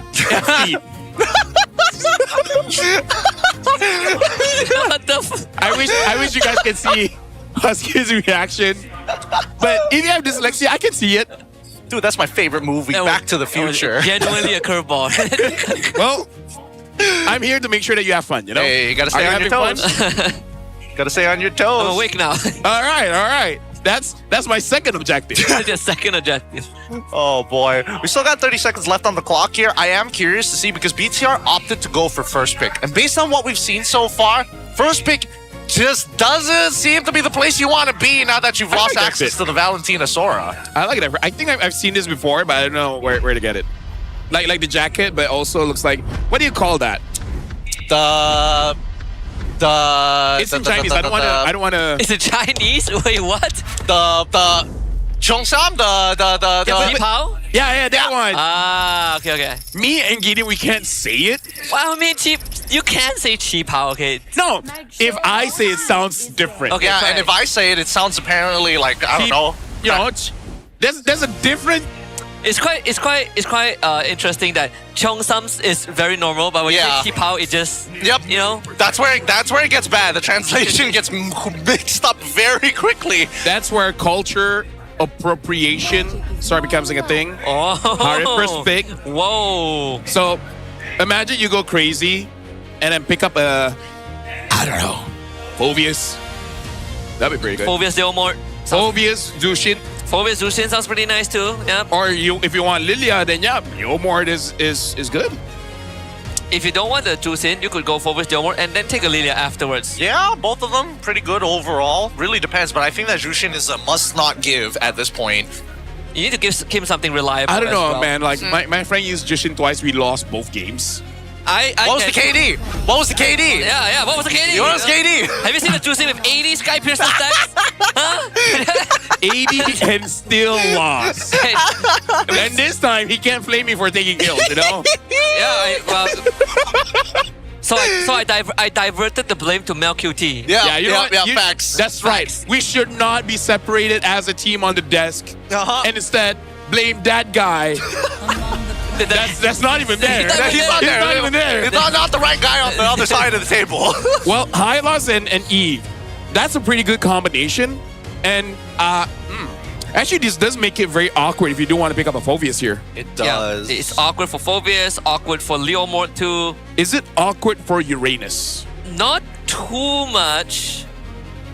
You have a Uranus and a Khalid. Or just pick up Sora. I think Uranus on Vitality side makes a lot more sense. Yeah. Here, it's more for denial more than anything else because it feels like if they go for the Uranus, they have to pivot their entire composition to fit it. I mean, Dyron Sora is also pretty good. Or Claude. They can pick up Claude here for Rough. That's true as well. I mean, we haven't seen Arla for a very long time, right? Only like week 1, and afterwards he wasn't really picked anymore. Not as often, but I think there's a pretty good argument to leave it up to Arlet in case the marksman shows up here. But they go for the safe bet. They go for the Sora first. Now we've got like a decent idea of what's going to happen because now, at least for RRQ side, they can deepen the pool and make sure that they can short staff the EXP side if worst comes to worst, right? Get rid of the Fove, make Uranus. sure you get rid of the Uranus as well, save yourself some time. Yeah, I think both those bans is already solid enough. And Dyron should be able to do a lot more because when it comes to the jungle, I'm sorry to say, I'm really not that worried about Annabelle. Right? Like, the Fanny is scary. Other than that, it's just so it's actually, you know what, Valentina. So they're worried about a small Valentina XP. I can see it. I personally wouldn't be too worried about that. I think the worst case scenario, they just default back to the Benedetta. But the track record for a small Benedetta has been 0-4 so far, so it's not looking too good. Yeah, he might go 0-5 today if we see it again, right? And I think there is a bit of an argument for it, but let's see what the next couple of bans are. They're targeting the assassins. They don't want our RQ to be as quick. It might just force them in onto Yishin Shin. Which is a weird thing to say in this age, where before it's kind of like a premium to have the Yishin Shin. Oh yeah. I do feel like having the Phoveus banned out, I don't know, is it really worth it? Because maybe Dyron will have a hard time in lane, but once out of lane, I think they are able to handle it. I mean, sure, but if you're already banning out the Valentina at this point, you might as well just double down, right? Yep. I think the question is between Phoveus and Uranus. Which one do they... If they are going to go for Yishin Shin... Oh, Fredrin, interesting. Oh, okay. Annabelle, if they want to go tank. The Uranus jungle. Oh yeah, Uranus jungle. Actually, maybe not bad. Uranus jungle, especially if RQ is forced to go Yishin Shin. That is true, but imagine they just go with Harif jungle. I mean, there's still a Suyo left on the board if all else fails. It's not the best in this scenario. There are a lot of ways to stop him and blow him up, but it is something that Gary can look at. I'm trying to think, is there anything else? Because if this is RRQ's attempt to answer, to say, you know what, we'll give you the Arlet, but we're going to take away all the enablers, so you have to make the play by yourself. BTR, I think it's an okay draft. Do you want to go for Leo Mord? You know, just more horsepower? Yeah. Take Leo Mord, add in an Arlet, call it a day, right? You have plenty of ways to displace and actually re-trigger the Vengeance once again. I'm down for that. Yeah. Except, there's no space for the Arlet here, right? No, for BTR, not RRQ. More, but RRQ... Because we were talking about Leo Mort for BTR. I think RRQ, there is some risk going up against the Hylos and the Eve. Maybe not the what best. What if they go box, Banned. That's wait, they banned it. My bad. Yeah. It's okay, I made the same mistake. But you guys just didn't hear it. They have the... No, we just chose not to acknowledge it. There's a big difference. I couldn't help myself. There we go. The studio fits in the gaps. If you need somebody to clean up, if you need somebody to engage, they at least have that guy. They have strong engagement tools and a good way to actually cancel out... Well, not really cancel out, but slow down the RWM's DPS. What does that leave BTRM? I kind of want to... I think the safest is Leo Phoveus. It will be a slightly bit annoying for the Phoveus, but you're kind of annoying for RRQ as well. I'm thinking of like an early game jungler that kind of influenced the mid lane, but I don't see it. Now that Harley is already gone, same goes for the Nolan. There's not too many that want to proactively fight now that Suyo is gone. So it feels like the Uranus is something that BTRM has pushed themselves back into a corner. Yep. And then finally we get the Leo Mord. Yeah, that was Leo Mord. Not that bad, you know, he does have some moments. This draft just doesn't have a lot of stopping power. That's yeah. This draft should be very comfortable for Annabelle and Chico guys, theoretically. Because this is just screaming, I'm gonna dive and hope for the best. It's kind of like spray and pray. Oh man, I don't know. I think a Claude is still okay here for RRQ. Yeah, I think Claude is always okay.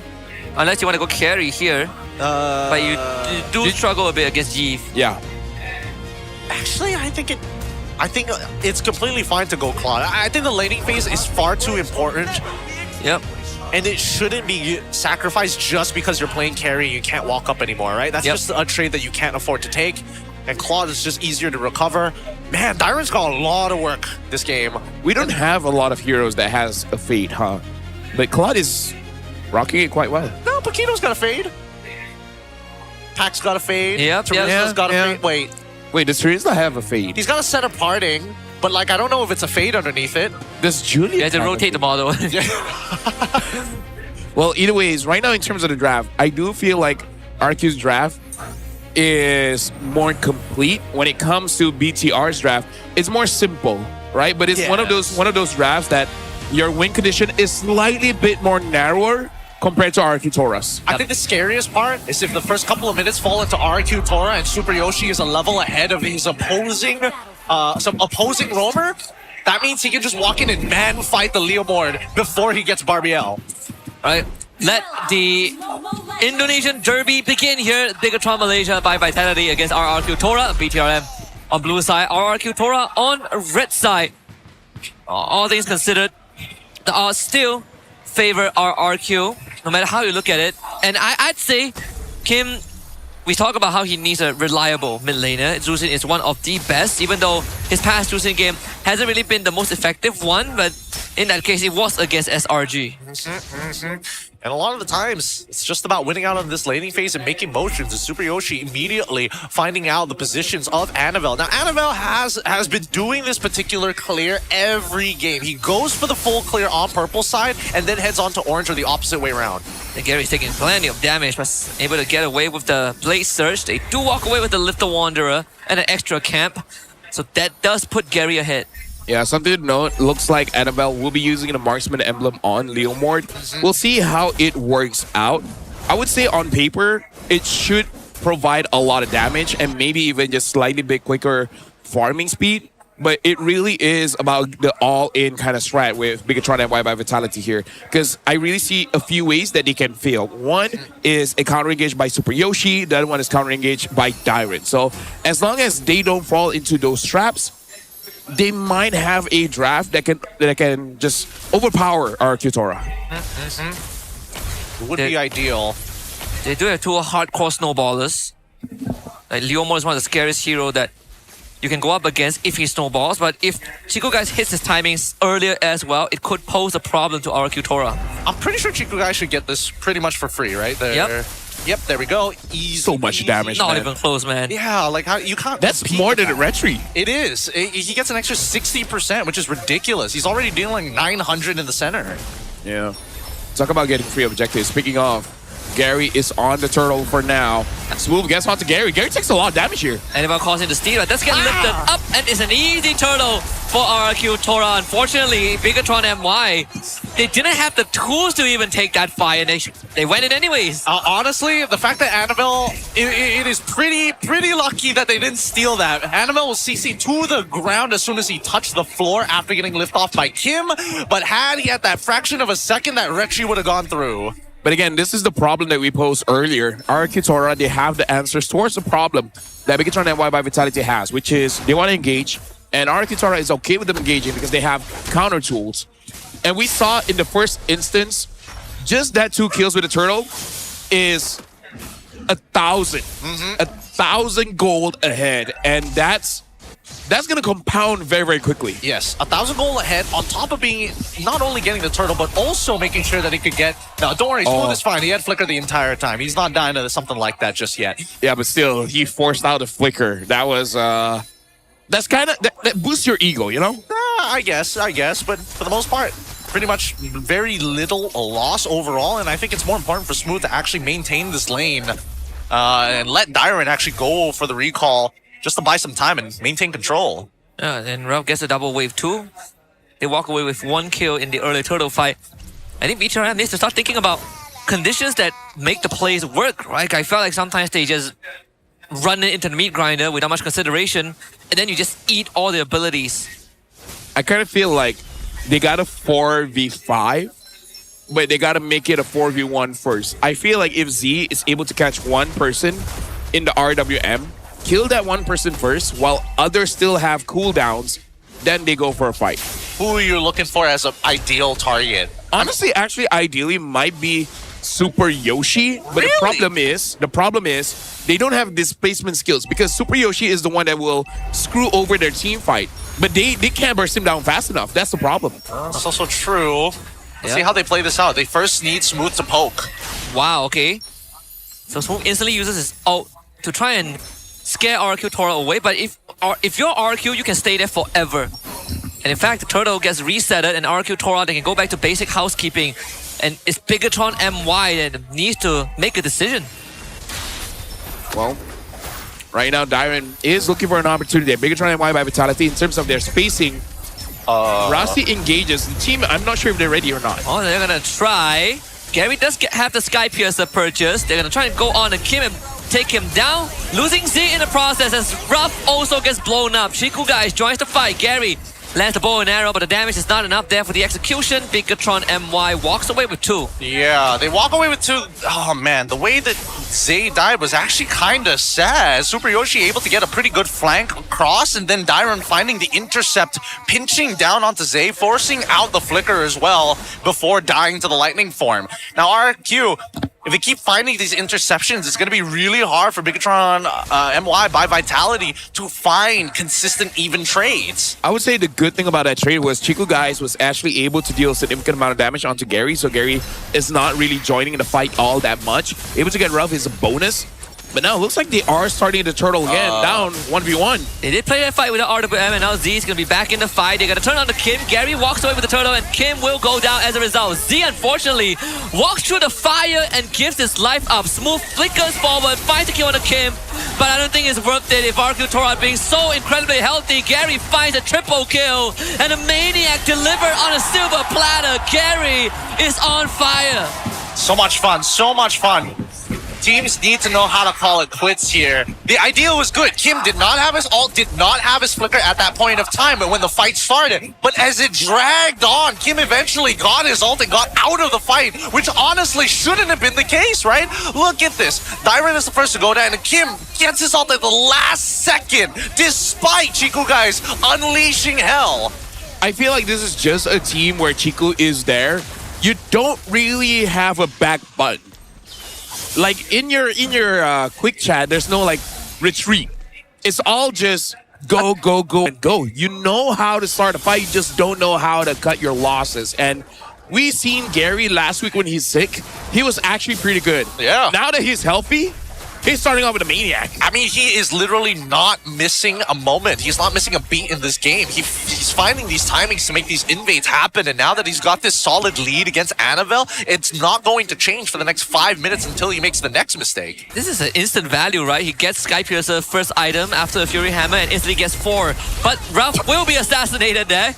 Annabelle on a killing spree. Tobiyoshi can't really get out of there, so has to expend the flicker. I feel like those chain of events did not need to happen. Hey, you know what?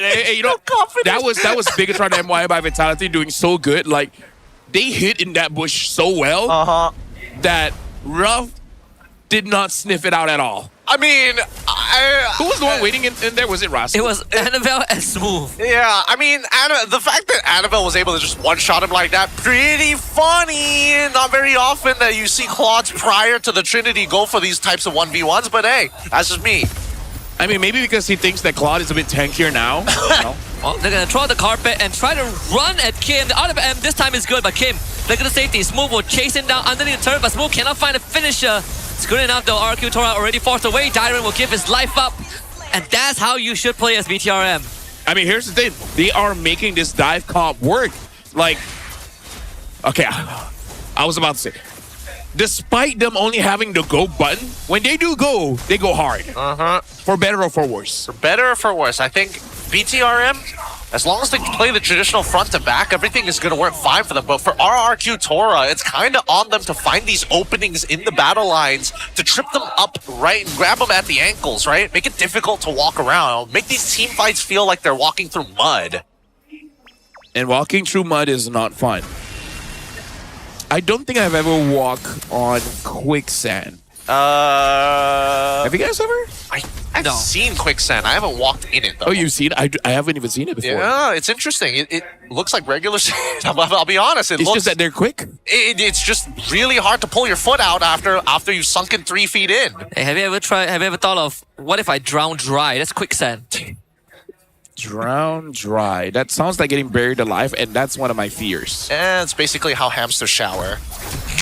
Really? Yeah, it's like the dry powder that you pat over them and Isn't that like the chihuahuas? No, chihuahuas. The guinea pigs? Chinchillas. Chinchillas, yes. Yeah. Chinchillas, that's a better example. So many animals in the world. Right now, RQ Tora, they are on the back foot here. Bigatron MY by Vitality, they're actually showing up quite strong. And Chiku, guys, is making this Hive looks very deadly. Quite a lot of damage. How many items does he have? Does he already have the Trinity? He doesn't have the Coley just yet, and yet still a lot of damage. Yeah, I mean, it's pretty hard to play as a carry when you have 2 heroes on the enemy team that 2-shots you. Well, I mean, look at that. Even Dairen feeling the wrath of Jiku here. Brought down to 50%. He can't take this type of poke, and I think he might be itemizing. Yeah, he's itemizing full tank as well. He's got Radiant Armor already down and Chastised Pauldron, but I think it's just not enough right now. Yeah, it's unfortunate. It does feel like the Radiant is good against Z, but now it's just like, you know what? Chico even got the buff. Maybe I need a Athena's. That would be ideal. That would be pretty great. I don't know. What would be the most optimized build? Because the more MR you... Even if you stack all MR... I mean, they do have 4 magic sources, so I think it's not that bad. It's like the Radiant Armor counters like a good chunk of them, right? Whether it's whether it's the Smooth, Z, yeah. Now, I think... Whoa. Whoa. Oh. Okay, that's a lot of damage. Damn, that hurt. Ruff is really not respecting any damage from Bigatron MY, huh? Maybe they can kill Chico now. Chico still has the Purify. Try to get his team revitalized from Rasi, keeps him alive, and an RWM as a respawn. That is perfect. And now RQ Tora needs to run, but there's a red carpet on top of them. They're not running anywhere anytime soon. Dairen will fall.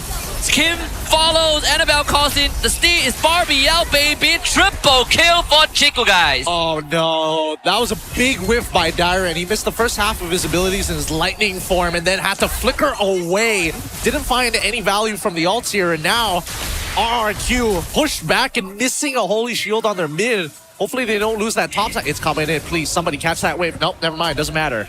I gotta tell you, Gideon, I'm a bit disappointed with RQ Tora's,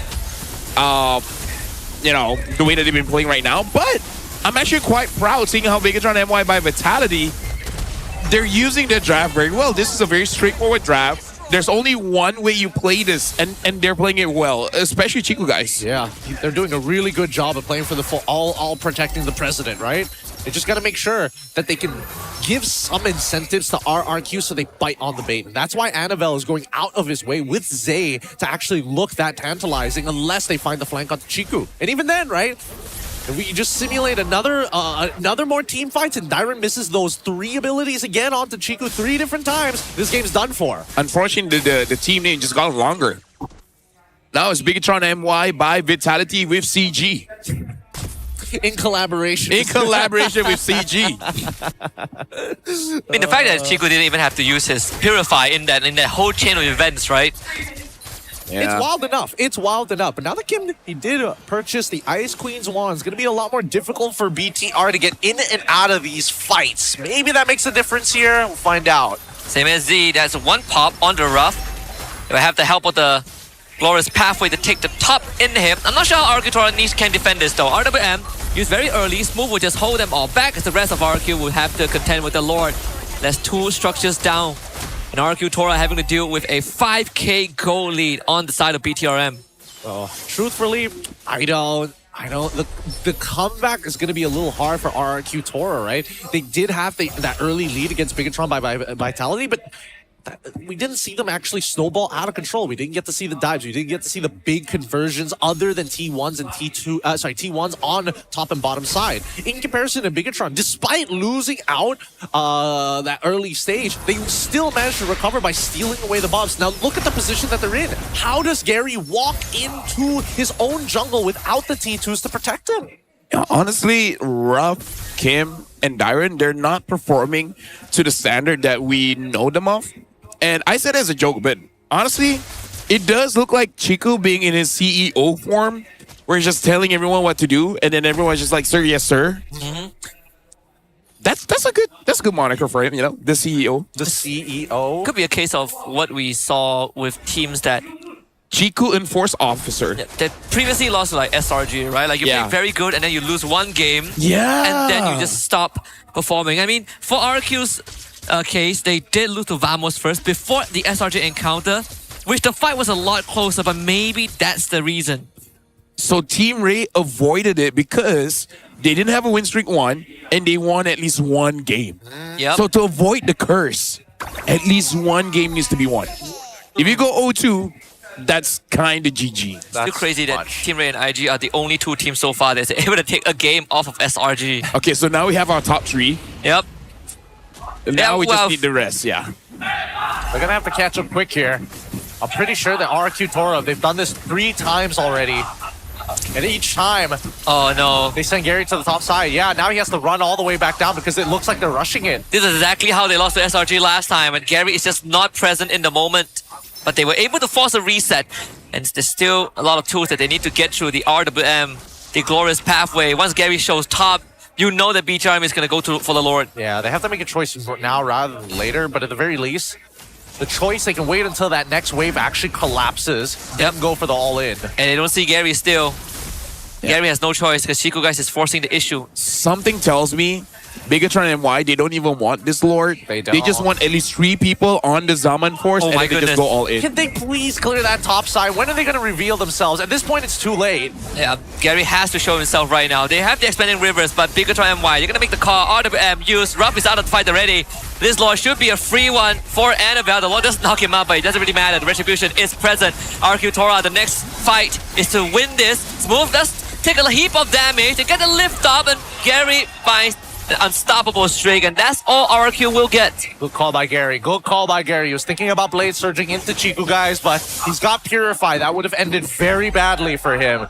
Yeah, and honestly, Ruff is doing significant amount of damage. Now, Chiku, guys, he wants a 1v3 here. Oh, the enhanced attack almost took down Gary.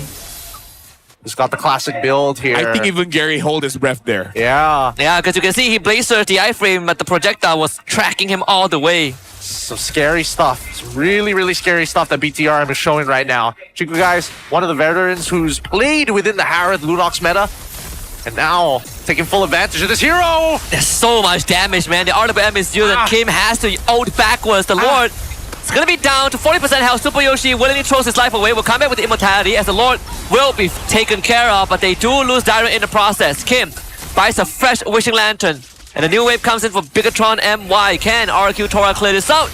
Seems to not be a problem here. Chiku, guys, still has a Diamond Force if they need it, and the top wave also should be ample dealt with. Chiku, guys, another Diamond Force does get laid down, but Ruff does have the Blazing Duet and the Flicker to work with. Glorious Pathway gets used by Rasi on the Ruff straight away, but Ruff and Gary finds the execution. That's 60 Sky Piercer stacks on Gary, and they will willingly trade Super Yoshi for that. But do you think that's a good trade here? Bigatron MY by Vitality, looks like they want to stay here and just pick off RQ Tora one by one by one. I just hope they don't make a mistake there. I mean, like, what do you think? Was it a good call? Just instead of ending the game, like try to pick them off one by one? Oh, that's a really tough answer. Tough question to answer. Mainly because here's what it boils down to, right? If we had to compare the wave clear of both teams, Bigatron is definitely slightly better at stalling the waves, but clearing the waves takes a bit of work. Same goes for RRQ, but what they're good at is when they commit their ults, they're actually decently good at clearing waves fast, but it's a big resource to do that. For example, if Ruff wants to clear a Lord-empowered wave with the Lord, he has the Blazing Duet. Same goes for Kim if he wants to have any sort of damage to actually clear those waves. It's a huge problem when those waves are coming from multiple angles, but once they're all together, it's much easier to clear. So that's what RRQ is willing to do, right? Take our inhibitors, we can't really sit on top of it, but what we can do is actually sit right by our crystal.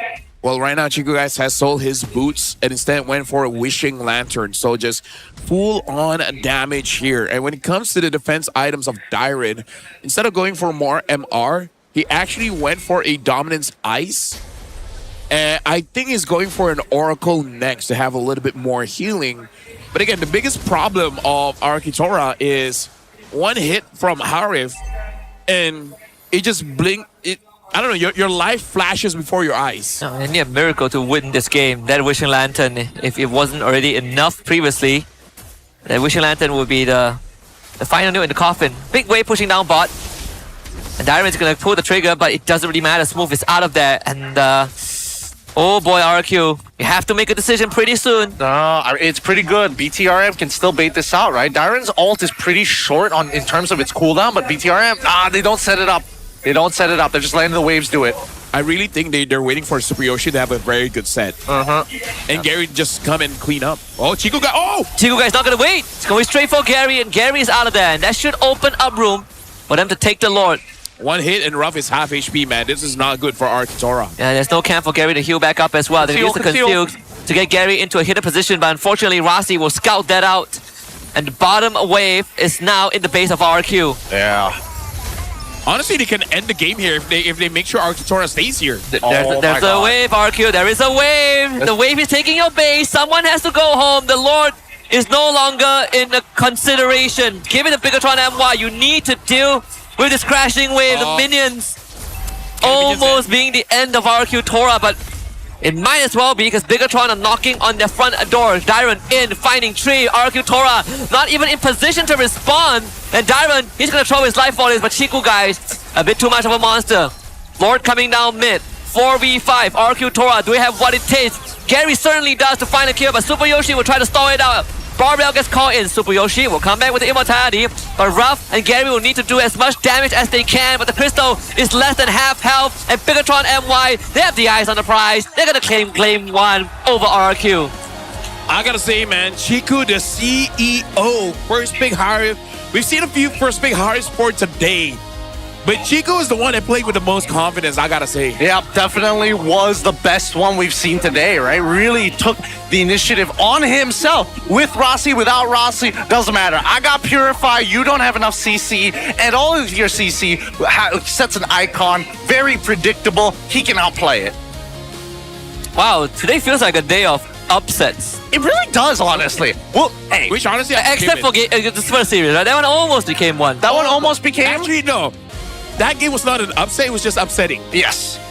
Yes, so it's an upset too. Do you think that this one is going to end up the same way? BTRM, they could. I mean, considering the way they play compared to RRQ, like, is RRQ going to change in one game? Is that what we're expecting here? Or is this a 2-0 for BTRM? That's what I'm hoping, because if their answer is simply ban Harif.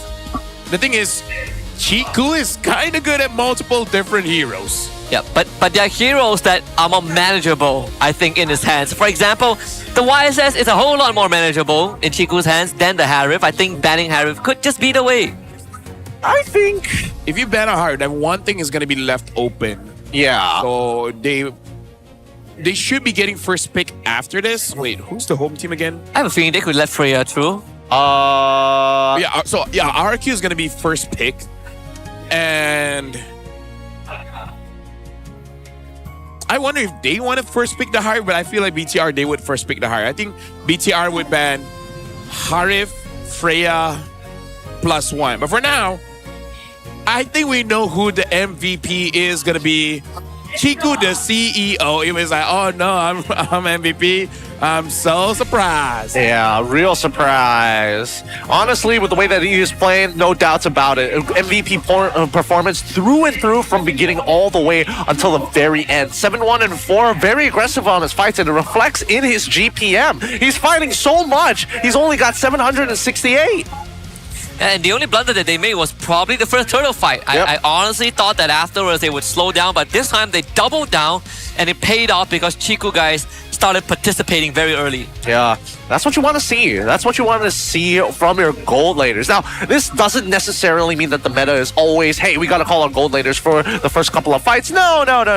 There is still a matter of item power spikes. It's just this time around, Chiku guys is brave because of the style of comp that he was playing against. Majority of them didn't actually have hard CC besides Dairen, and most of the time, Dairen would either go into lightning form against Chiku rather than just the cloud form. Yeah, and the thing is, I think I saw a glimpse of Chico's damage and it's over 100k. I think reasonably he should be the one doing the most amount of damage in this game, because despite Gary having an amazing kill score, I think it's mostly on that Sky Piercer. Yeah, I mean, it's pretty impressive that he didn't die the entire game. And remember, Gary started the game off with 40 Sky Piercer stacks. It's like halfway through max. Yeah, but the thing is, when he is in range to kill the Harif is in range to kill him faster. Yep. I think that's the biggest problem that RQ really face, is that they can kill Chiku, it's just that he kills them faster. So the DPS is just not fair in this game. Yeah, no, it's just a little hard to get by. And the more that you look at the rest of the composition, I'm trying to think, like, how else can you make Harith's life in particular really difficult? And as much as I like Kim on this Jushin, I think they need to opt for something else, right? Something that can actually plow through and create a pathway. I think that Hylos on the opposite side for RRQ might have been the better option rather than just the Khalid. I do have to say, I don't think Kim utilized this Jushin well, and I don't think his teams help him utilize the Jushin well. Like, for example, when I'm playing with my friend, he's able to pick up the opponents a lot. And considering he's going up against a high loss, I think he would have been able to toss Rossi a lot in the first 2 minutes of the game. But that didn't really happen. Like, he was respecting Z a lot, which, you know, is great, but maybe a little bit too much. I think you need an enabler for that to happen too. And in this case, it falls solely on to Super Yoshi, right? It's not like BTRM where you have two front lines that can interchange their positions to soak up damage and draw a firepower. For RQ, Super Yoshi doesn't want to stay in front to enable Kim to walk up. That's not really his job. And Dairen cannot do that either. So it's understandable, because I feel like in Kim's shoe, walk out in front, I grab the high lows. But if Chico guy was nearby, he's gonna force me to use my ult just to get away. Maybe there should be some consideration here that if the Uranus gets whipped out again as like, oh, we're deterring you from Sora, maybe the Esme might have to come in just to make sure that these darn shields from Harith don't get too crazy, or it's like a whole health bar worth of shields, you know? Actually, now that you bring it up, Husky, I think that's why we see in this game the utilization of the frontliners isn't as clean as, say, TR in the previous game, right? When you have something like a Khalid, you want kind of a dedicated frontline, which they had in Phoveus. When it comes to the Sora is kind of like a set hero. And I would say the Khalid is kind of like set/flanked. So they don't really have a frontline, which doesn't complement the Zushin. So actually, maybe in retrospect, after watching the game, that draft had a hole in the sense that they didn't have a dedicated frontline, which made Kim and Gary's life just a little bit more difficult. Yeah, I think what the Hylos and Harith does with the ultimates out, they both slow you down. And Zushin ideally wants to be constantly moving backwards, but if you are slowed down on 2 ults, that is also pretty hard. Yeah, I would only imagine that the thought process for RQ Tora is if we just win out the mid lane hard enough, it shouldn't be that big of a deal, right? It will be a lot less damage. We're just slightly slower, but if we pump out more numbers, what can you really do about it? And this very first turtle definitely gave them that confidence of doing so, right? It's very minor advantages, but later on is where we saw the big difference, especially once they started diverging the way that they attacked, right? It's not necessarily, yes, we are still playing front to back, but we want to also work on our verticals to spread you apart even more before you get to the choke points. Yeah, honestly, now looking back at the highlights, I was saying how Bigatron and Y by Vitality, their win condition is pretty narrow. Again, in retrospect, Arkitora kind of operate in the same way. Once they lose, this draft has one simple problem, which is they don't really open up the map that well. Right? Yeah. And as any professional player, that's kind of a game that's very hard to come back with. Like, the moment you enter a bush, you die. The moment someone's alone, you die just because no one's opening up the map. Yeah. If your Khalid walks in and just gets law and order by a Hylos, and then he dies from, the bursts of Yeef and Harith, the game is pretty much on hard mode already, because the only tool of getting info and really holding back BTRM has been dealt with. And even Dyron, you go full tank, you crowd control BTRM, they just raw dog through it. They just power through your crowd control. Yeah, I don't know if this is like a design flaw, but what I find crazy is that every single time we see Harith kind of come back into the meta, the item builds, it feels like there is, yes, it is clear that the late game is what it's designed for, but it just feels like no matter what items you buy, it doesn't matter. He still will melt you no matter, like, wow, getting radiant armor buys you 1 extra auto attack. Like he was one of those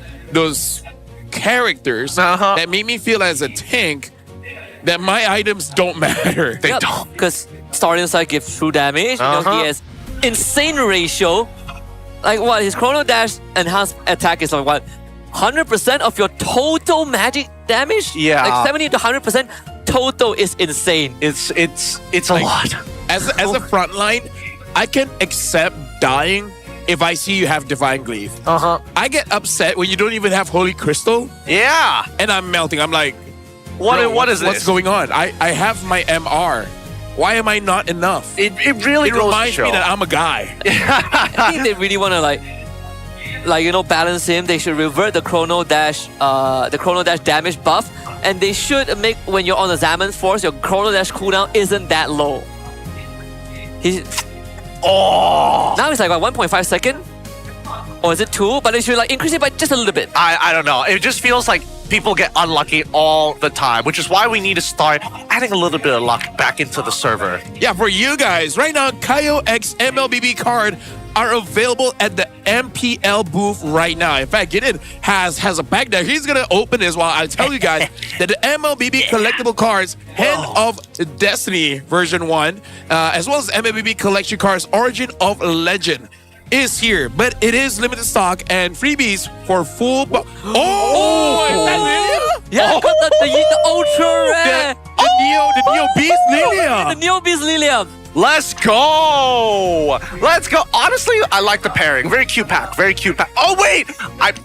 I didn't realize they actually have the character backs as well. Yeah. And then hitting the Lilia on the first pack. Oh my goodness. Wait, that's actually so sick. The fact that she's meta right now is so meta. Look at that bat. Oh.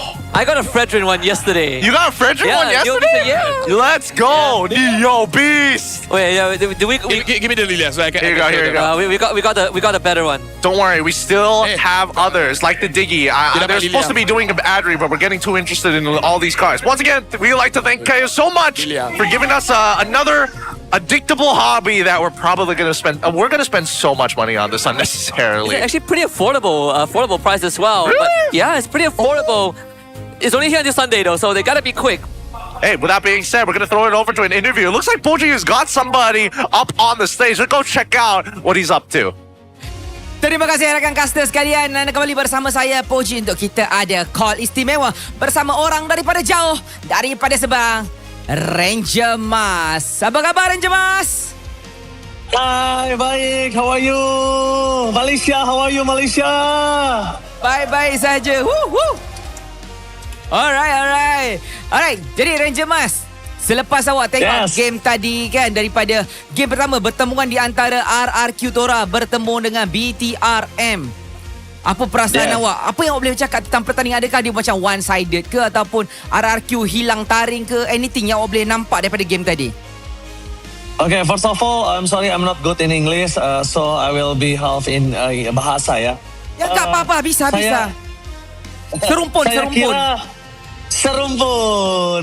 Saya kira ini nampaknya RRQ sudah berhasil mendapatkan early game-nya, tapi aku tidak tahu beberapa unnecessary move terlihat dilakukan oleh para pemain dari RRQ yang akhirnya membuat BTR Malaysia yang akhirnya berhasil mendapatkan game tersebut. Faham. Jadi itulah yang berlaku pada pendapat awak. Baik, sekarang kita nak lompat sekejap daripada MPL Malaysia pergi kepada MPL Indonesia sendiri. Yes, alright. Apa perasaan awak bila waktu RRQ Hoshi tak berjaya untuk ke pentas playoff? Gak lolos lah senang cerita ke playoff. Jadi, apakah harapan Ranger Mas sendiri untuk RRQ Tora di leg kedua yang akan datang nanti?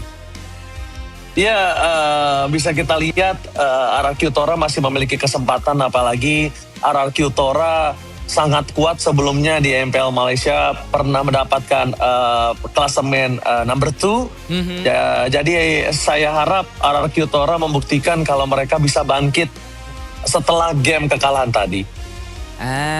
Faham. So hopefully diorang boleh buktikan lah juga ya. Tapi untuk macam RRQ Hoshi tak ada nak cakap apa-apa lah untuk mereka sebab mereka tak lepas ke playoff. Aku mungkin ini pertama kalinya melihat RRQ Hoshi tidak berhasil mendapatkan kemenangan sama sekali sampai leg pertama. Selama saya berkarir menjadi caster di MPL, ini cukup mengagetkan buat saya pribadi dan tidak sempat pernah terpikirkan oleh saya. Jadi agak terkejut lah ya. Betul sekali. Sama sekali tidak ada satu poin pun itu terkejut buat saya. Faham.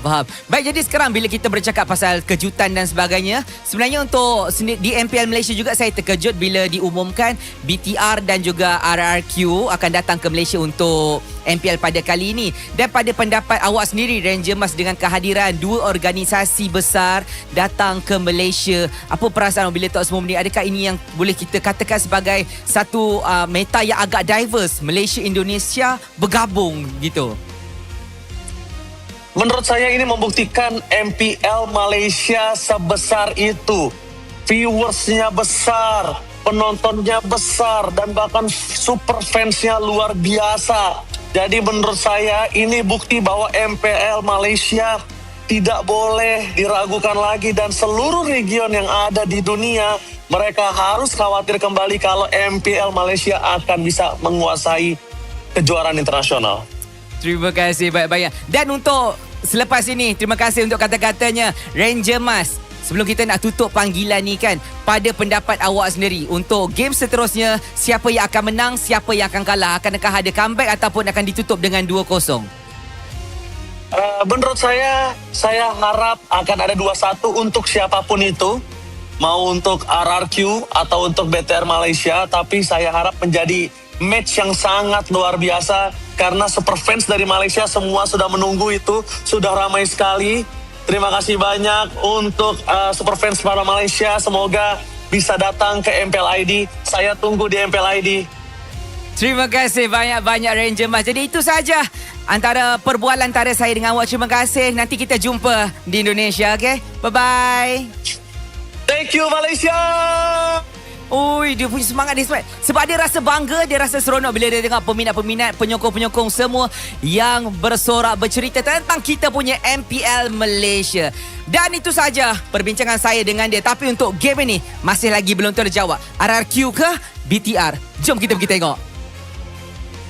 Thank you very much, Pautan. Shout out to Ranger Emas. Like, the dude is a sweetheart. You know, like people see him high energy, play-by-play, Indocast, but you meet him, you know, face to face when the cameras are off. He's just a very genuine guy. That's the best way to describe him. He is literally the persona of a Harley Davidson. He's real loud and he's real honest at what he's good at and what he's not. That's a pretty chill guy. I met him. I think the first time I met him was at EWC. I think so. Okay, no, that can't be possible. No. Okay, my most recent memory. Oh, okay, fair enough. I'll rephrase that. Yeah. Most recent memory. Pretty chill guy. I cannot bet on my face. Yeah. I cannot explain. I cannot explain when we say genuine. He is truly one of a kind. Truly one of a kind. But first, let us talk about our top 5 rankers when it comes down to the gold lane here. Listed up, Innocent, of course.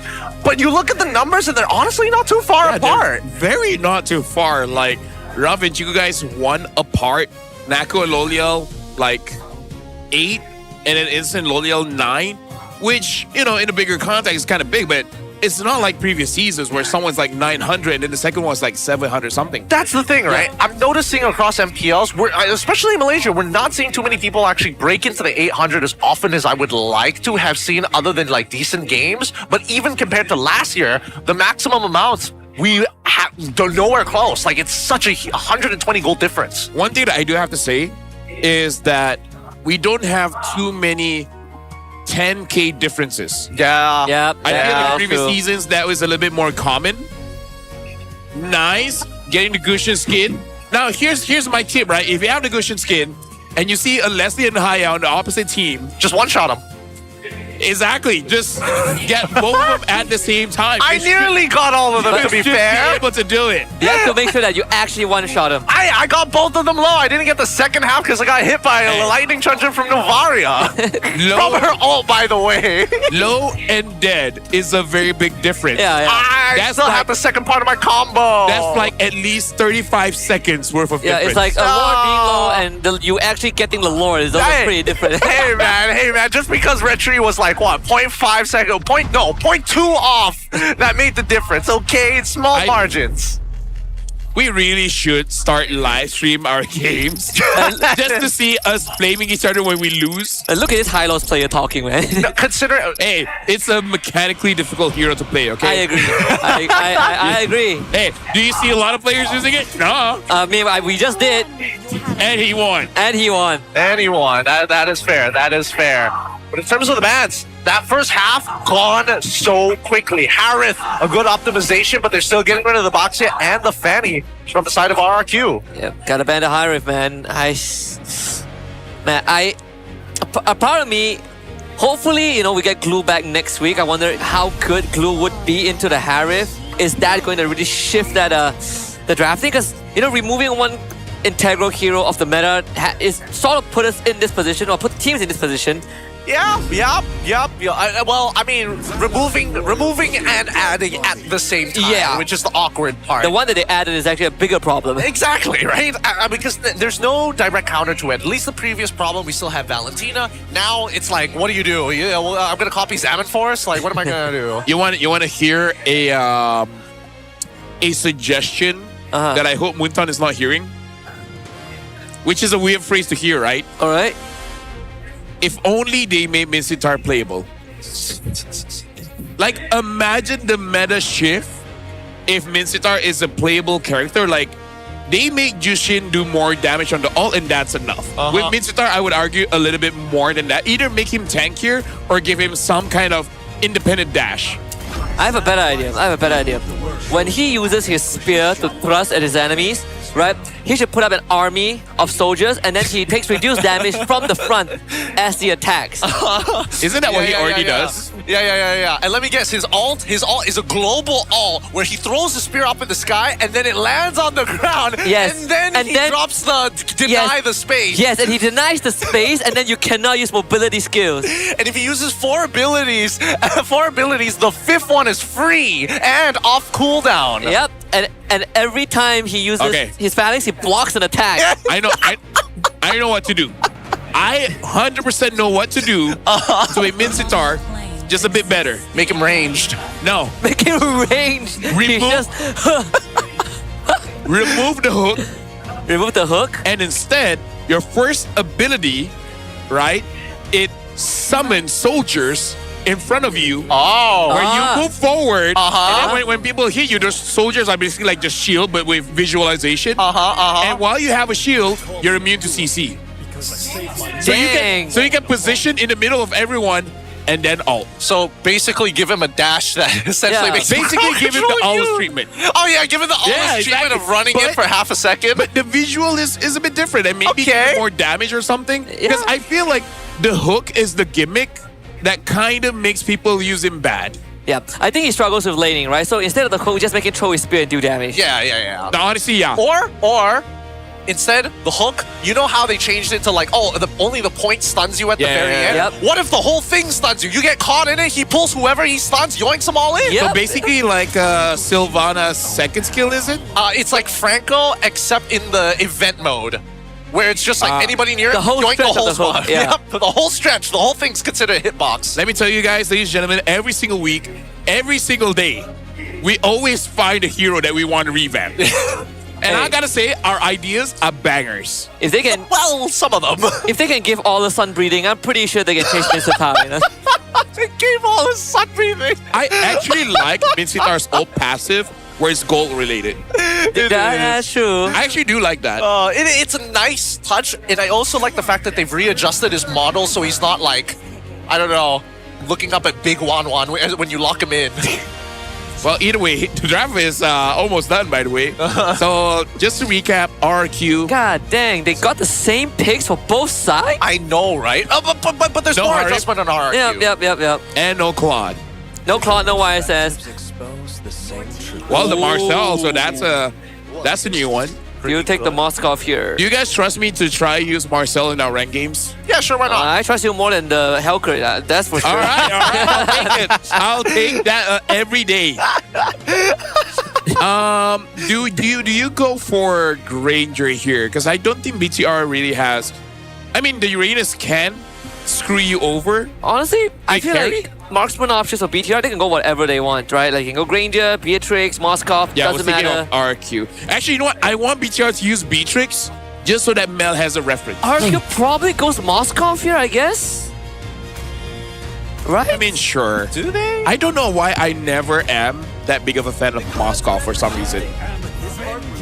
I feel like Moskov is like the best out of the worst. Yeah. Really? I think he's just the bottom of the barrel of the Trinity builds. Yeah. But if like compared to Granger or Beatrix, you have a higher chance of getting just ran over by BTRM. Well, I mean, yeah. Beatrix, in a way. Please, I just...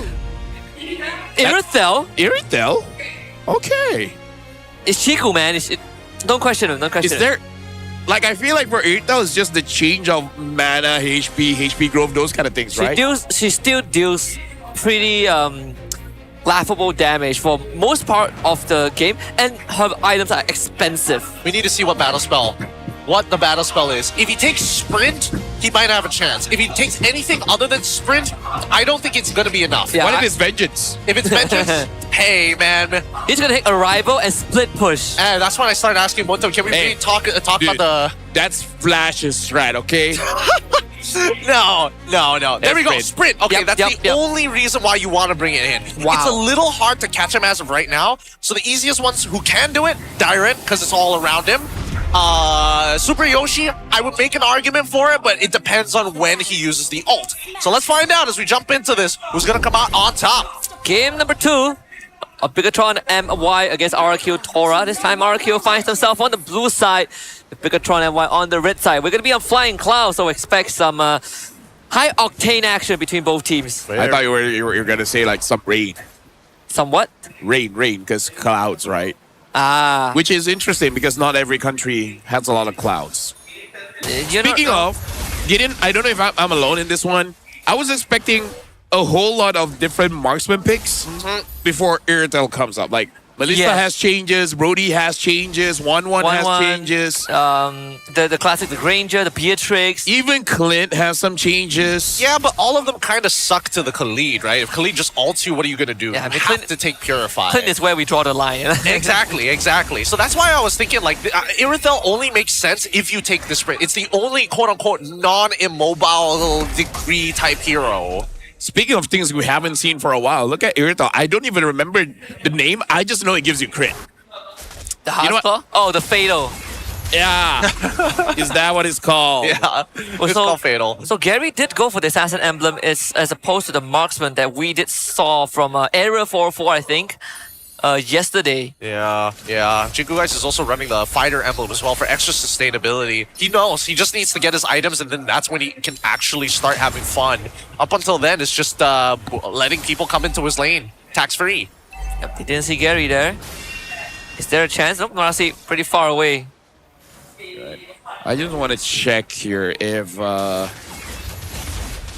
Mr. Yoshi is doing a pretty good job of just keeping Rasi at bay. Yeah, honestly, he shouldn't be in these like side angles. I personally think that Rasi should show up in the mid lane and force Super Yoshi to come trade with him so he clears the wave, like, pushes the wave in fast. Well, right now, the turtle as we start up, Annabelle dives in. Super Yoshi instantly dives onto Z, but you do have Annabelle facing up against Diamond, and he gets picked up. Kim doing a very good job there. First blood for Gary again. Super Yoshi keeping this Yip under control. There's no way that Bigatron can join the fight. And once more, Gary off to a great start. Super Yoshi played that very, very well. Zoning out Zay, making sure that he couldn't close the distance in time to get the RWM down, making the combo disconjointed for the side of Bigatron. A good play by RRQ for the time being. Let's see if they can keep this up. Yeah, I like that RRQ Tora. Their idea is like, you know what, we should just speed up. But we do have to say, this is almost exactly the spot they were in game number 1.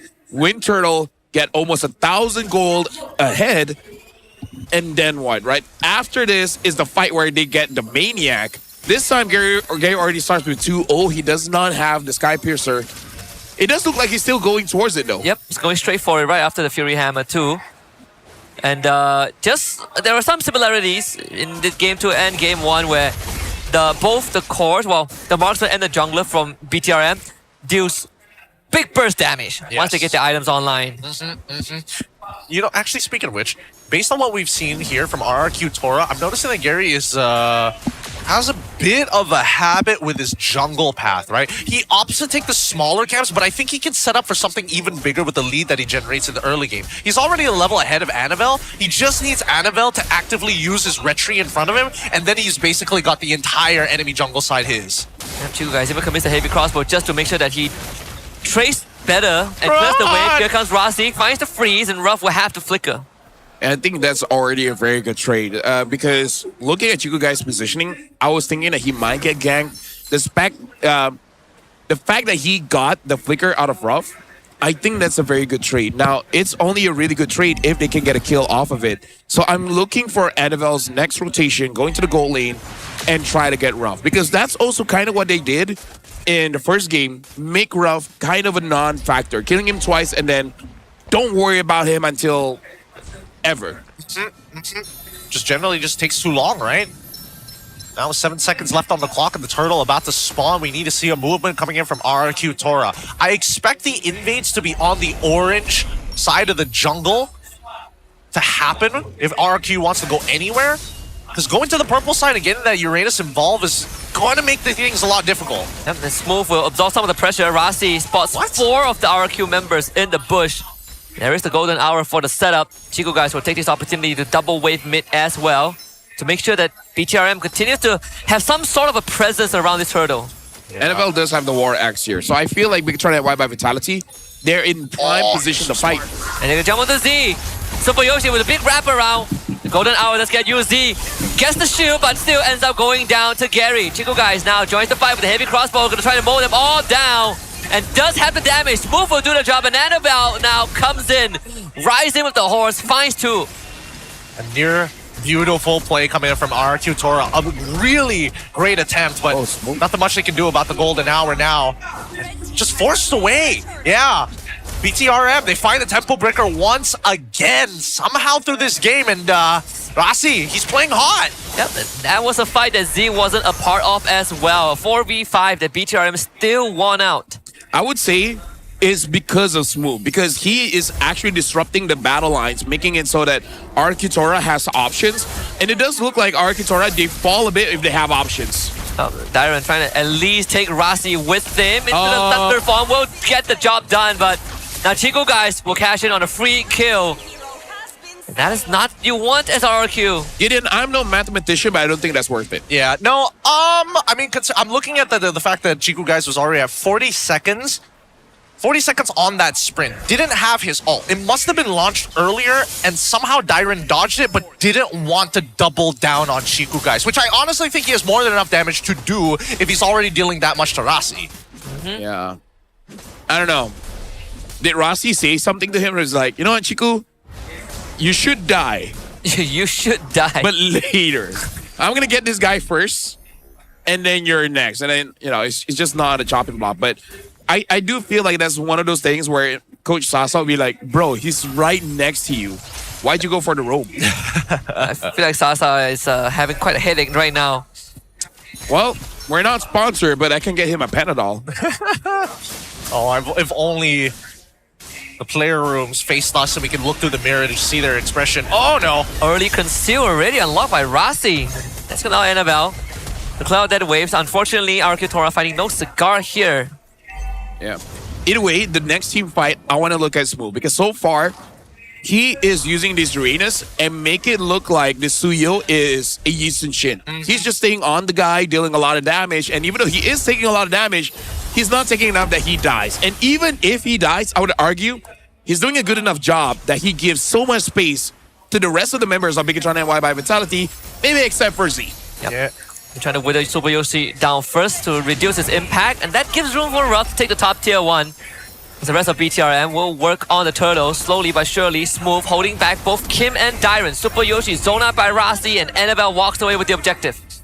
Can't do much about that.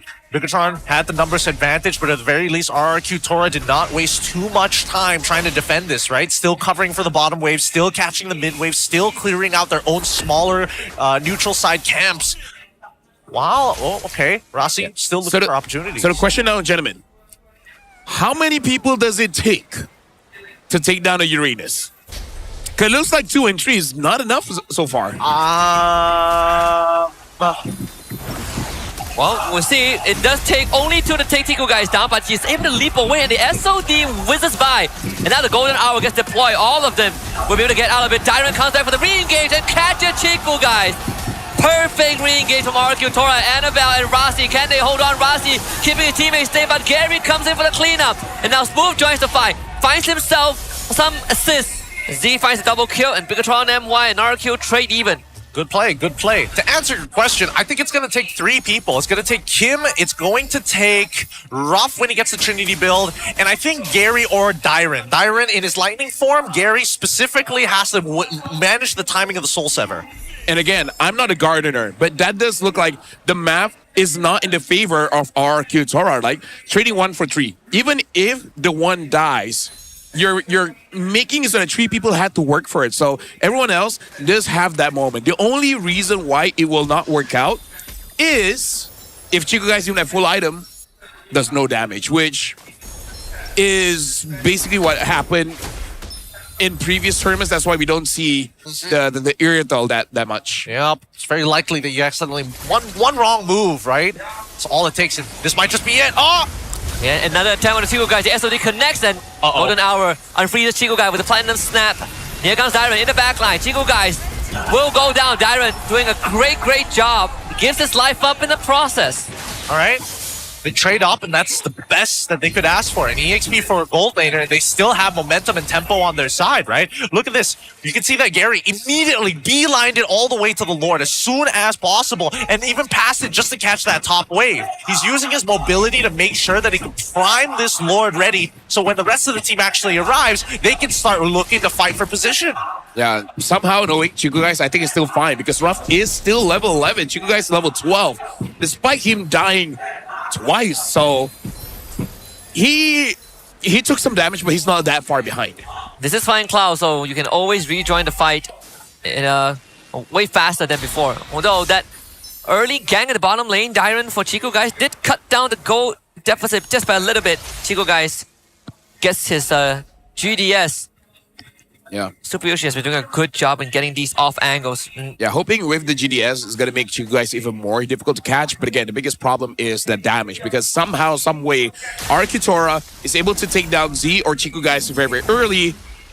And those are supposed to be the main damage dealers. NFL can deal a lot of damage as well. But with the lore here, that does make his decision making a little bit more difficult. Chico guys, yep. His path slightly cut off, but luckily, Arkitora didn't go for any engages just yet. The sprint is back up, so he can hypercharge himself in the next fight. No Winds of Nature yet, so something that Arkitora can continue to take advantage of. Now, Chico guys has a couple of options that he needs to think about, right? For now, it's whether he wants to get... Oh! Ruff is dead, I think. Yeah, dead. Plenty of damage here. The crit bill, you get CC once against the crit bill, you basically explode if you're a squishy. I'm curious to see what Chico guys is going to build next after the GDS, and it looks like it's going to be the Malefic Gun, which I'm all for. But that final item, he eventually needs util like wands and maybe even a Windtalker if necessary. So Yoshi gets 3 men engaged. They need to look for more though. The RWM will stop that in place. Super Yoshi try, and Dyron, unfortunately, following his teammates into the grave. Double kill for Annabelle, and BTRM will get Lord. Okay, a few things. Rossi now having the Flash of the Oasis makes team fight so much stronger for BTRM by Vitality, but also what's going on with Ruff? Yeah. What's going on with Dyron? What's going on with Kim? Yeah. This is not early RRQ that we saw because we sung Ruff's favor, like being unkillable for like 2 weeks, and now he can't get a kill. They are not getting any space whatsoever. It feels like Super Yoshi and Dyron have a certain plan, but when that plan gets altered or disrupted, Kim, Gary, and Ruff are the ones who have to adapt and figure it out, right? And most of the time, that has to be by far one of the most disconnected fights we've seen coming in from RQTora for the entire season at this point of time, right? Obviously, in the next couple of games they can recover, but even so, right?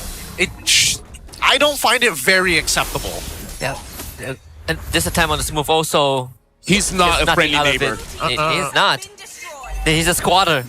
Leave him there for too long. He automatically gets right to your residence, you know. Okay, I learned something new. It's a pretty messed up law, and thank goodness we don't have it here. But RWM gets used. They want the inhibitor. Oh, the golden hour accidentally freezes Annabelle. No more minute wave, so the tower will stay up. And Arkitora, do they want to go for more? The conceal does get used, but Smooth will basically just sandbag them. Yeah, they're still able to get the mid turret here. Arkitora looks like they might lose here because I don't know. It's just a lot of disconnect here. It doesn't seem like a team that has the amazing chemistry that they've known for. Something happened in this past week where it just looks like there's just a big disconnect between the team. I agree.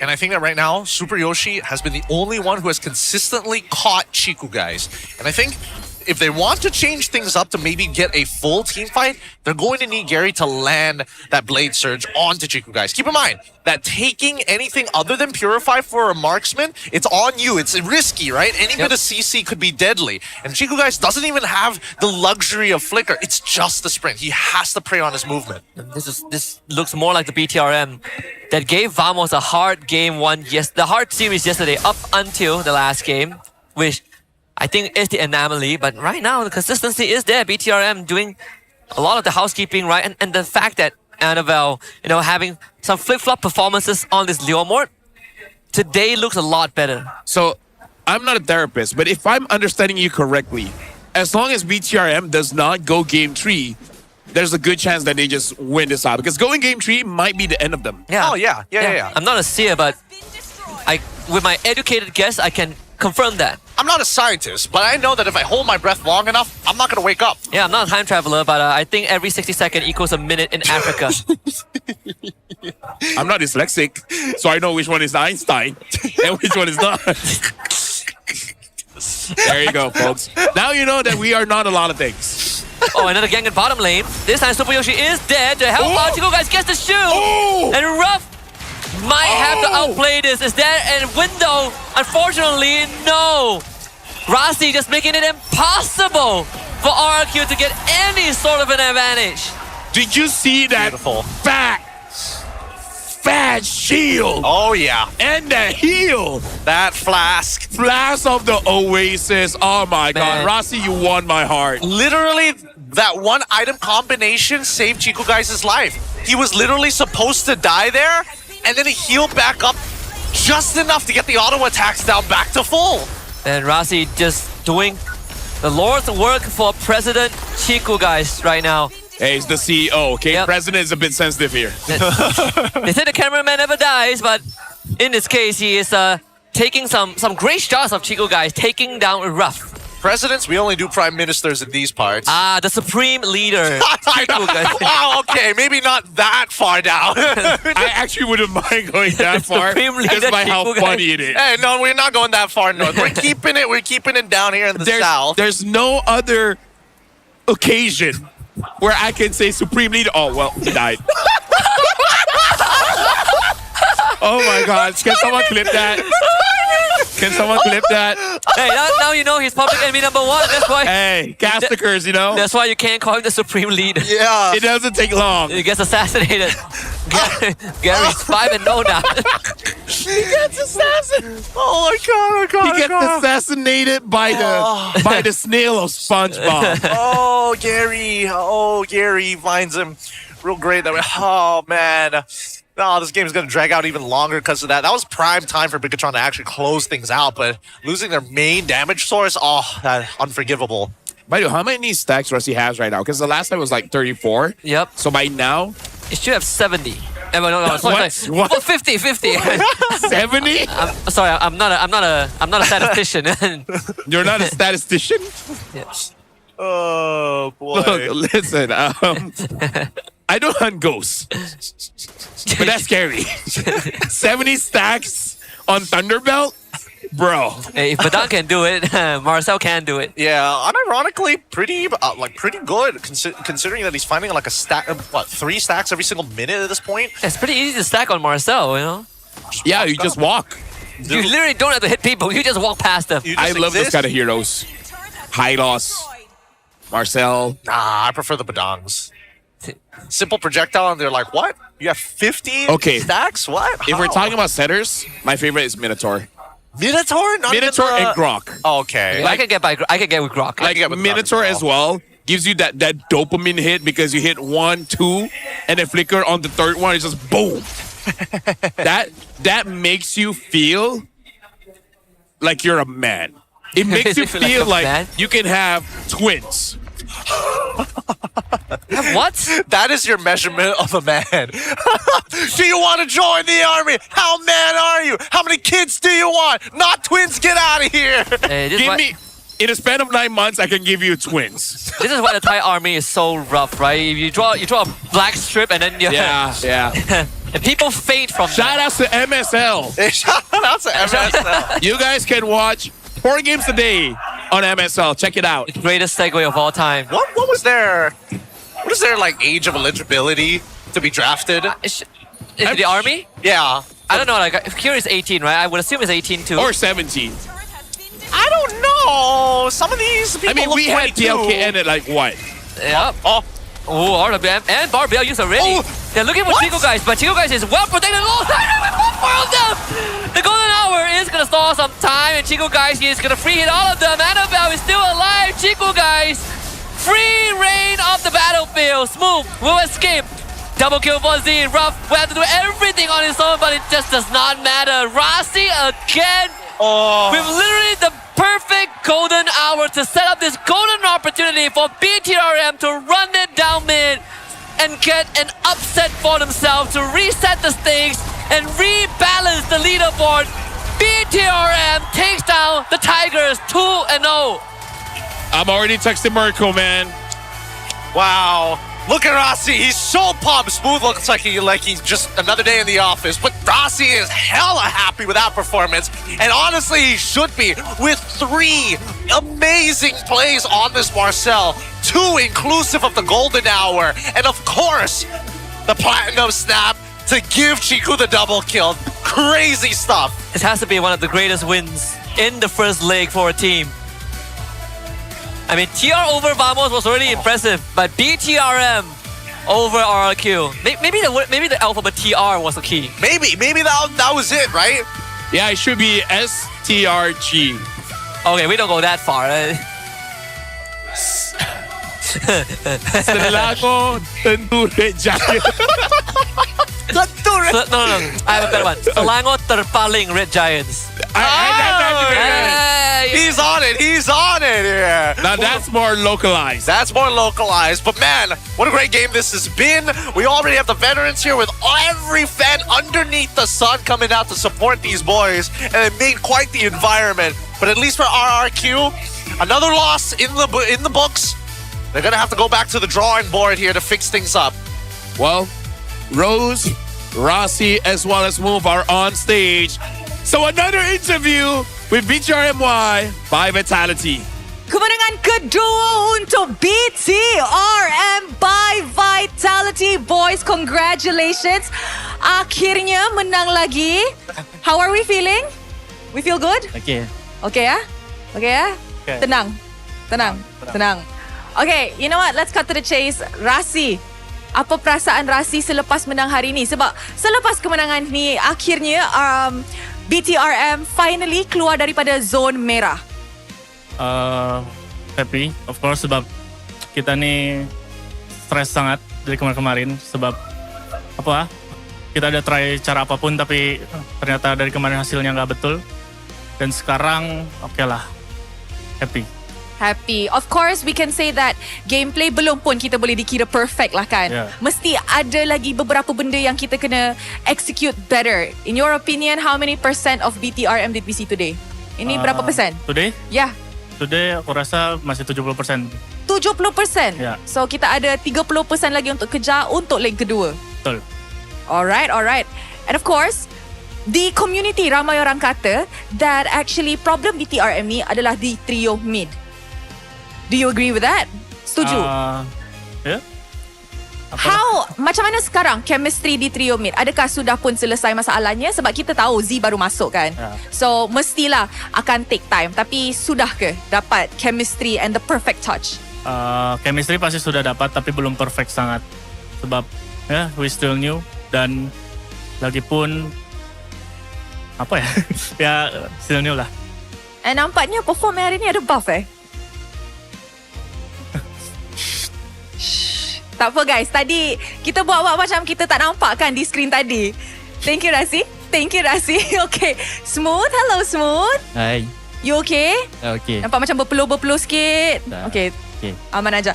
Okay, Smooth, terus nak tanya. Sebelum ni, beberapa match sebelum ni actually, BTRM biasanya menang game pertama. Lepas tu tiba-tiba kena reverse sweep. Apa yang punca reverse sweep? Apa jadi? Mungkin sebab kita orang overhype kot dekat game 2. Itu yang jadi macam tu. I see. So, overhype and controlling discipline, konsistensi dalam game tu adalah punca utama lah. Betul. Okay, and you rasa dah selesai ke masalah tu? Nampak hari ni? Rasanya belum lagi. Kita orang still kena, dengan kemenangan ni kita orang kena konsisten lah apa yang kita orang buat betul dekat tournament tadi. Siapa biasanya yang akan suruh team untuk chill bila dah terlalu overhype macam Smooth kata? Rasa semua orang notice benda tu. So semua orang akan cakap Tapi jadi juga Jadi juga. Okay. And Smooth, Rose pun nampak sepanjang musim ni ada beberapa komen tentang performance Smooth. Diorang cakap Smooth nampak macam kurang sikit season ni. Apa yang Smooth rasa masa Smooth baca ataupun dengar komen-komen macam ni? Saya tak kisah. Saya cuma nak main Mobile Legends je. Nak main Mobile Legends je? Nak tekan-tekan je? Tak kisah pasal orang lain? Tapi you rasa ke your performance is not as good as before ke, ataupun you rasa memang just belum sesuai lagi dengan team? Saya rasa saya punya gameplay dia belum connect sepenuhnya dekat team. Dia memang more towards the chemistry lah kan orang kata. Betul. Okay guys, so I think maybe kita boleh chill on the head lah kan, betul? Bagi masing-masing fokus on gameplay mereka. And guys, kita pun dah nampak an amazing series from the side of BTRM, tapi hanya seorang yang boleh menjadi MVP. Agak-agaknya MVP dia siapa? Woi, ni macam ramai orang vote untuk Chico, tapi kita nak tengok MVP dia in 3, 2, 1. MVP jatuh kepada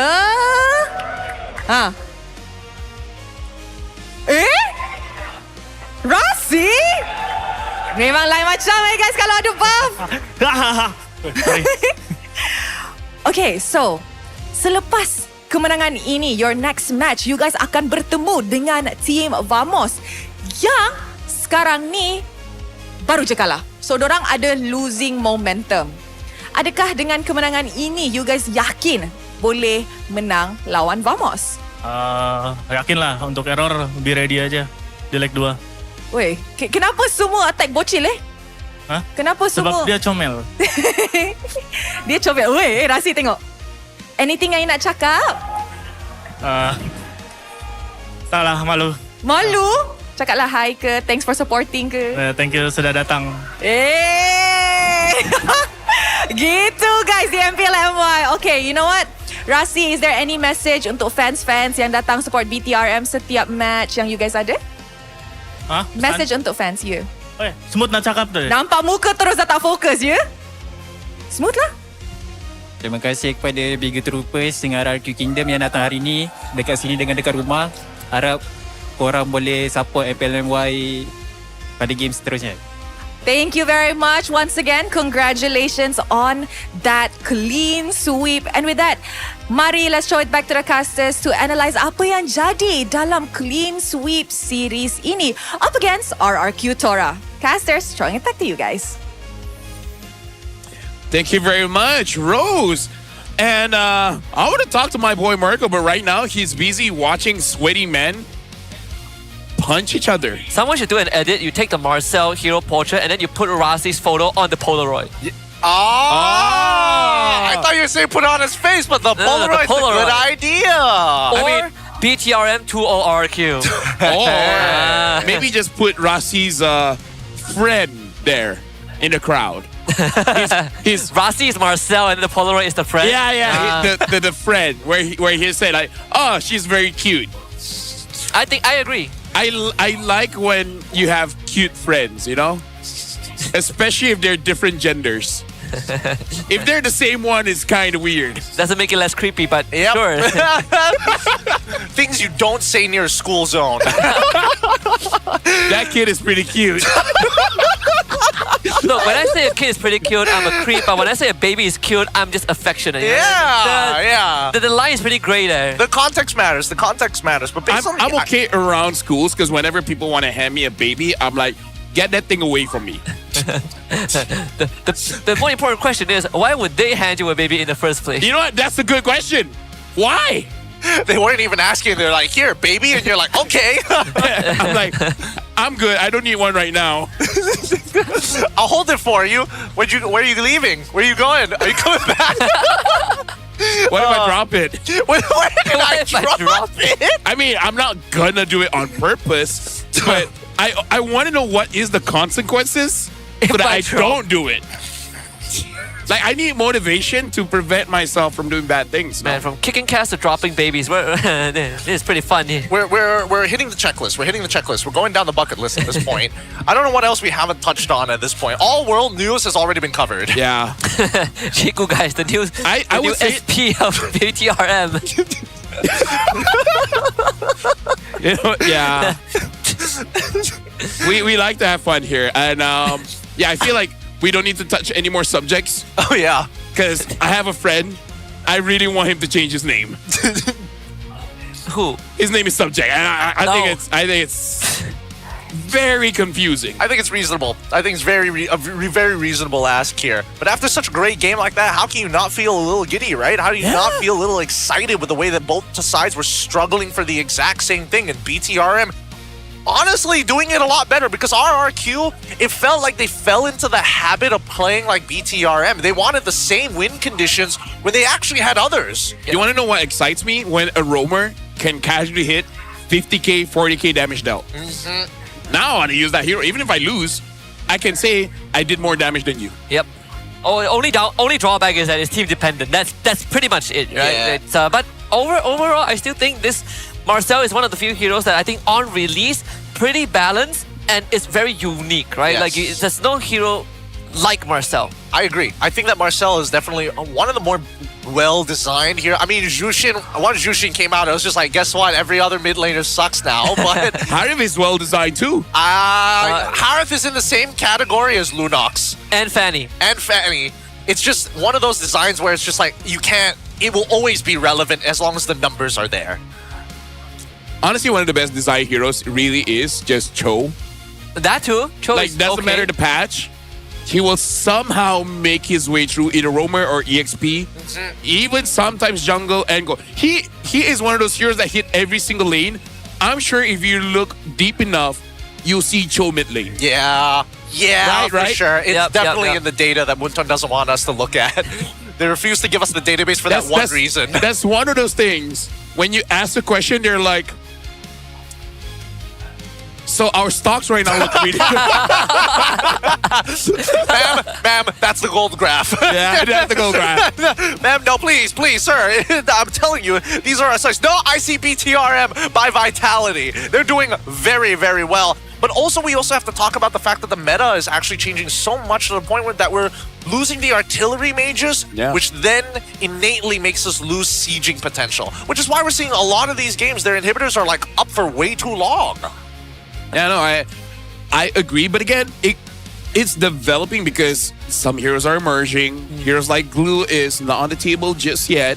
And in terms of artillery mages, sometimes I think this way. What if the teams are just bored? Just bored? I mean... Meaning like, I like Eve, I like Farsa, but Lilia is the new thing. Can I just use that instead? What is this, Toy Story? I don't want to play with you anymore. Just drops them off into the cliff. You might be onto something here, but we're going to have to talk to some actual players to get the idea. Not that I think any player would ever admit to that. Can you imagine? Rose is like, oh, why'd you pick this hero? Oh, it felt good and the others were boring. Like, what? Because as an EXP laner, I feel like everyone is waiting for that opportunity where Terizla looks super viable. think he is. No, I mean like the draft. I mean like coach, no counters. In fact, I went lane, so you know Terizla, and then the coach is like, yeah, but Sora, I know, but Terizla. Yeah, Rizzler. I can buy War Axe and I have high base stats and I have the body of a Smith, I have an AoE control. Sounds a bit more reliable than Sora. Just a little bit, but I don't know. At the end of the day, it's whether or not you can just flicker ult, right? And most of the time, even Dyron flicker ulting wasn't able to catch Chiku guys at the right time. He caught him successfully 2 times out of the 5. Oh, look at this. This is beautiful. Look at that shield, dude. The shield, the heal. Ridiculous. And the heal, is it really just Chiku guys, or is that like the delayed? No, the last claw, right? The first one you saw, that one fat chunk, that was a Flask of Oasis. Everything else after auto attacks with Haas Claw. Yeah. Crit build is disgusting. He should have died, man. He honestly should have. But He got Winds of Nature, too. Hey, Supreme Leader, you know? I mean, you gotta protect him no matter what. You're not wrong. You're not wrong. Now we know who is his second in command. Rasi! Honestly, I can see people memeing it, and it will actually make sense. Like, visually, I can see it. I agree. But that does bring us towards the end of the day. And now that after this entire Saturday, SRG still on top, Team Rey just underneath them, Vamos at 4th, RRQ is in 4th, IG in 5th, BTRM jump up into 6th place. They have a contention for playoffs. Yeah. Yep, RQ is facing sort of the same problem as Vamos in the previous season, where they win decent amount of matches, but the aggregate points is what's going to start costing them. Yes. Right now, BTR is just going to hope that Flash and AC don't get their stuff together, you know? hope they just stay bad. And we actually would find out tomorrow because I think those two teams are playing. I know Flash is playing tomorrow. Oh yeah, they're going to be playing, and it's going to be a hectic game here because now that we're already passing the halfway point for the entire league here, by the end of this week, if these teams still have like unsolvable problems, it's kind of over for them, right? Well, we got to look at tomorrow's schedule here. Team Rey against AC, not looking good for AC. Flash going up against IG. I feel like IG has some frustrations that they want to release. They can take it out in Flash. Flash may not be therapists, but they might just have to be. They just have to be for the day. They're the outlet, right? They're like the punching bag. Yeah. Exactly, yeah. But what if Flash wins, right? I mean, today... Adamir is in, yeah? Yeah, might be the difference. What is he playing? EXP? I think EXP. I think EXP. I don't know, man. I don't know. It's tough because it's quite the comparison between Adamir and Diablo at this point. It's really like what flavor you want to bring. No. So remember we were talking about the Sora as well as the Khalid issue. No frontline, right? Yeah. What if Adamir is just the kind of guy like, hey Zor, you want to play catch? I can be frontline. And then Zor's like, so it's like, I get to be Baloy this time, locks in Hellcurt. He's gonna get some Saber Roam nonsense even though Cho is open. I can see it happening for sure. Yeah, because I feel like Diablo just can't play tank. He has to play those divers. Yep. And then in an interview with players, the management just asked like, Adamir, what can you use? I can use Fovia's stop there. Good enough. I heard what I need to hear. Fovia's was the key word. What's your favorite hero? You're rated no more. No more. Come in. I can only get so hard, sir. Please, take your time. Walk on in. You already sold me with yes, sir. Now you're giving me more than I was expecting. Anyways, BTRM. Up next is Vamos RQ again. SRG is sold out. So, y'all can watch this one. For RQ, let's see their trajectory after this. Does it get easier? Whoa, this is gonna be rough. Oh, wait, that is rough. I mean, their next 3 matches actually are all matches that they have lost. In a 2-0 fashion. In a 2-0 fashion. So it is going to be that redemption arc for the next couple of weeks, at least for RRQ. But man, their games are getting sold out fast. I don't know about you guys. You want to pick them up while you still can. Yep. I like that Gideon got my joke. Yeah, I know. I got it too. I just decided the rate of funny. I'm guessing that was not on purpose. No, it's not on purpose. Okay. Not on purpose. But thank you. Fun, unintentional, but you know what? It works. I can't wait for you to accidentally laugh at a funeral. I don't go to funerals. I can't wait for you to purposely laugh at a funeral then. I go to a funeral, I stay in the car. I just watch from afar like someone gives a eulogy and then he's a great man and then LaFell starts laughing. Listen, I don't know about great. Anyways, tomorrow you're going to be casting this one for all the MCGG lovers out there. This is your reminder. MCGG Rising Star Season 5 is back. We got the top contenders from 8 different divisions all fighting to claim that #1 spot. Don't miss it. This will be your, I don't know, fan favorite division, take the crown, or are we about to witness another dark horse upset like last time? It's on April 25th, which is today. But tomorrow you'll be casting that one, so good luck for you on that one. And then all the best. If you have city codes to give, you can give. For us, we do. And it's Vutri Yayak. This is pretty easy to pronounce. Yeah, Vutri Yayak. It sounds very Hispanic. It feels like it's an actual word to some degree. I don't know. Something about it is messing with me. I don't know what it is. Some Slavic slang. I feel like it's a bird. I don't know. A bird? It's probably like an expression in some Polish country that we don't have. If a Frenchman hope it's not a bad thing. If you slap enough accents to CD codes, you'll probably get a word. What other different accents? Well, mic check. See you guys tomorrow. Bye-bye. Vutri Yayak. Vutri Yayak. Vutri. Hey, I think we can just focus turtle, guys. Bola ni. Hey, go. Hey, balik. Kiting. Hari. Boleh. Boleh. Don't dalam, sumpah. Naskar. Nice, Urinos. Let's go, boy!